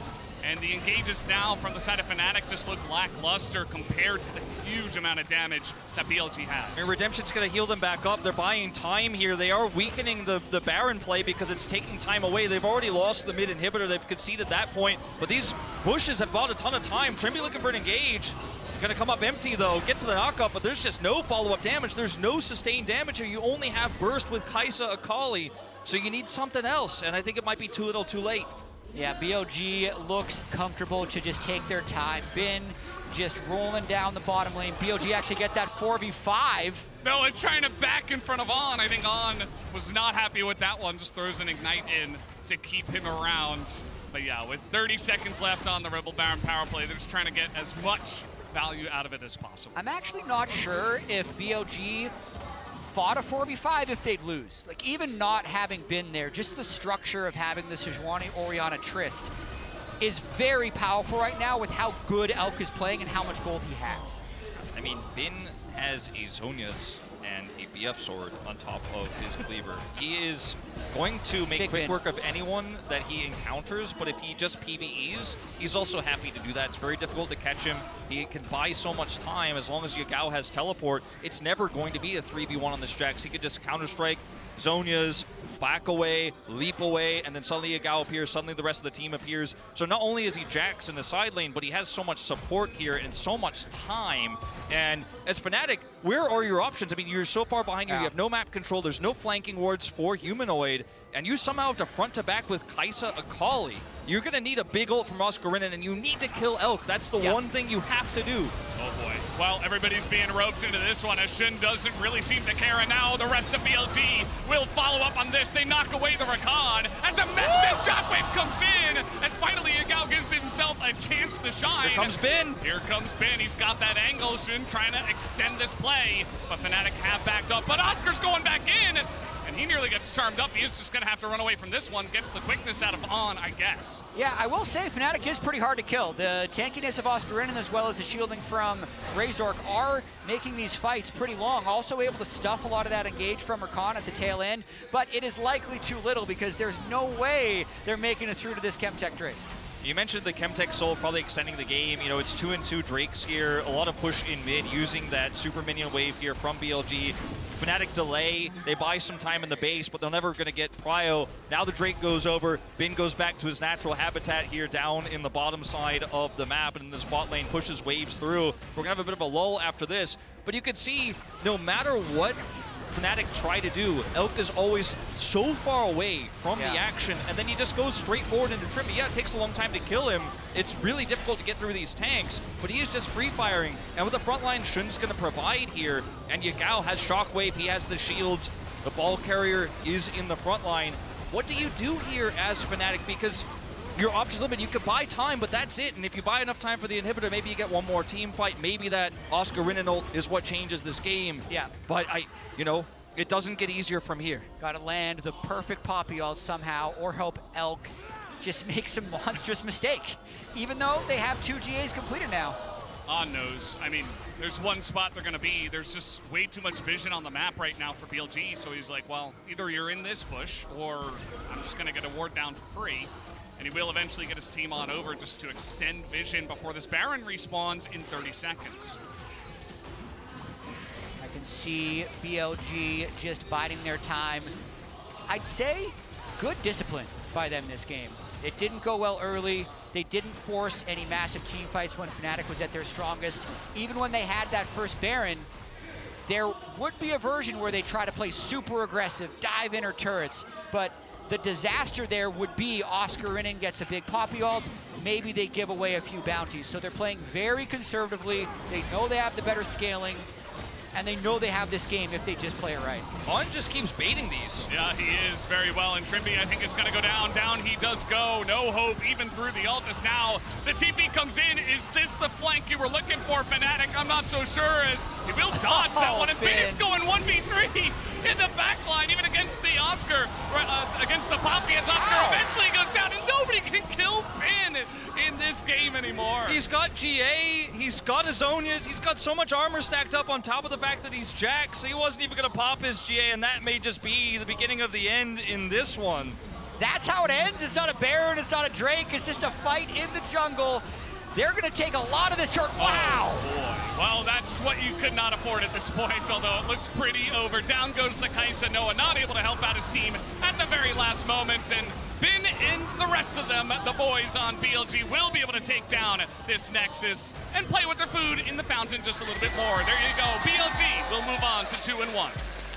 And the Ivern pick, ultimately in the beginning of the game, made such a huge impact. There was the gank top side, there was the earlier gank bottom side, and Razork really put BLG on the back foot early with this pick, especially also with that mid play where he was able to get the flash, was able to get the shield off there, 2 flashes down. They had so much momentum, but what its function was in late game wasn't that impactful, and there was never an opportunity once BLG took control to get towards Elk, and he literally just kept walking up to the front like, engage on me, I'm Rakan. There's definitely not 4 members behind me who are about to collapse in, but as Fnatic, I mean, as Fnatic, you have to try to catch somebody. Your comp is kind of relegated with Akali, Kai'Sa, Poppy to try to pick somebody, try to turn that into a 5v4. And BLG, they were just too far ahead, and clean team fighting, as we mentioned, and this time playing around the Tristan. Yeah, a slow death for Fnatic in this one, but for BLG, this game was like all of their games since April. They beat everyone if their team isn't JDG. So they will be a force moving in to the next round of Swiss, joining the 2-1 pool. They can't get drawn against JDG this time because JDG is already awaiting the quarterfinals with a #1 seed. So BLG, I think, as expected, taking care of business, even if there were some unexpected picks from Fnatic.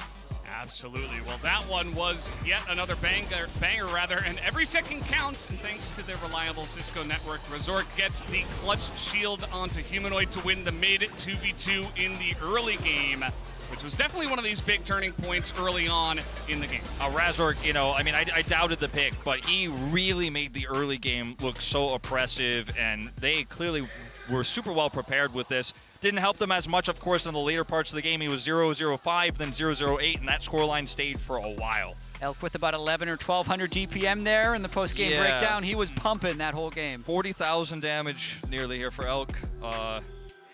That's a lot.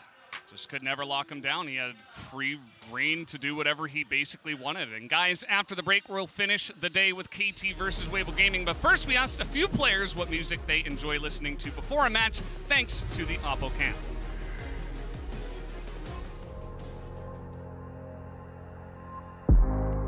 Hello guys, it's Miniski, mid laner for Mad Lions. Hello guys, I'm G2 Yike. Hey guys, I'm Fudge, the top laner for Cloud9. My favorite music to listen to before a game would probably be like a League of Legends song, like Let Us Never Die, Gods, Warriors. They really help me out. The music I listen to before playing is French rap. The music I listen to before my match is Drake's new album. It makes sure to hype me up and makes me ready for the match. I probably like to play red side more than blue side because I can get counter pick. I like red side because I have counter pick. My favorite side to play is red side because the camera angle is a little bit better. Look now. Yeah, I see you. I think she's dead, by the way. Just fight till the end. There you go, boys. Nice one. I can shield you, Oski. Nice. Nice. TP, one play top. Steadfast presence in, he wants the stem plant, but he's not gonna get it. As ticking away is Oscar. Oh, he gets the shield! As now they're gonna send it into the rest of BLG. As Elk, he's just gonna stay alive though. You can't even get on top of him with it. And Bin comes in right at the end.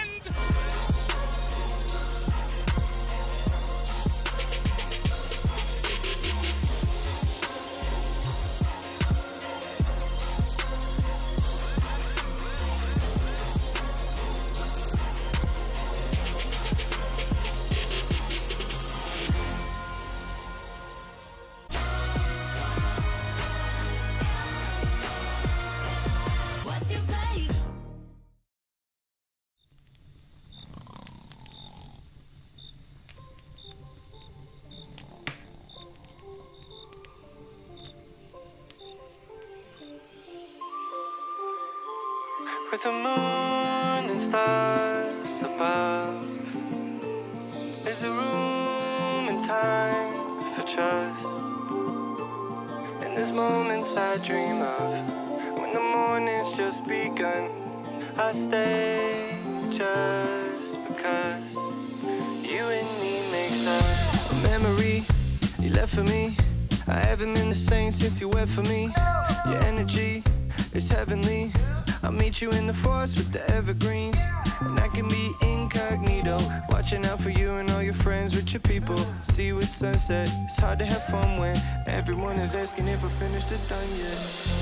Light calls my name, and I do what I would say. My place is yours, and we could have it all. Won't change my course, even if we fall. With the moon and stars above, there's a room and time for trust. And there's moments I dream of when the morning's just begun.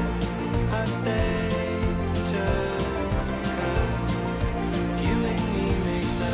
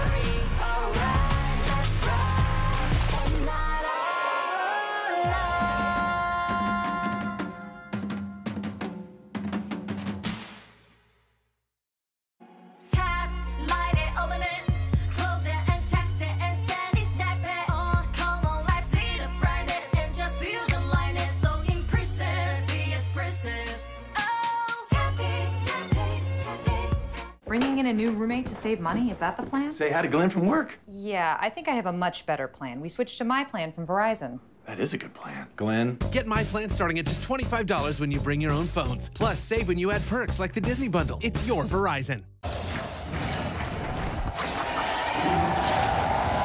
Red Bull gives you wings. Middle of the night, everything keeps passing by, just passes us by. But we're young and wild, we stay awake just to feel alive under city lights. Nothing can change our minds, yeah, people might ask us why, but don't be shy. Can change our minds.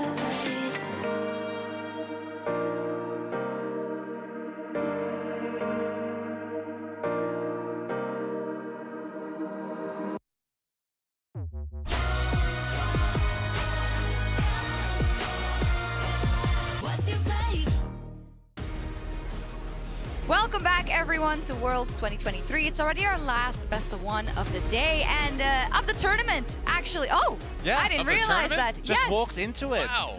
Yeah. We're going full best of threes, right? Or am I completely losing my mind? We are, yeah, because everyone will be at 2-1 or 1-2. Exactly. That was actually a vehicle to talk about the Swiss format. Hey. Anyways, we've got KT up versus Weibo, and you've been here in the middle of us the whole day, like the parents are fighting, but now it's your turn to get nervous, Maurits, about KT. Yeah, and as everyone who's ever seen me watch an LCK game will know, I do definitely get heavily emotionally invested. And for KT in particular, I think that this is an absolutely pivotal matchup. Now, I don't think that the play we've seen of KT so far has been bad by any means. No. I think that specifically the return of form for LaHans for me has been really big, but they're also known out of the teams that we have together with D+ to be a team that can kind of get in their own heads, and obviously the organization. So I'm not even just talking about the org, but like the players themselves have the reputation, and they also have the org, which obviously that's a whole nother can of worms when it comes to KT and letting people down. Yeah, fair enough, but you got to kind of take things at face value, and what I have seen is super competitive game versus BLG, who is a very, very strong team in this tournament, and a super convincing game over D+ Kia, so... Yeah. Yep. I mean, I think they have not let anyone down at all. I agree. I think that the BLG game, if it was literally any other top laner in the tournament and you sub them in on Cassante for BLG in that game, I think KT wins. Yeah. I think Bin was so crazy in that game, made such a difference. That was one of the most impressive individual performances I have personally seen in the entire tournament. So I don't think KT have anything to be ashamed of. I think as long as they are not frustrated by that loss and they can come into this and play like they have been, I think that's more than enough to take down Weibo. And when you look at kind of the LCK, right, a lot of people would say they're the best team before the collapse happened in the regular season of summer. So what made them so good then? So 100% KT, as mentioned, is a team that when they were able to always play their own game, aiming at Kaisa was a really big reason, I think, why they got such a long win streak. But just in general, the cohesion and the way they were able to play around side lanes was by far the best in the LCK. And it was all tied together by LaHans. And LaHans obviously was on Gen G, was on Griffin way back as well, together with Viper. And this man is a straight up troll and professional actor, because the way he sells here against BLG as if they're going to try and contest this Drake, I think is exactly what was missing from him in the LCK playoffs, and a large reason why KT wasn't able to win against T1. I mean, this was beautiful, right? He's even taking the Hexgate like, oh, I'm setting up the flank, I'm setting up the flank. Because they have no vision. Is rushing down Baron.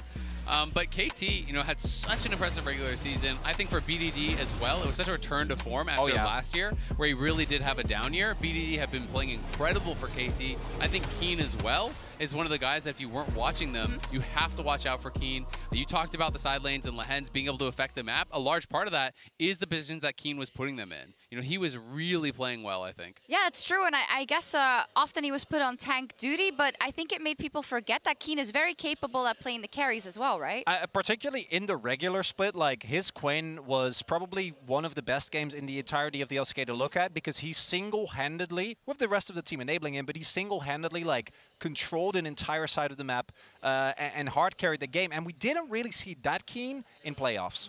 Talking about their opponents then, Weibo, who are such a wild card, I want to say, because they have such a high skill ceiling on their players, but it just doesn't always all come together on the Rift. Is that a right assessment? I think it is. You know, it doesn't always work out, but someone who it feels like it has always been working out for so far this tournament is Weiwei. Yeah. I think, you know, in the win and in the loss, he looked incredible. I think, you know, in their regional qualifier as well, he was amazing for this team. Weiwei has impressed me so much. You know, back towards day one, Kobe was highlighting some of the jungle pathing, some of the things that he was getting done. He destroyed Energy with this early dive. It was light, it was crisp, creating the early advantage, but it was Weiwei slamming it down. And this guy has just been so on point for the team and has made such a difference, you know, coming in, being able to be that explosive early game jungler, being able to team fight incredibly well. Like, he just needs to kind of do it all. Also, should be added to the list of junglers that are not allowed to play Poppy anymore in this tournament. 100% needs to be taken away. And I think that yeah, as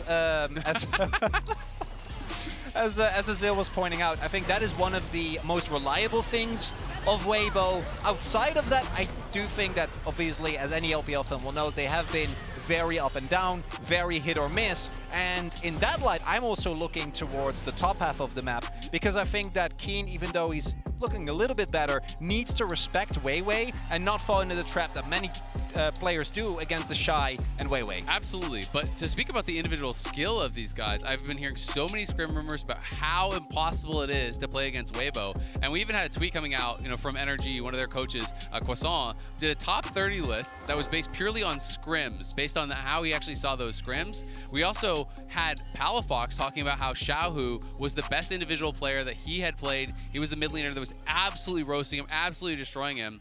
So if we can pull up that list, it's really kind of fun to see, how highly ranked they have all of these players. So this is the top 30. This is from Croissant. He tweeted this out.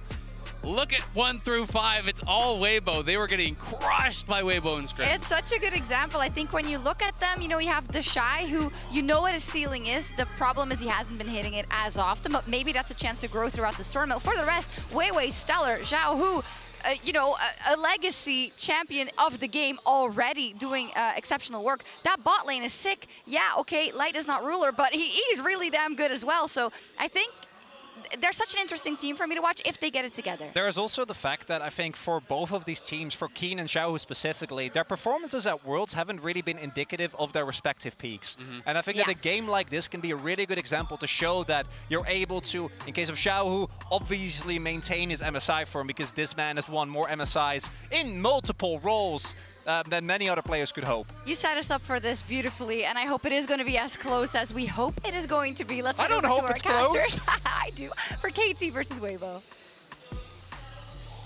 Thank you so much, Shanks, Chronicler, and Azael. I really hope this one delivers because we've had a great day so far. KT versus Weibo Gaming, I would assume this one should be pretty close as well, just looking at the way these two teams have played so far. I think there's a very good chance that this could be one of our better games of the day. It could be the best one. I mean, these two teams have such scrappy play styles. I think KT has come with some really unique takes this tournament. We did see them shut down the Ziggs incredibly well when they played against D+ Kia. And creativity is something we don't always see from KT. They often master a style and use it repeatedly, but already this Worlds, they've shown us some different stuff. So I'm looking forward to seeing what their take on Weibo is going to be in this final matchup. Yeah, and I think this is just really unlucky for both of these teams. They're potentially the two best teams in this 1-in-1 pool, and they have to play against each other. So I think we definitely saved the highest quality gameplay for last. Absolutely. That's what I would expect, at least. We'll see how this game does pan out, as already the Xayah's going to be taken off the board. Aiming not going to be allowed to play that one. He's great at the Kai'Sa, though, as well, so that's pretty interesting if you're taking away the Xayah, because a lot of teams don't want to pick the Kai'Sa into the Xayah, as the Kalista also going to be targeted in the AD carry pool. Yeah, Xayah much rarer for aiming to actually pick. Rakan gone for Lehens as well, so targeted twice in this draft. No Alistar, no Rakan. But as you mentioned, aiming much more known for his Kai'Sa. He did defeat D+ with that Xayah pick, but it may be that this Kai'Sa, once again, that he's so known for, finds success. And it is a little bit surprising to see things like the Alistar prioritized over aiming's best pick this year. Yeah, again, Orianna falls through the pick ban at the moment. I could see Xiaohu picking that immediately in the 1-2 right here. But with Xayah banned, it is a very designed trade. We're seeing more and more of this in terms of just somewhat target banning on the red side and then having more OPs get through. But I look at those bans like Xayah and Rakan being banned is really a hard hit towards aiming and Lehens.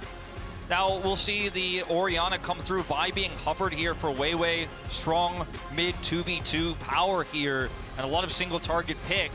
See if this does end up getting locked in. Xiaohu.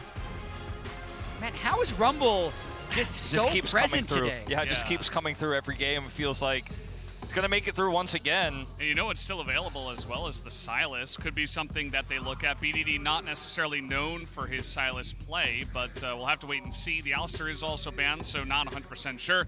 The Nautilus going to be potentially selected here as a duo partner for the Kai'Sa in the bottom lane. Now, I think some of the things that BDD considering here, the Sylas you mentioned, definitely a big opportunity, but the Azir, which is also available here, I think is one that has been one of his best picks throughout his entire career. It's one Xiaohu used, actually, in the last matchup they played, where they were, of course, taken out by G2. The Nico here, on the other hand, feels pretty risky. I'd much rather see the Azir. I'd much rather see the Azir. No. You still have some time. Yes, you can swap. No. I don't like it, but we'll see, because I just think Orianna, if played well, can just dominate the range in this matchup. It can make it so difficult for BDD to find the right initiation. But we'll see.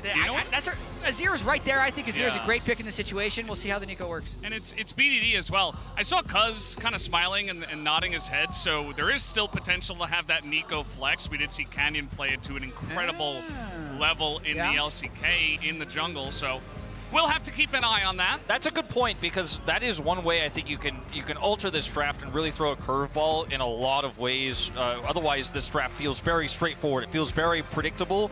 And I look at, okay, you've got dive follow-up for Nico ult. You have Nautilus.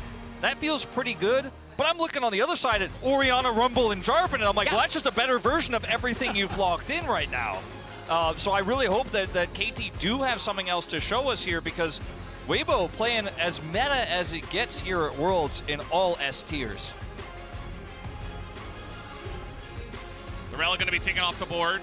I thought maybe, you know, with already a lot of AD carries banned away, you could potentially target that one, unless we're going to see Orianna bot, which we haven't seen. So let's see where we do go. Will we see more jungle picks taken away? Will they even consider the Nico flex and still ban an Azir or something like that? Would be kind of interesting to have Azir and Nico, a lot of AP already, but let's see where Weibo do want to go. It will be the Nocturne actually taken off the board. I'm just trying to think what Nocturne is a really good ban there, because Nocturne Nico is a great way to actually bypass the range disadvantage that you have with Nico. Team Comp's not going to make that much sense if they do throw Nico in the jungle, because they like Azir, Jax would have to be their top jungle, which Azir Nico is a little bit strange. I do think it's mid lane, and I think it's pretty smart that Weibo didn't throw ban to Azir. Let's see what Light is going to play here. We're going to get a pretty good idea in just a moment. Well, it might get the support pick first, and that AD carry will continue to be hidden here. But, I mean, Tristana is still available. Zeri is still available. You have so much frontline and just hard engage. And it is going to be more engaged here with this Leona. And Leona's fantastic against Nico. You spot Nico on a flank, you just toss in the Solar Flare, you follow up with Zenith Blade, boom, that Nico flank, shut down completely, and you can just turn onto the Nico so easily. I really like the Leona here for Crisp. Yeah, and I think Crisp is also an OG Leona player. It was one of his big picks when he won the 2019 World Championship on FPX. Now this would be... That would probably be for Keen, by the way. Yeah. If it is Ryze, he plays Ryze top. He's one of the only players who does. Singed, a hover, a tease. All right, Lehens, we see ya. I mean, I don't think there's any world where we see Nautilus mid, Nico jungle. I mean, you have Viego locked in. Like, what he's just trying to get cheers from the crowd. Cassante gonna get locked here as the final pick. Gives you a front line.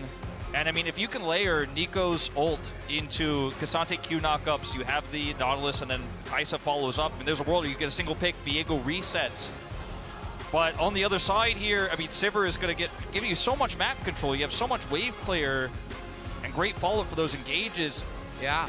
You wouldn't be able to fall behind the Kai'Sa individually, but for the team comp, it's actually very good. Another thing that can just silence the Nautilus ult a little bit if you keep your range. It's really good against Nico if you just wait for it to pop up in the air to reduce the burst damage. So I am a big fan of the Weibo draft so far.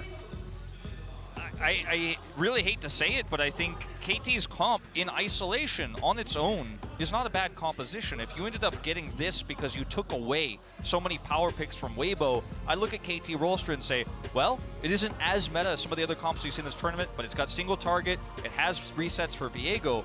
But Weibo just got the top tiers. They have such great answers to the Nico engage as well. I really have to lean in their direction for this final draft. Yeah, I'd say, if anything, the bot lane of Weibo is heavily deprioritized. Sivir Leona is not something we've seen that much of, whereas Kai'Sa Nautilus seems very cookie cutter for the World Championship. And KT, if they do get ahead, have a lot of ability to pull the trigger and engage fights. So that individual skill of KT, can they just outlane Weibo, get a big lead, then with these two team comps, both of them just go in. So we could see a snowbally game here.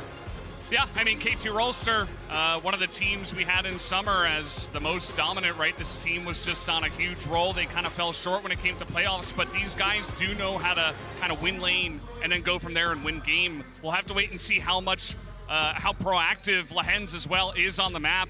He might be a pretty important piece of the puzzle if he does end up going to mid and trying to make some plays as well. It is a really tense one for KT. D+ already dropped down. KT, you drop down here, you're 1 and 2. It's really important for the LCK region as a whole to take this win. We'll see who ends up with it. Fan cheers are out here for KT with the home crowd. I heard some, some scattered cheers for Weibo as well. They're certainly not the home favorites, but they've got their fans here as well. Absolutely. And guys, you can connect your League of Legends account with Prime Gaming to grab the exclusive experimentation emote. It's very fiery as well, as I would expect this game should be. Yeah, Light might be flashing that a little bit with the Sivir. It's not necessarily fully experimentation, but it is definitely something we haven't seen much of here at the World Championship. As they mentioned on the analyst desk, Light and Crisp really dominated the lane in their early victory against Energy. Never know.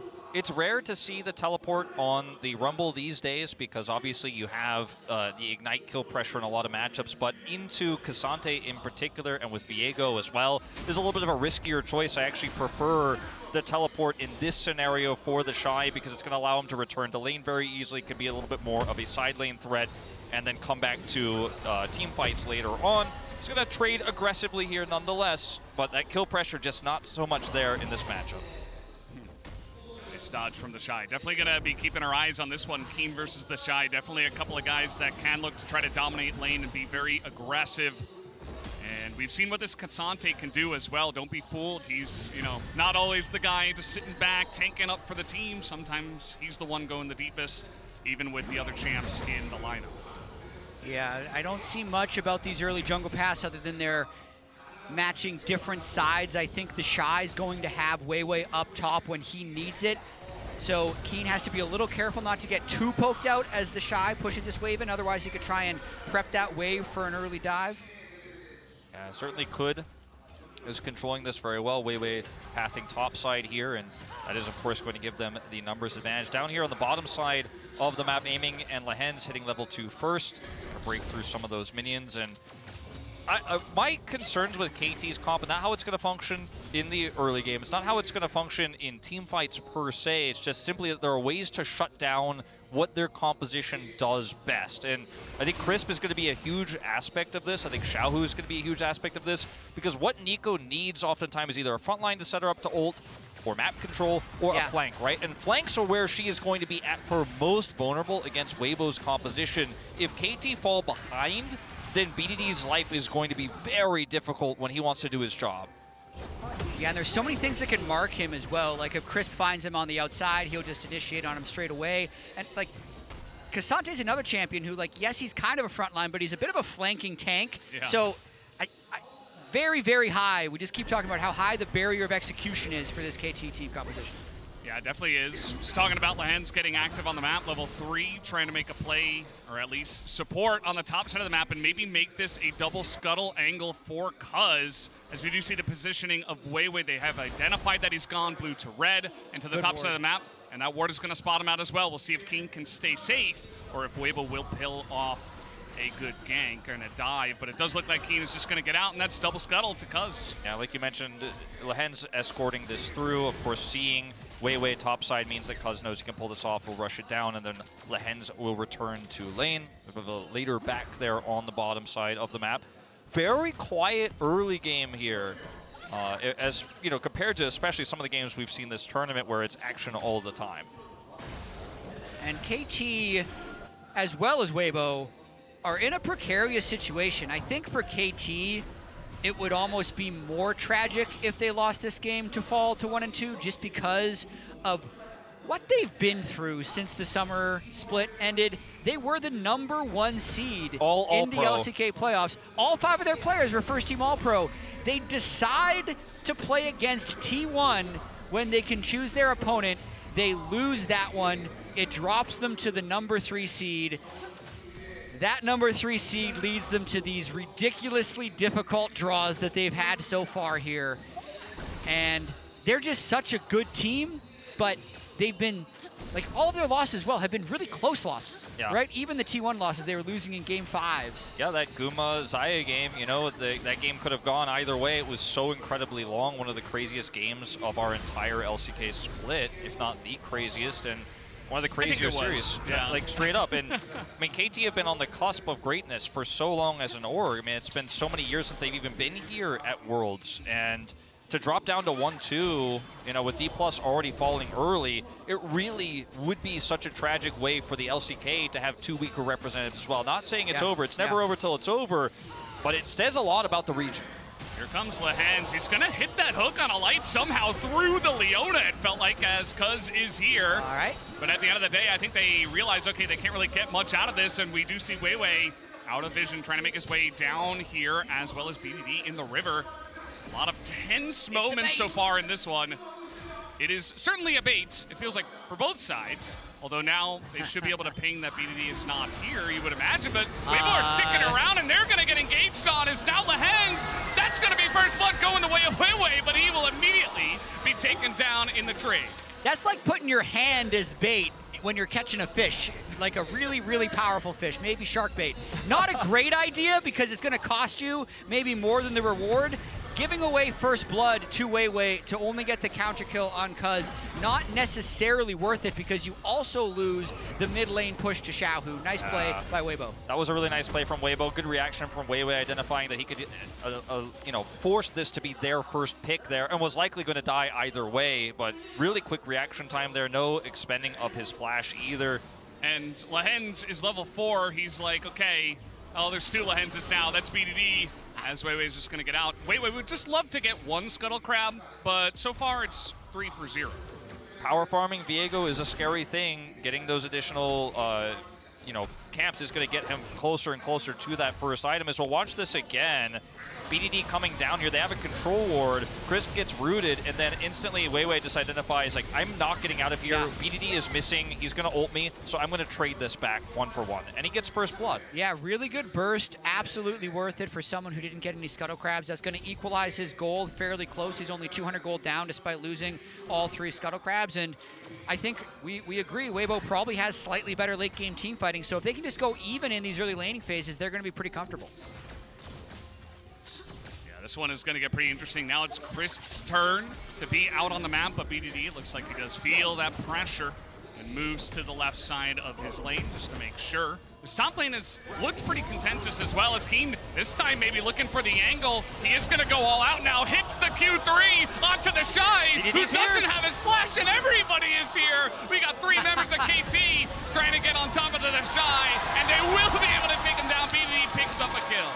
This is huge. I mean, that's going to be a big momentum shifter here in this one, especially if you consider how ahead the Shy was in farm. He's taken out here, and finally, you put BDD on the board here with Cuz picking up a kill, and gold lead goes into KT's favor, but it's plays like this that make you feel KT knows so much their win conditions, and if the Rumble is way too far forward, they have great single target pick. We've talked about it so much since the draft. Yeah. The Shy gets the minions. KT gets his life, and then it looks like they're trading neutral objectives. Rift Herald for the first Chem Tech Drake. Good start to what we're hoping is a banger game. Yeah, definitely a pretty sizable lead after that one to the side of KT, but you know, we talked so much about what Weibo's comp can do, so definitely not down and out at this point by any means in this game, as here's BDD, or is it Lehens? Does Weibo have any idea about this very tricky play? Very, very tricky. They have no idea! They both get caught by it. The double root comes in. Will anybody actually go down as Amy will assassinate Chris? What an incredible play! He comes down, disguises himself as Lehens, not only hits the ultimate there, but then gets the double root, and they have enough damage, aiming on the follow-up on his signature Kai'Sa, and KT, they strike back a second time in this game. And we'll see if Weiwei can counter this. Yeah, he's gonna flash on in and trade flashes, but Lehens still here. It doesn't look like Aiming's getting out, but the damage is going in onto Weiwei.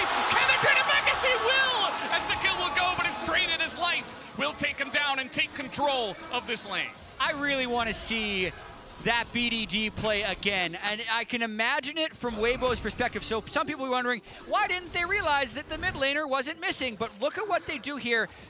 This is basically Lehens backs up, and it's like he just walks behind a door and comes back through the door again. So you're not going to suspect it. It's not like there's two Nautilus on the screen. And look how far back he's staying as well. So it seems like exactly the same duo lane gets in range to ult both, and they can secure the kill. And it's so critical that he hits the double root there to keep them in place to do that additional damage. Now Weiwei comes down here, and aiming does have flash, didn't have to use on the previous play. Also, Lehens hits level 6 and has ultimate. They pop the passive onto Weiwei, and aiming just barely is able to trade this kill back.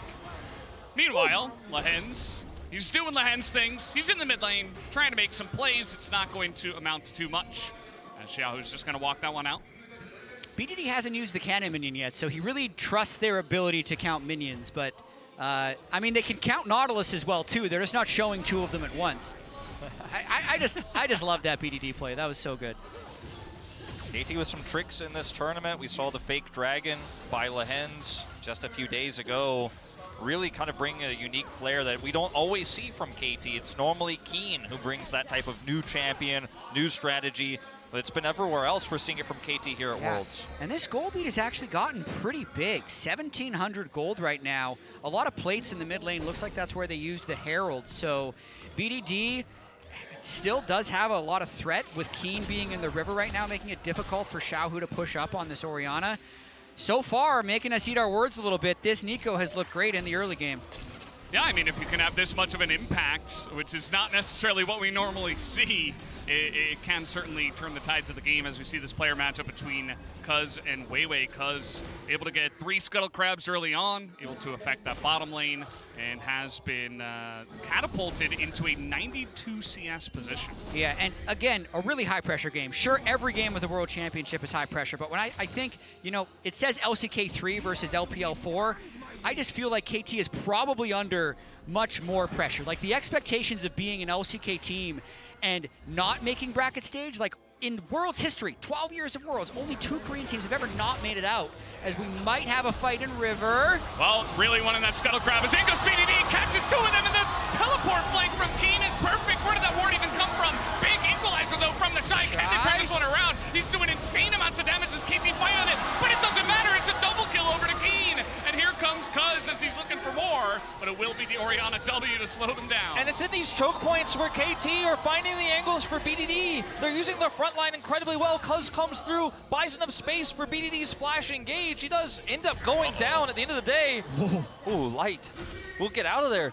But KT are picking this team apart. And yes, the Shy comes through. He's also fighting in a choke point. He's Rumble, so he's going to do a ton of damage here. But it looks like you have numbers advantage here as Weibo. But look at this. BDD, once again, disguised as Nautilus, is going to get the flash engaged. Cataclysm here, not going to do anything for you. And then Cuz can get into the back line. Crisp is kidnapped by Keen.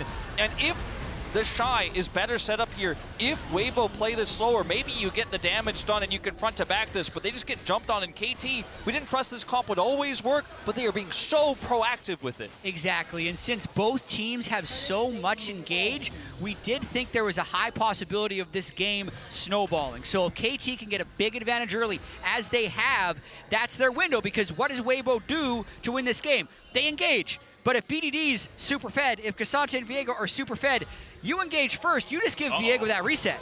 Lehens just going for a little walk here. Doesn't seem to care. Wow. Now he's going to turn it onto Weibo, understanding that they could be there and totally turning the tides. That's another kill into the hands of aiming. That is the most agile Nautilus I have ever seen. He tap danced around all of those engages and immediately turned it around. That was perfect. But I think this is an overextension here from Weibo, because you have Drake available, you've got a little bit of control over the river, and look at this. I mean, this is a massive lead across the board here for KT, but you had river control, you didn't have vision on the left side of the Drake pit. You're kind of banking on killing Lehens here on this Nautilus when you could have taken almost any other approach. And I think you can really feel the pressure is on Weibo Gaming here. Yeah. They want to force these picks even when they don't have full information, and it comes back to bite them. It absolutely does, as the Shy just kind of hanging out in the top lane for a while. After that one is now Keen looking for Another Natofo strike. He is going to miss that one, but he is getting on in there. Not able to get him into the wall, but Keen is still going on in. He is pretty confident to look for this kill. The Q is going to miss, though. And Keen will back off of this one. Just a pretty pure run at the guy and try to kill him. I mean, the Shy really playing on limits there. There were about 2 things that very nearly killed him. If he's a little bit closer to the wall, Keen takes him to his teammates, free kill. If he lands that 3rd Q, it's another kill onto the Shy. So really, the 2 kills that Keen has been able to pick up has put him in a really big power spike right now where the Shy can't push the way Rumble wants to push. So it makes it really difficult to set up the right team fights. Yeah, he even grabbed that mid turret. Speaking of turrets, bottom turret completely open here. They're setting up a potential dive, so Light doesn't feel, even with his spell shield here, very comfortable that he can actually hold on to this. They need way more resources. See if they commit. I mean, the resources are coming down here, but Lehens is in position. Gotta be fast. See, no, he's just gonna hop out of that one as they spot them, and that's that deep vision that Lehens just put down. Will spot them rotating on over. Really good restraint. There was a lot of, you spend all that time walking behind the turret, you're thinking the whole time, I'm gonna kill this Sivir, and you know what? Sometimes it's just not worth it because they're gonna chase him down. So look at the lack of information here for Weibo to everyone else being on the left side. They have control over the river. They could have kited back and gone for Drake, but they decided to go for Lehens. His sidestep is great, but you don't have follow-up onto a Nautilus. Maybe you catch a Squishy, maybe you catch Kai so you could burst her down, but unfortunately that play was just not meant to be. And that's the turret down now as well. Mid-turret down by Keen. Bottom turret taken out by aiming, and this gold lead, it was small, now it's ballooned. Yep, and KT is in their comfort zone. Aiming currently 7,000 gold at 16.5 minutes. Mythic complete, so Ginsu's and Stormrazor, the first player in the game to reach 2 items. That's the way KT likes it. Get the resources on aiming and let him cook. Yeah, and this is a guy that, you know, over the years and over, you know, the spring season wasn't really the guy to look for, but really stepped into his own in playoffs. And now, when it comes to this big pressure stage that we've been talking about, they rely on him. They say, okay, you're going to be the carry.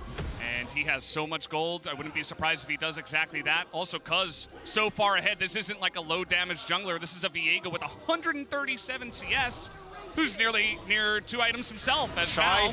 The Shy is in a lot of trouble. Do they have the damage? Those Leona ult is going to zone aiming quite a bit as now Lehens on the run here. Cuz does come in and the TP, and everybody on KT is here as the Sivir is nowhere near. So it's just going to be KT taking a free kill. I don't care if it's a Leona with Eclipse, it doesn't matter. I don't care if that's your turret, I'm going to make it happen.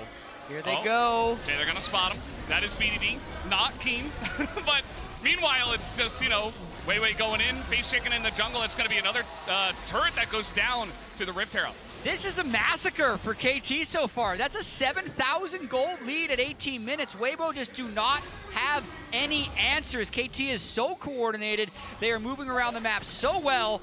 It is moderately exciting for KT fans to see the 7,000 gold lead. No, I was telling you guys the reason why we had to be so negative about KT's draft is we just didn't want to get excited in any way. But look at that gold difference over time. You mentioned it, 7,028, the peak of it in this game. Cuz has now picked up his 2nd item here, the Cleaver in pocket.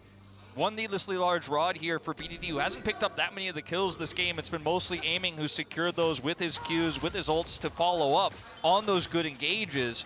And for Weibo here, there is a path back in. It's not completely doomed, but it is going to rely on very slow and patient play here, and they very likely are just going to simply have to give this dragon up. Now look at the Shy, ulting to clear this wave to try to keep the turret alive, but it's hopeless. It's doomed. Lehens is on top of him, and there's just nothing he can do. He goes very, very low, and then Chris tries to turn this, which is, you know, you have an Orianna nearby, maybe you can pull something off, but unfortunately, he's just alone on the top side.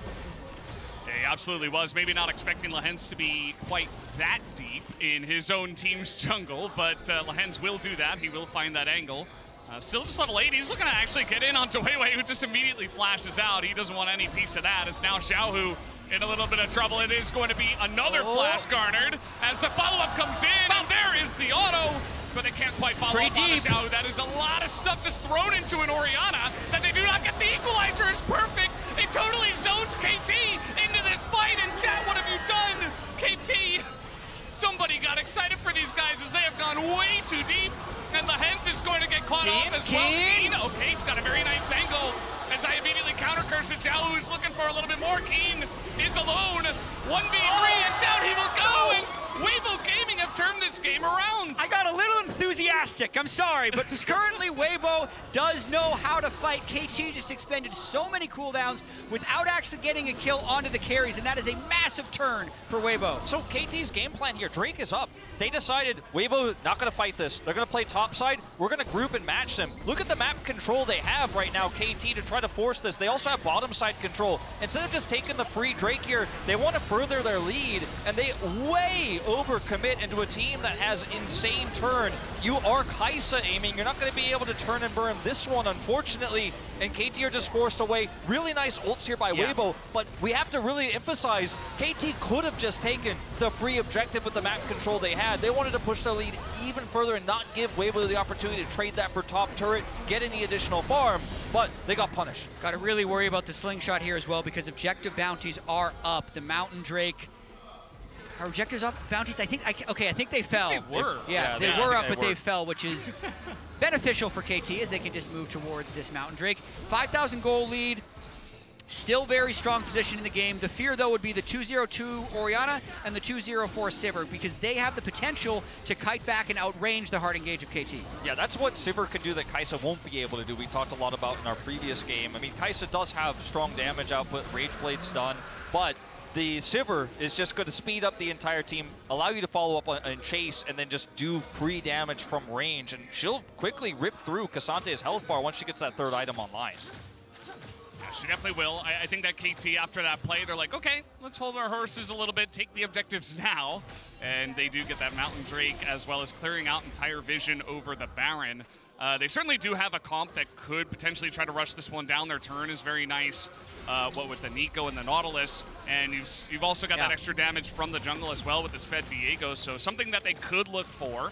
We'll have to wait and see if they do. I think if they are to do that, they don't want BDD in the pit. I'd love to see him hiding around as Cassante in the jungle or something, because the whole purpose of the Baron in this case would actually be to flip it, but it's mainly to get Weibo to close the gap. So put them in a situation where they're not outranging or wave clearing, because it will be a little bit tricky for KT to get them into that spot. Yeah, I mean, when you're talking about Orianna wave clear, Sivir wave clear, these are some of the best wave clears you have in the game. Rumble, nothing to shake a stick at either. So KT need to try to maintain as much of that control as they can. They've gotten vision away here of the Baron pit. This is massive. This allows them a little bit more freedom to set up for that BDD engage you were talking about. Keen has teleport, so he can join this fight. Shy does not, so he's going to back right now and head towards the Baron pit. This does open up a huge opportunity for KT to find those engages. They're still massively ahead in gold here. They need this Baron win to solidify the position once again.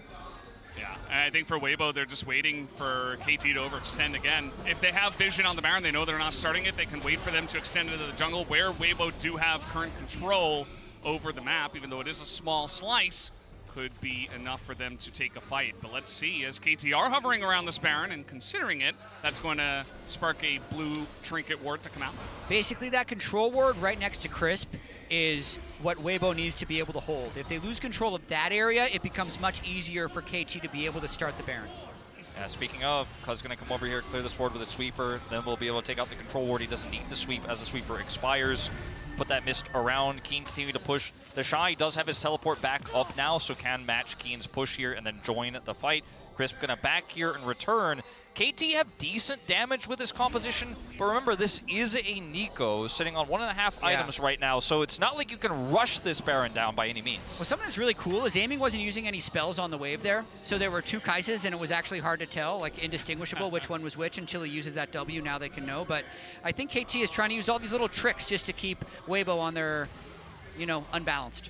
Yeah, definitely a bit of a tricky team. We see the 80 carry matchup right now, Aiming about 1,200 gold ahead. Some of those extra kills coming into play. But it is, of course, important to note that these 280 carries do very different things, and that gold gap was much more significant earlier in the game than it is now if Weibo can get that engage or extend the fight in avoiding KT, you know, the Pop Blossom from BDD or Keen getting a huge knockup.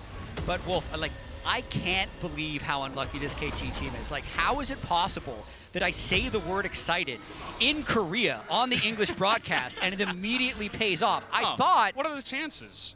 Chat, That doesn't make sense. Everybody knows, and you know too. I appreciate you going in on the bit, but KT I know. do not. I'm not a. The thing is, I do this because I'm such a not superstitious person. Yeah. Oh, trust me, I used to be like you before I joined the LCK. I was young once, you know. Times have changed. I was a new League of Legends commentator being like, this meme is kind of old and tired at this point. And then you use it once, and the game immediately stalls. You realize its power.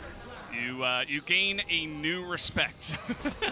Because it's for really the E word. It's really scary now because KT are having a hard time fighting Weibo, and the Sivir and Orianna are getting stronger and stronger. It's so difficult for KT to make the call to go in because you only get one chance. You only get one engage, and you have to go all in on it. So even if you have control, if Weibo just kind of wait and sit back, that Sivir is getting stronger and stronger. You've got good wave clear. And, you know, eventually maybe you take a fight on the Dragon instead of the Baron that KT have control over. BDD lurking here, trying to set up for a play. Look at the positioning of Chris blocking that engage. We talked about Leona watching those flanks for the Nico, and he's doing it again here. Kind of an insane just battle here in the jungle, trying to get vision at this point in time as KT wanted to be really deep if they do eventually go for this Baron. They're no T1 to just kind of send it into a Baron. Yeah. Especially with this Nico. Aiming is just so fed, though. 3 completed items. I think at this point, KT is taking the conservative approach. They're going to get this 3rd Mountain Drake, start the Soul Timer, because 1, they're so burst heavy. If they give Mountain Drakes over to Weibo, they'd actually get outscaled. But 2, it's just the correct play because a Mountain Soul will allow them to be a lot more aggressive. And also, I mean, KT, they had control of Baron. They forced Weibo to clear vision. They come over here. That 3rd item you mentioned for aiming is a very unique spike because it is, of course, the Nashor's Tooth, which is going to allow him to offer a decent amount of poke back. And that's, for the first time, KT actually able to say, all right, we're not just a low-range, all-in engaged composition. I can slowly chip away at that front line. I can make Weibo Gaming really work to clear that vision and eat some of that damage. And slow playing like this for the Mountain Soul is definitely going to be the better option. Now, Weibo has some opportunities during these moments when the Dragon is taken to come over here and try to get some vision back, but they're not going to go too deep for this. I say that. That's a pretty big ward clear. Yeah, it is a Jarvan. You can see he's like, oh, never mind, I'm Jarvan, but I don't care. That's how tense this game is. It is on a 2-hit point ward, knife's edge. You can't commit. You got to get out. You don't have vision, and you just can't clear that vision in the Baron pit. You want to so badly, but you're not going to throw the game over it. Yeah, absolutely. Take a look at Crisp's items as well. I would love for him to get a Mythic before Weibo do decide to fight in this game, 27.5 minutes in. Well, I feel like he's probably had to spend so much money on control wards and just replacing them and basing and replacing them as basing because, as we say, like, these brushes in their red side jungle, they're just holding them and they're replacing them over and over. If they ever lose all of the control wards around the red buff, it just makes it impossible to check the Baron. But as of currently, they're spamming gold on control wards, and they've gone triple blue trinkets, so they're not walking into any traps. Yeah, lots of additional armor with the Randuin's picked up here as well for Keen, and I feel like the setup here is quite nice for strong frontline. There's a lot of MR in this comp, even a Verdant Barrier picked up here for aiming. They are going to live through some of ults, right? If the Orianna ult is, you know, maybe aiming actually lives through it, ults, gets his shield up, and does a ton of damage to that Orianna, but they're starting it up finally here. Weiwei, no vision. Yeah, they finally decide to start it, and right when they decide to start it, the blue trinket comes in. So Weibo know this is happening. Let's see if they can actually get the fight. The turn is coming in from KT Crisp, has to flash the wall as Keen is looking for more. He catches the rumble, but does not actually get in there to bring him back into the team. Well, they got to keep the pressure up. They can actually kill that ward because they have to go back and reset the control ward. So they've actually starved out the vision. There's 3 blue trinkets. There's only 1 left from the Shy. And aiming is... Aiming is what? He's going for a little walk on the bottom side. Is that real aiming or fake aiming? Just hanging out. It's real aiming, I'm pretty sure. Yeah. And, you know, he's going to be crucial. I mean, he's a huge amount of the damage on the Baron. He is also potential vision with his W's to be thrown in. Like, he needs to be there with his team. I really feel like they could have kept going for Baron there. Oh, if I think so. If Aiming had stuck around, he's all of their damage there. But they got it. Maybe a fight in mid. No flash. Yeah, he doesn't have his flash. The Q3 will come in. Will they actually commit onto Crisp? No, they will not. But they do get the Solar Flare out. So they got his flash. Now they've got his Solar Flare. I mean, they are chipping away at the resources here for Weibo quite consistently. They took that vision away too. They're going to clear this control ward here in mid. They have a wave. Lehens controls this brush. They have the red buff, hole as well. And this should be the moment to start this one up one more time. And let's see if Weibo with no vision can force the way through. TP coming out. Well, they do want to go for the turn here as the ult goes in onto the Jarvan, but that is way too early. Keen level 16 trying to just zone away the entire team. Wait, he is done as the jungler of Weibo is just gone. And Crisp is super low as well. Down will go Lehens, but that should be Baron over the side of KT. As Equalizer does go down onto BDD, they want to get a bit more on the side of Weibo, as Cuz might just have to sacrifice himself here as the rest of his teammates do get out of the fight. I mean, this is chaos though. Cuz is on the run. We have Mountain Drake coming up in a minute. Keen is still around. Look how wide we have to go on the camera. Oh, they got him! TP! With the shockwave, and there's the TP as KT thinking about a bit more. They've got Aiming here. He does have that killer instinct. The Shy has to be so careful. He is not that tanky. That's where's the damage? Where's the follow-up? It's not coming in as Aiming finally has to flash on into this one just to try to turn it back. But now he's running out of Simmer, and down he will go. It's a huge shutdown into the hands of Xiaohu. I feel like KT have severely bungled this. They had a lot of control. They did get the Baron, and then they back away and force the fight as Cuz is escaping. They feel like with the pull of the Ori on the top side there, they can actually win the bottom side fight there, but it is just not to be. I love how they capitalize on Weiwei using his flag and drag here. They know they can actually burst him down. There's no way for him to get into the pit. He tries to Cataclysm, then they can kite back to the Baron. But it's at the moment the Baron is taken here that things start to go a little bit wrong. Xiaohu is trying to put Weibo on his back and take them to 2-1. Full health this entire time. Now 5-0 on the Orianna. He chases all the way down just with the very last frame of that. Orianna ult gets the kill, and it's just so chaotic here. Remember, Xiaohu comes all the way back around and actually closes this kill, and it looks like it's also going to give Weibo this Mountain Drake, which is just going to extend the game even more, get you even close to that 500 CS Sivir, the 6-item Orianna, and Weibo is feeling a lot better than they were about 10 minutes ago. When your abilities are on cooldown as Kai'Sa too, you won't be able to compete with that Sivir. They did kill Crisp there, but Light is able to take him out in turn. BDD teleported in but didn't have ultimate, used it in the previous fight, so he has no damage output, and I think KT used a lot of resources there, ended up losing out. They're still massively ahead in terms of gold here. They are on Soul Point, but Weibo really turned what was a basically game-ending situation into a great one for them in terms of their chances, right? I'm not saying that they've won the game off this play, but their chances are much higher than they were just moments ago, as you can see here. That's a significant dip. Tiny little dip there on the win probability powered by AWS is, it's giving them a chance. Saying, okay, Weibo are not out of this game. There are stats and then there are feelings. And I feel like Weibo is not that far behind. I feel like actually KT is in an even game and fighting for their lives right now. Yeah, let's see. I mean, Xiao, a pretty interesting spot here. He does get the Grom, and he should be okay. That W is going to hit him, but he just backs away to the turret. Banshee's Veil done here for Aiming. Oh, the play from Lehens! What was that? Right over the wall, and that is a free Jarvan given over to Aiming, and that is the jungler now of Weibo Gaming just gone. Plus 100 gold Baron power play thanks to that kill right at the end. Hey, KT Roaster, but let's see if they can turn this into anything, because it's just so hard to push waves when Sivir and Orianna and Rumble exist. So they do have a temporary 5v4. I believe Aiming is going to be able to babysit that wave into the bottom turret, and they should be able to clear one more. Yeah, Keen helping him out as well, and Cuz coming over to threaten here. Seeing backs in the mid lane from Lehens. Looks like BD considering going back as well to get closer to that Void Staff here for some additional damage. But I think the timing of this Kai'Sa Nico composition's dominance has certainly passed. Not to say that they don't have more money, and not to say that they're not ahead. They still have a decent amount of map control, but the Baron, I think, is almost required to end this game because of the wave clear you're talking about. And now some of the issues we talked about, some of the reasons why we thought KT's comp was inferior to Weibo's may show up here despite the 7,000 gold lead for KT. I completely agree with you, Jet. This game is much closer than the numbers will show you. I feel like The Sivir is as strong as the Kai'Sa, and the Orianna is stronger than the Nico. So after that, the feelings go towards Viego needing to get an early reset because it's actually Weiwei who is the person who ends up being the weakest. And you can see they, again, see him trying to deal with the vision. Flag and drag, either miss or interrupt from the Nautilus pull, and it's a one-shot. Yeah, I mean, just trying to clear the vision, trying to do whatever he can to keep his team alive and scaling. Both of their carries still have not died. Xiaohu and Light are just sitting on 0 deaths apiece.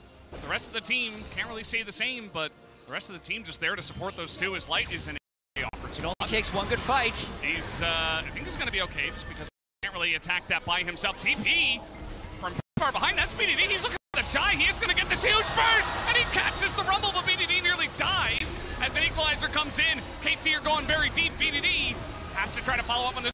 Just trying to keep this fight alive as Weiwei gets the big combo in, and now they can't overextend into Weibo, as the damage is just huge if you go too far. Every KT fan was holding their breath going into that Xiaohu has ult. If the Shy is alive and they hit a big shockwave there with Equalizer, KT are going to be really feeling it, but they do end up getting that pick there onto the Shy. His ult is burned, and you can follow up from here. Teleport from BDD is he's super bold, hoping that they're going to kite back as vision is cleared, and he actually finds it more than just a combo here, a 3-man. He wants to take the Shy out. Now that damage is gone, and even though Xiaohu wants to come in here and set up a ball to get a big shockwave, he's just too late.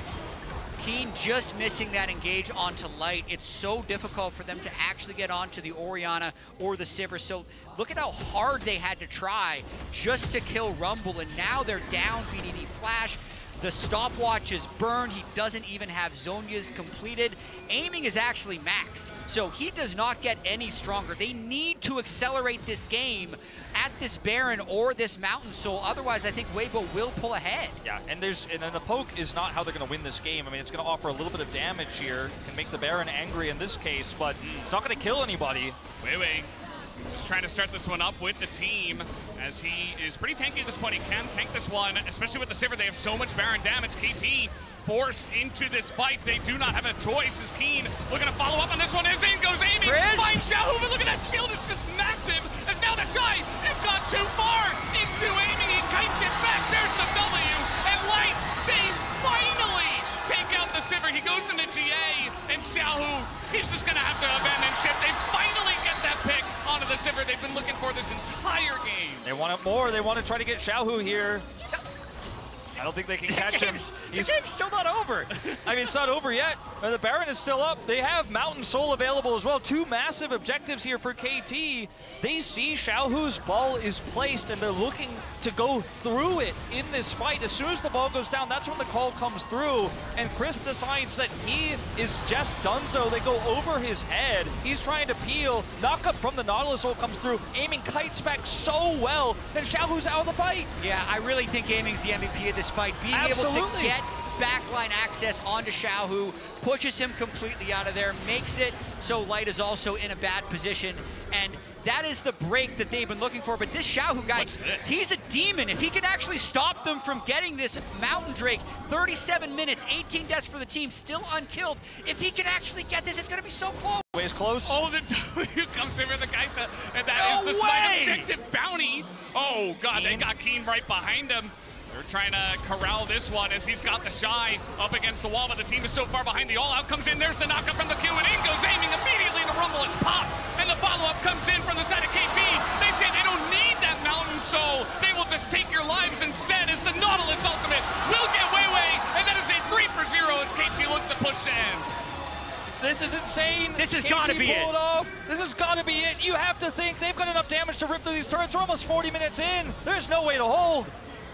Can they end it, is the question. The 2 carries, they remain, but the turrets are falling so unbelievably fast, and Xiaohu, he's just 100 to 0. There is no hope, and KT will get the job done in 38 minutes. It looked like they had lost control. It looked like maybe we were going to see the comeback, but some clutch plays around those objectives. Look at how exhausted Lehens look as it crosses the stage here to fist bump, because this was a hard-fought win, and that final fight for Aiming, flying over Crisp, assassinating the enemy Rumble, kiting back.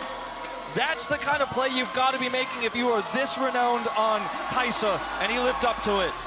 That's got to be one of the closest 15,000 gold difference games I've ever seen, because that's what it ended at, 76,500 to 62,000, 38-minute win for KT.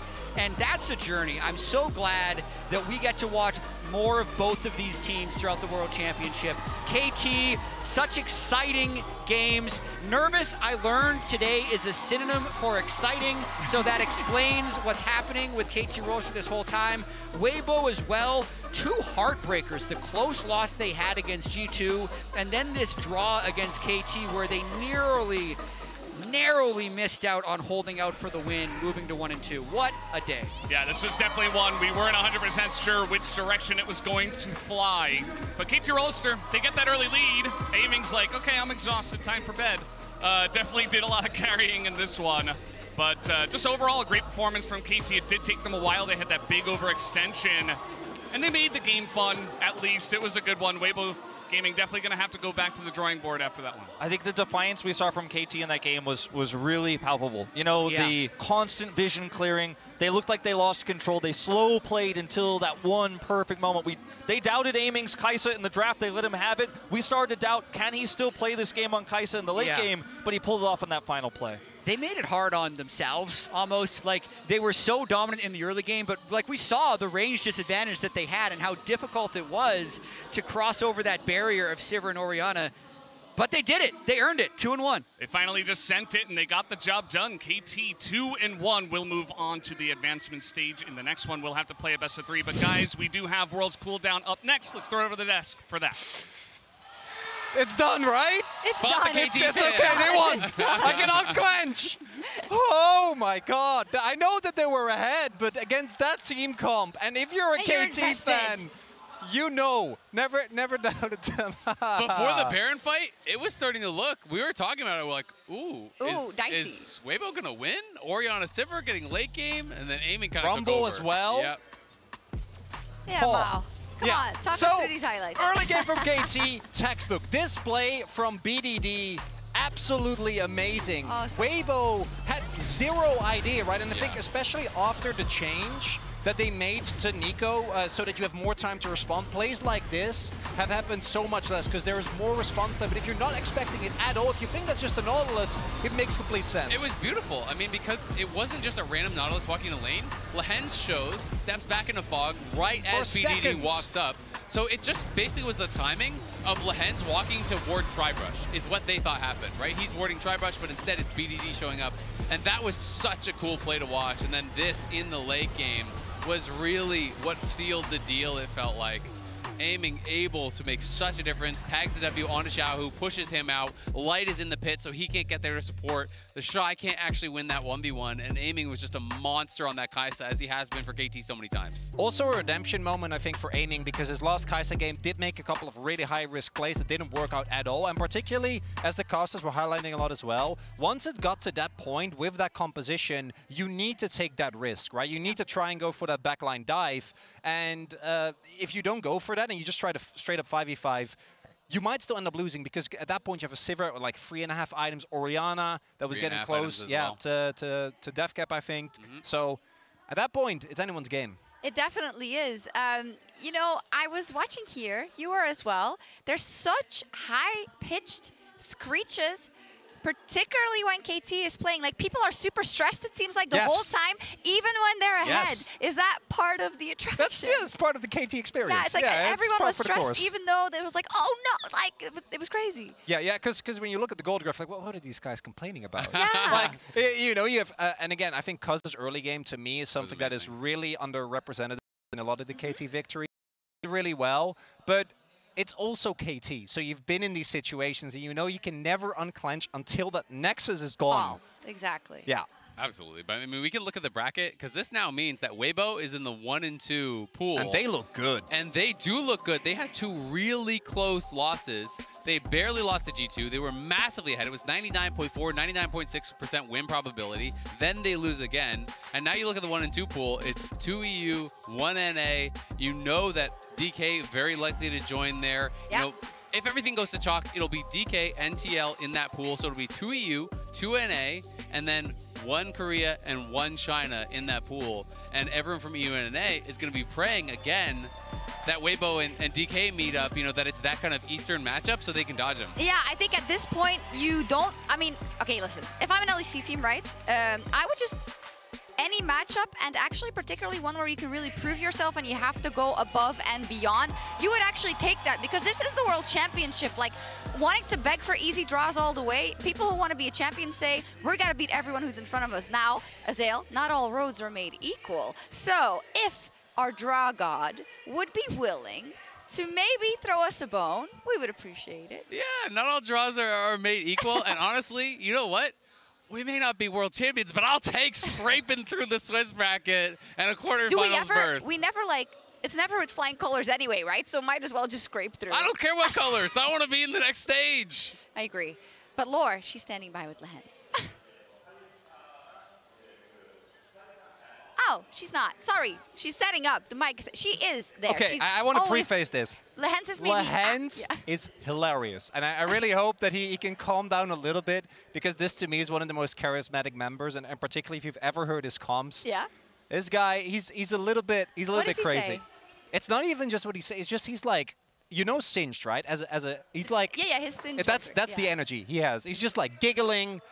Whenever he makes a play, he's I think really also the beating heart of that team, and one of the reasons why, to me, even though in playoffs he wasn't as good, KT looked so good in the regular season, and they became a lot more resilient, which for a lot of these players has been a consistent problem throughout their career. Okay.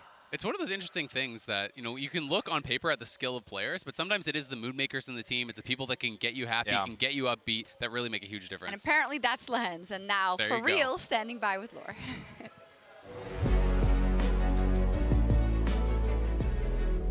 And welcome back to BSI for the Verizon post-game interview after KT takes down Weibo in their third match of the Swiss stage. And I'm here with support Lehens to talk about this one. Thank you so much for joining me today. I've talked with BDD before the game when you guys drew the team, and he was telling me that actually he didn't feel quite confident when it comes to this matchup and that they could be a difficult opponent. What was your understanding of Weibo and how did you prep for them? 우선은 인터뷰 정말 감사드립니다. 어제 드로우가 끝나고 BDD 선수와 이야기 나눴을 때 BDD 선수가 사실은 웨이보가 뽑혔는데 엄청나게 자신 있지는 않다. 조금 어려운 상대가 될 수도 있을 것 같다라는 평가를 내려주셨는데 리엔즈 선수는 웨이보란 팀을 어떻게 분석하셨고 어떤 식으로 준비하셨나요? 일단 BD 선수가 좀 뭐랄까 이게 좀 겁쟁이 같고요. 근데 저는 그냥 이길 수 있다고 생각을 했고 웨이보 같은 경우에는 더샤이 선수가 좀 변칙적인 플레이를 많이 해서 그냥 더샤이 선수만 조심하면 뭐 그렇게 크게 변수 없다고 생각했습니다.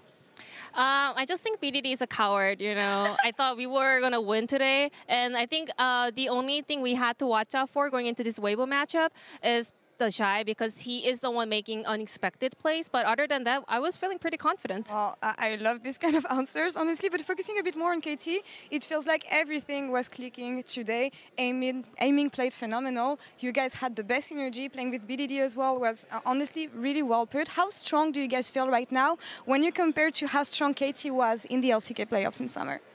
오늘 정말 모든 게 잘 딱 들어맞는 것 같았고 에이밍 선수도 눈부신 활약을 보여줬고 두 분의 시너지도 굉장히 좋았는데 그렇다면 LCK에서 보여줬던 KT의 그런 퍼포먼스에 비해서 지금 얼마나 더 강해졌다고 생각하시나요?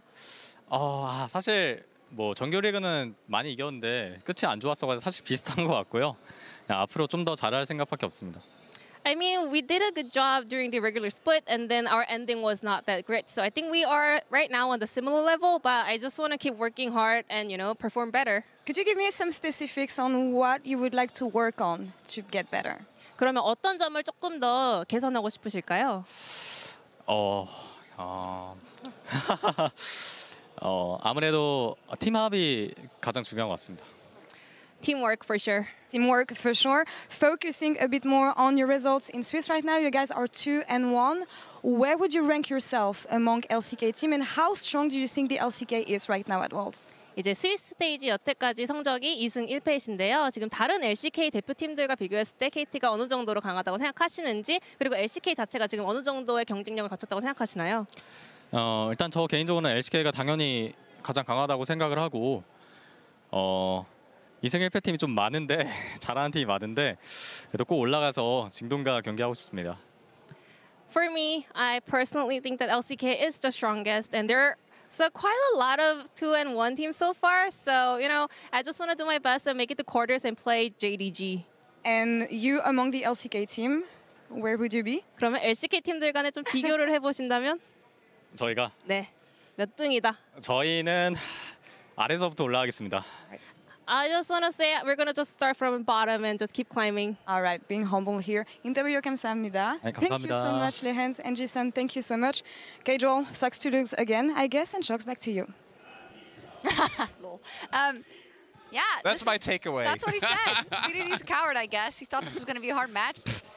Wow, I love it. So much personality. He said it, not only on the rift, but also off the rift. Yeah, that's classic Lehens. And I think it really is for a team with players like Keen and Aiming that in the past have struggled with being consistent. I think he's such an important part of why this team has worked as well as they did. Because I was very skeptical at the beginning of the year when the roster was announced, and they've obviously done really well for themselves. Amazing. Love to see them win more so that we can get more interviews. Speaking of interviews, of course, KT were in this position in the first place because they couldn't take down BLG. And BLG earlier, they took down Fnatic. So Laura caught up with Bin in the Verizon post-game interview.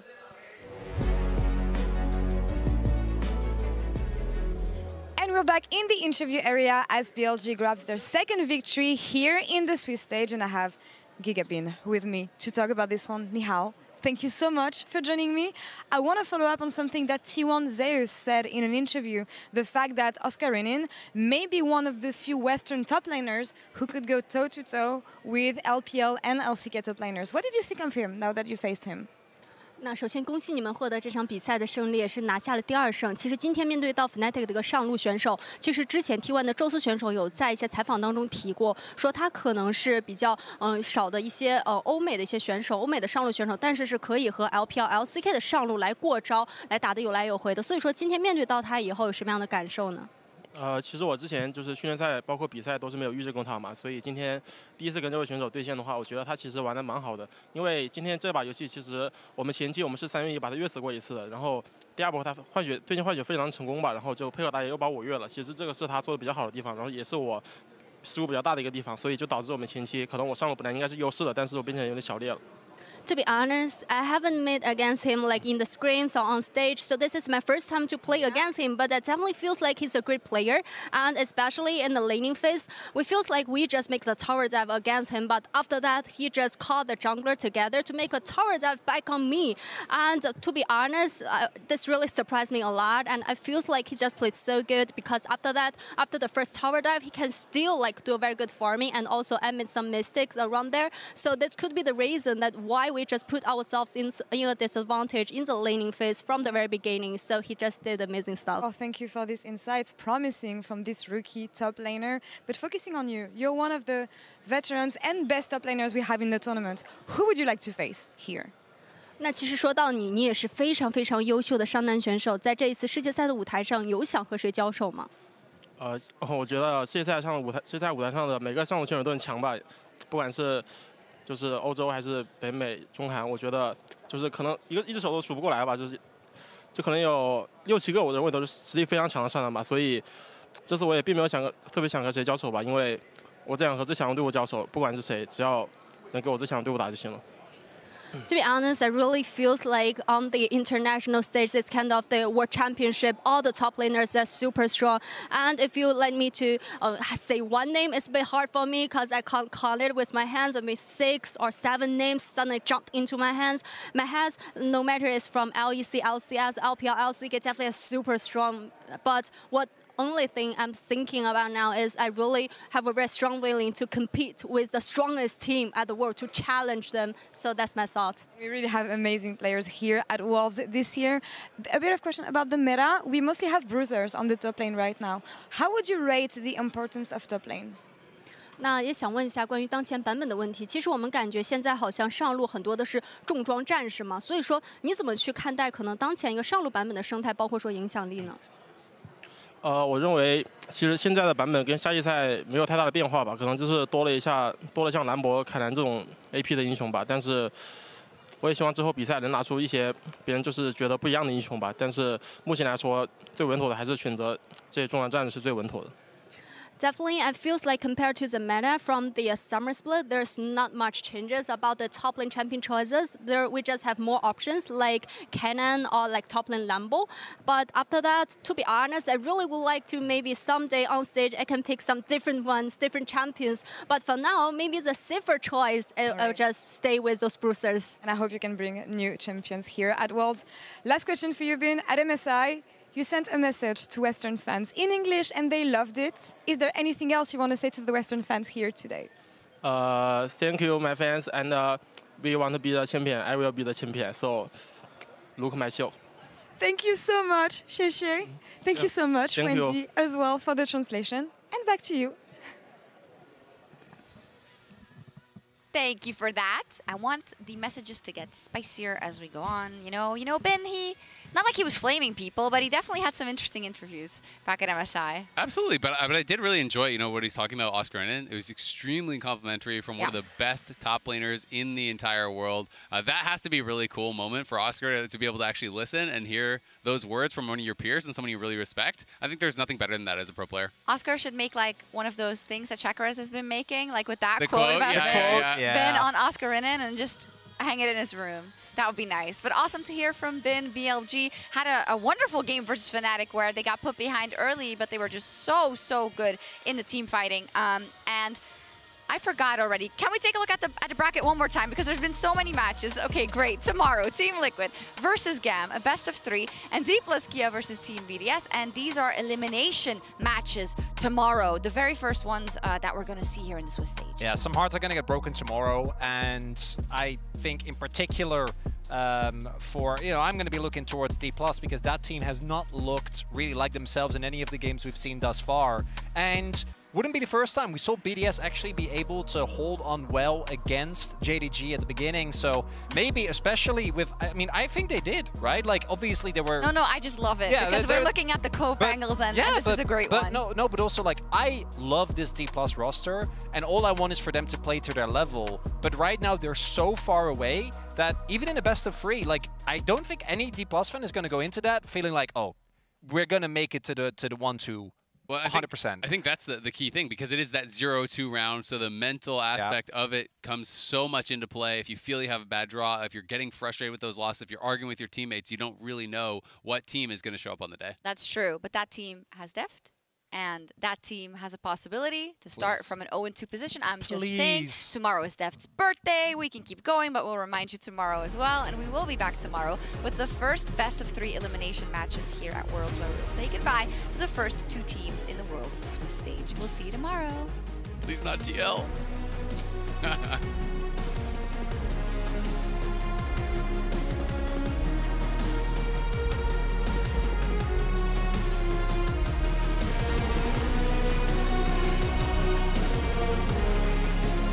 Forced the flash Fudge. Now level 6 is up. Oh, he's taken way too much damage from that equalizer already. He's going to go straight into the death chamber. Goes in up to the Rakan. His owner just doesn't give a damn. He has Keria behind him. Gets him in the death chamber. As the ultimate comes out and everybody is going down. C9 rather trying to retreat out of this one. As a huge fight comes out from Keria. And they turn this one around. And even the tower can't get into this one. As Keria will disable that. This might just be a clean ace going into the hands of T1, and that it is. Yes, face rush. I'm here, it's fine. I can attack. Okay, it's fine. I think go. No flash. Nice. Guys, I want to fight on German, okay? Okay, I'll start then. Scali. I flash now.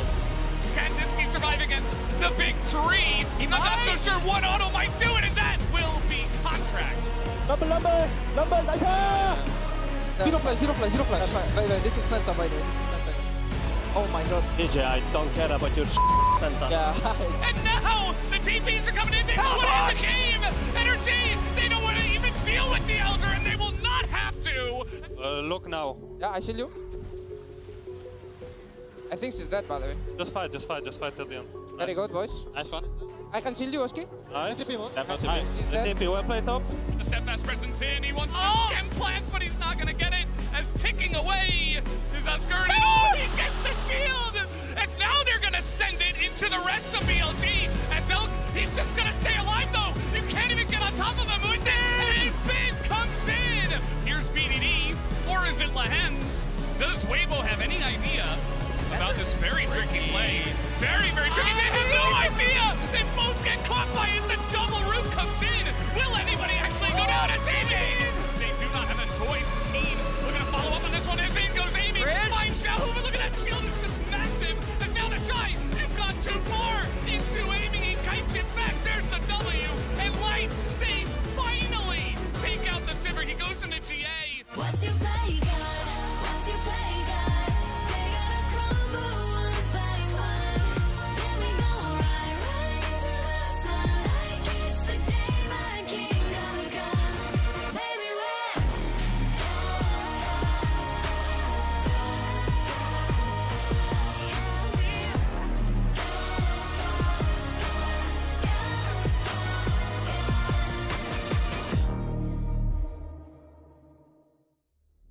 unstoppable, phenomenal, awakening, the animal, unshakable, optimal, it's happening, can't control, feel it, feel it, feel it. Feel it. Feel it. Feel it. Feel it. Feel it. All this power.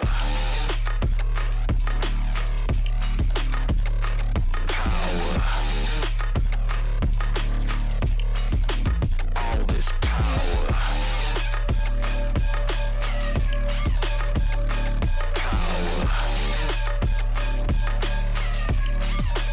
All this power.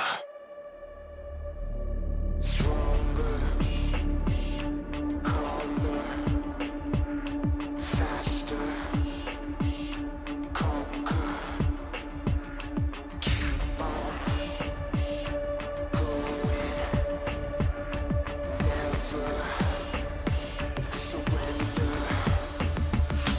Feel it. Feel it. Feel it. Feel it. Feel it. Feel it. Feel it. All this power. Power. All this power.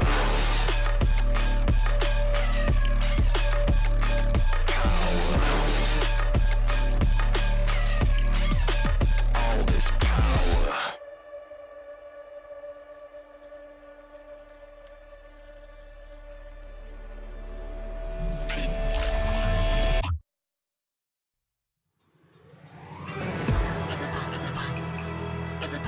Show yourself. Chanting down, look up so high. Show yourself. 절대로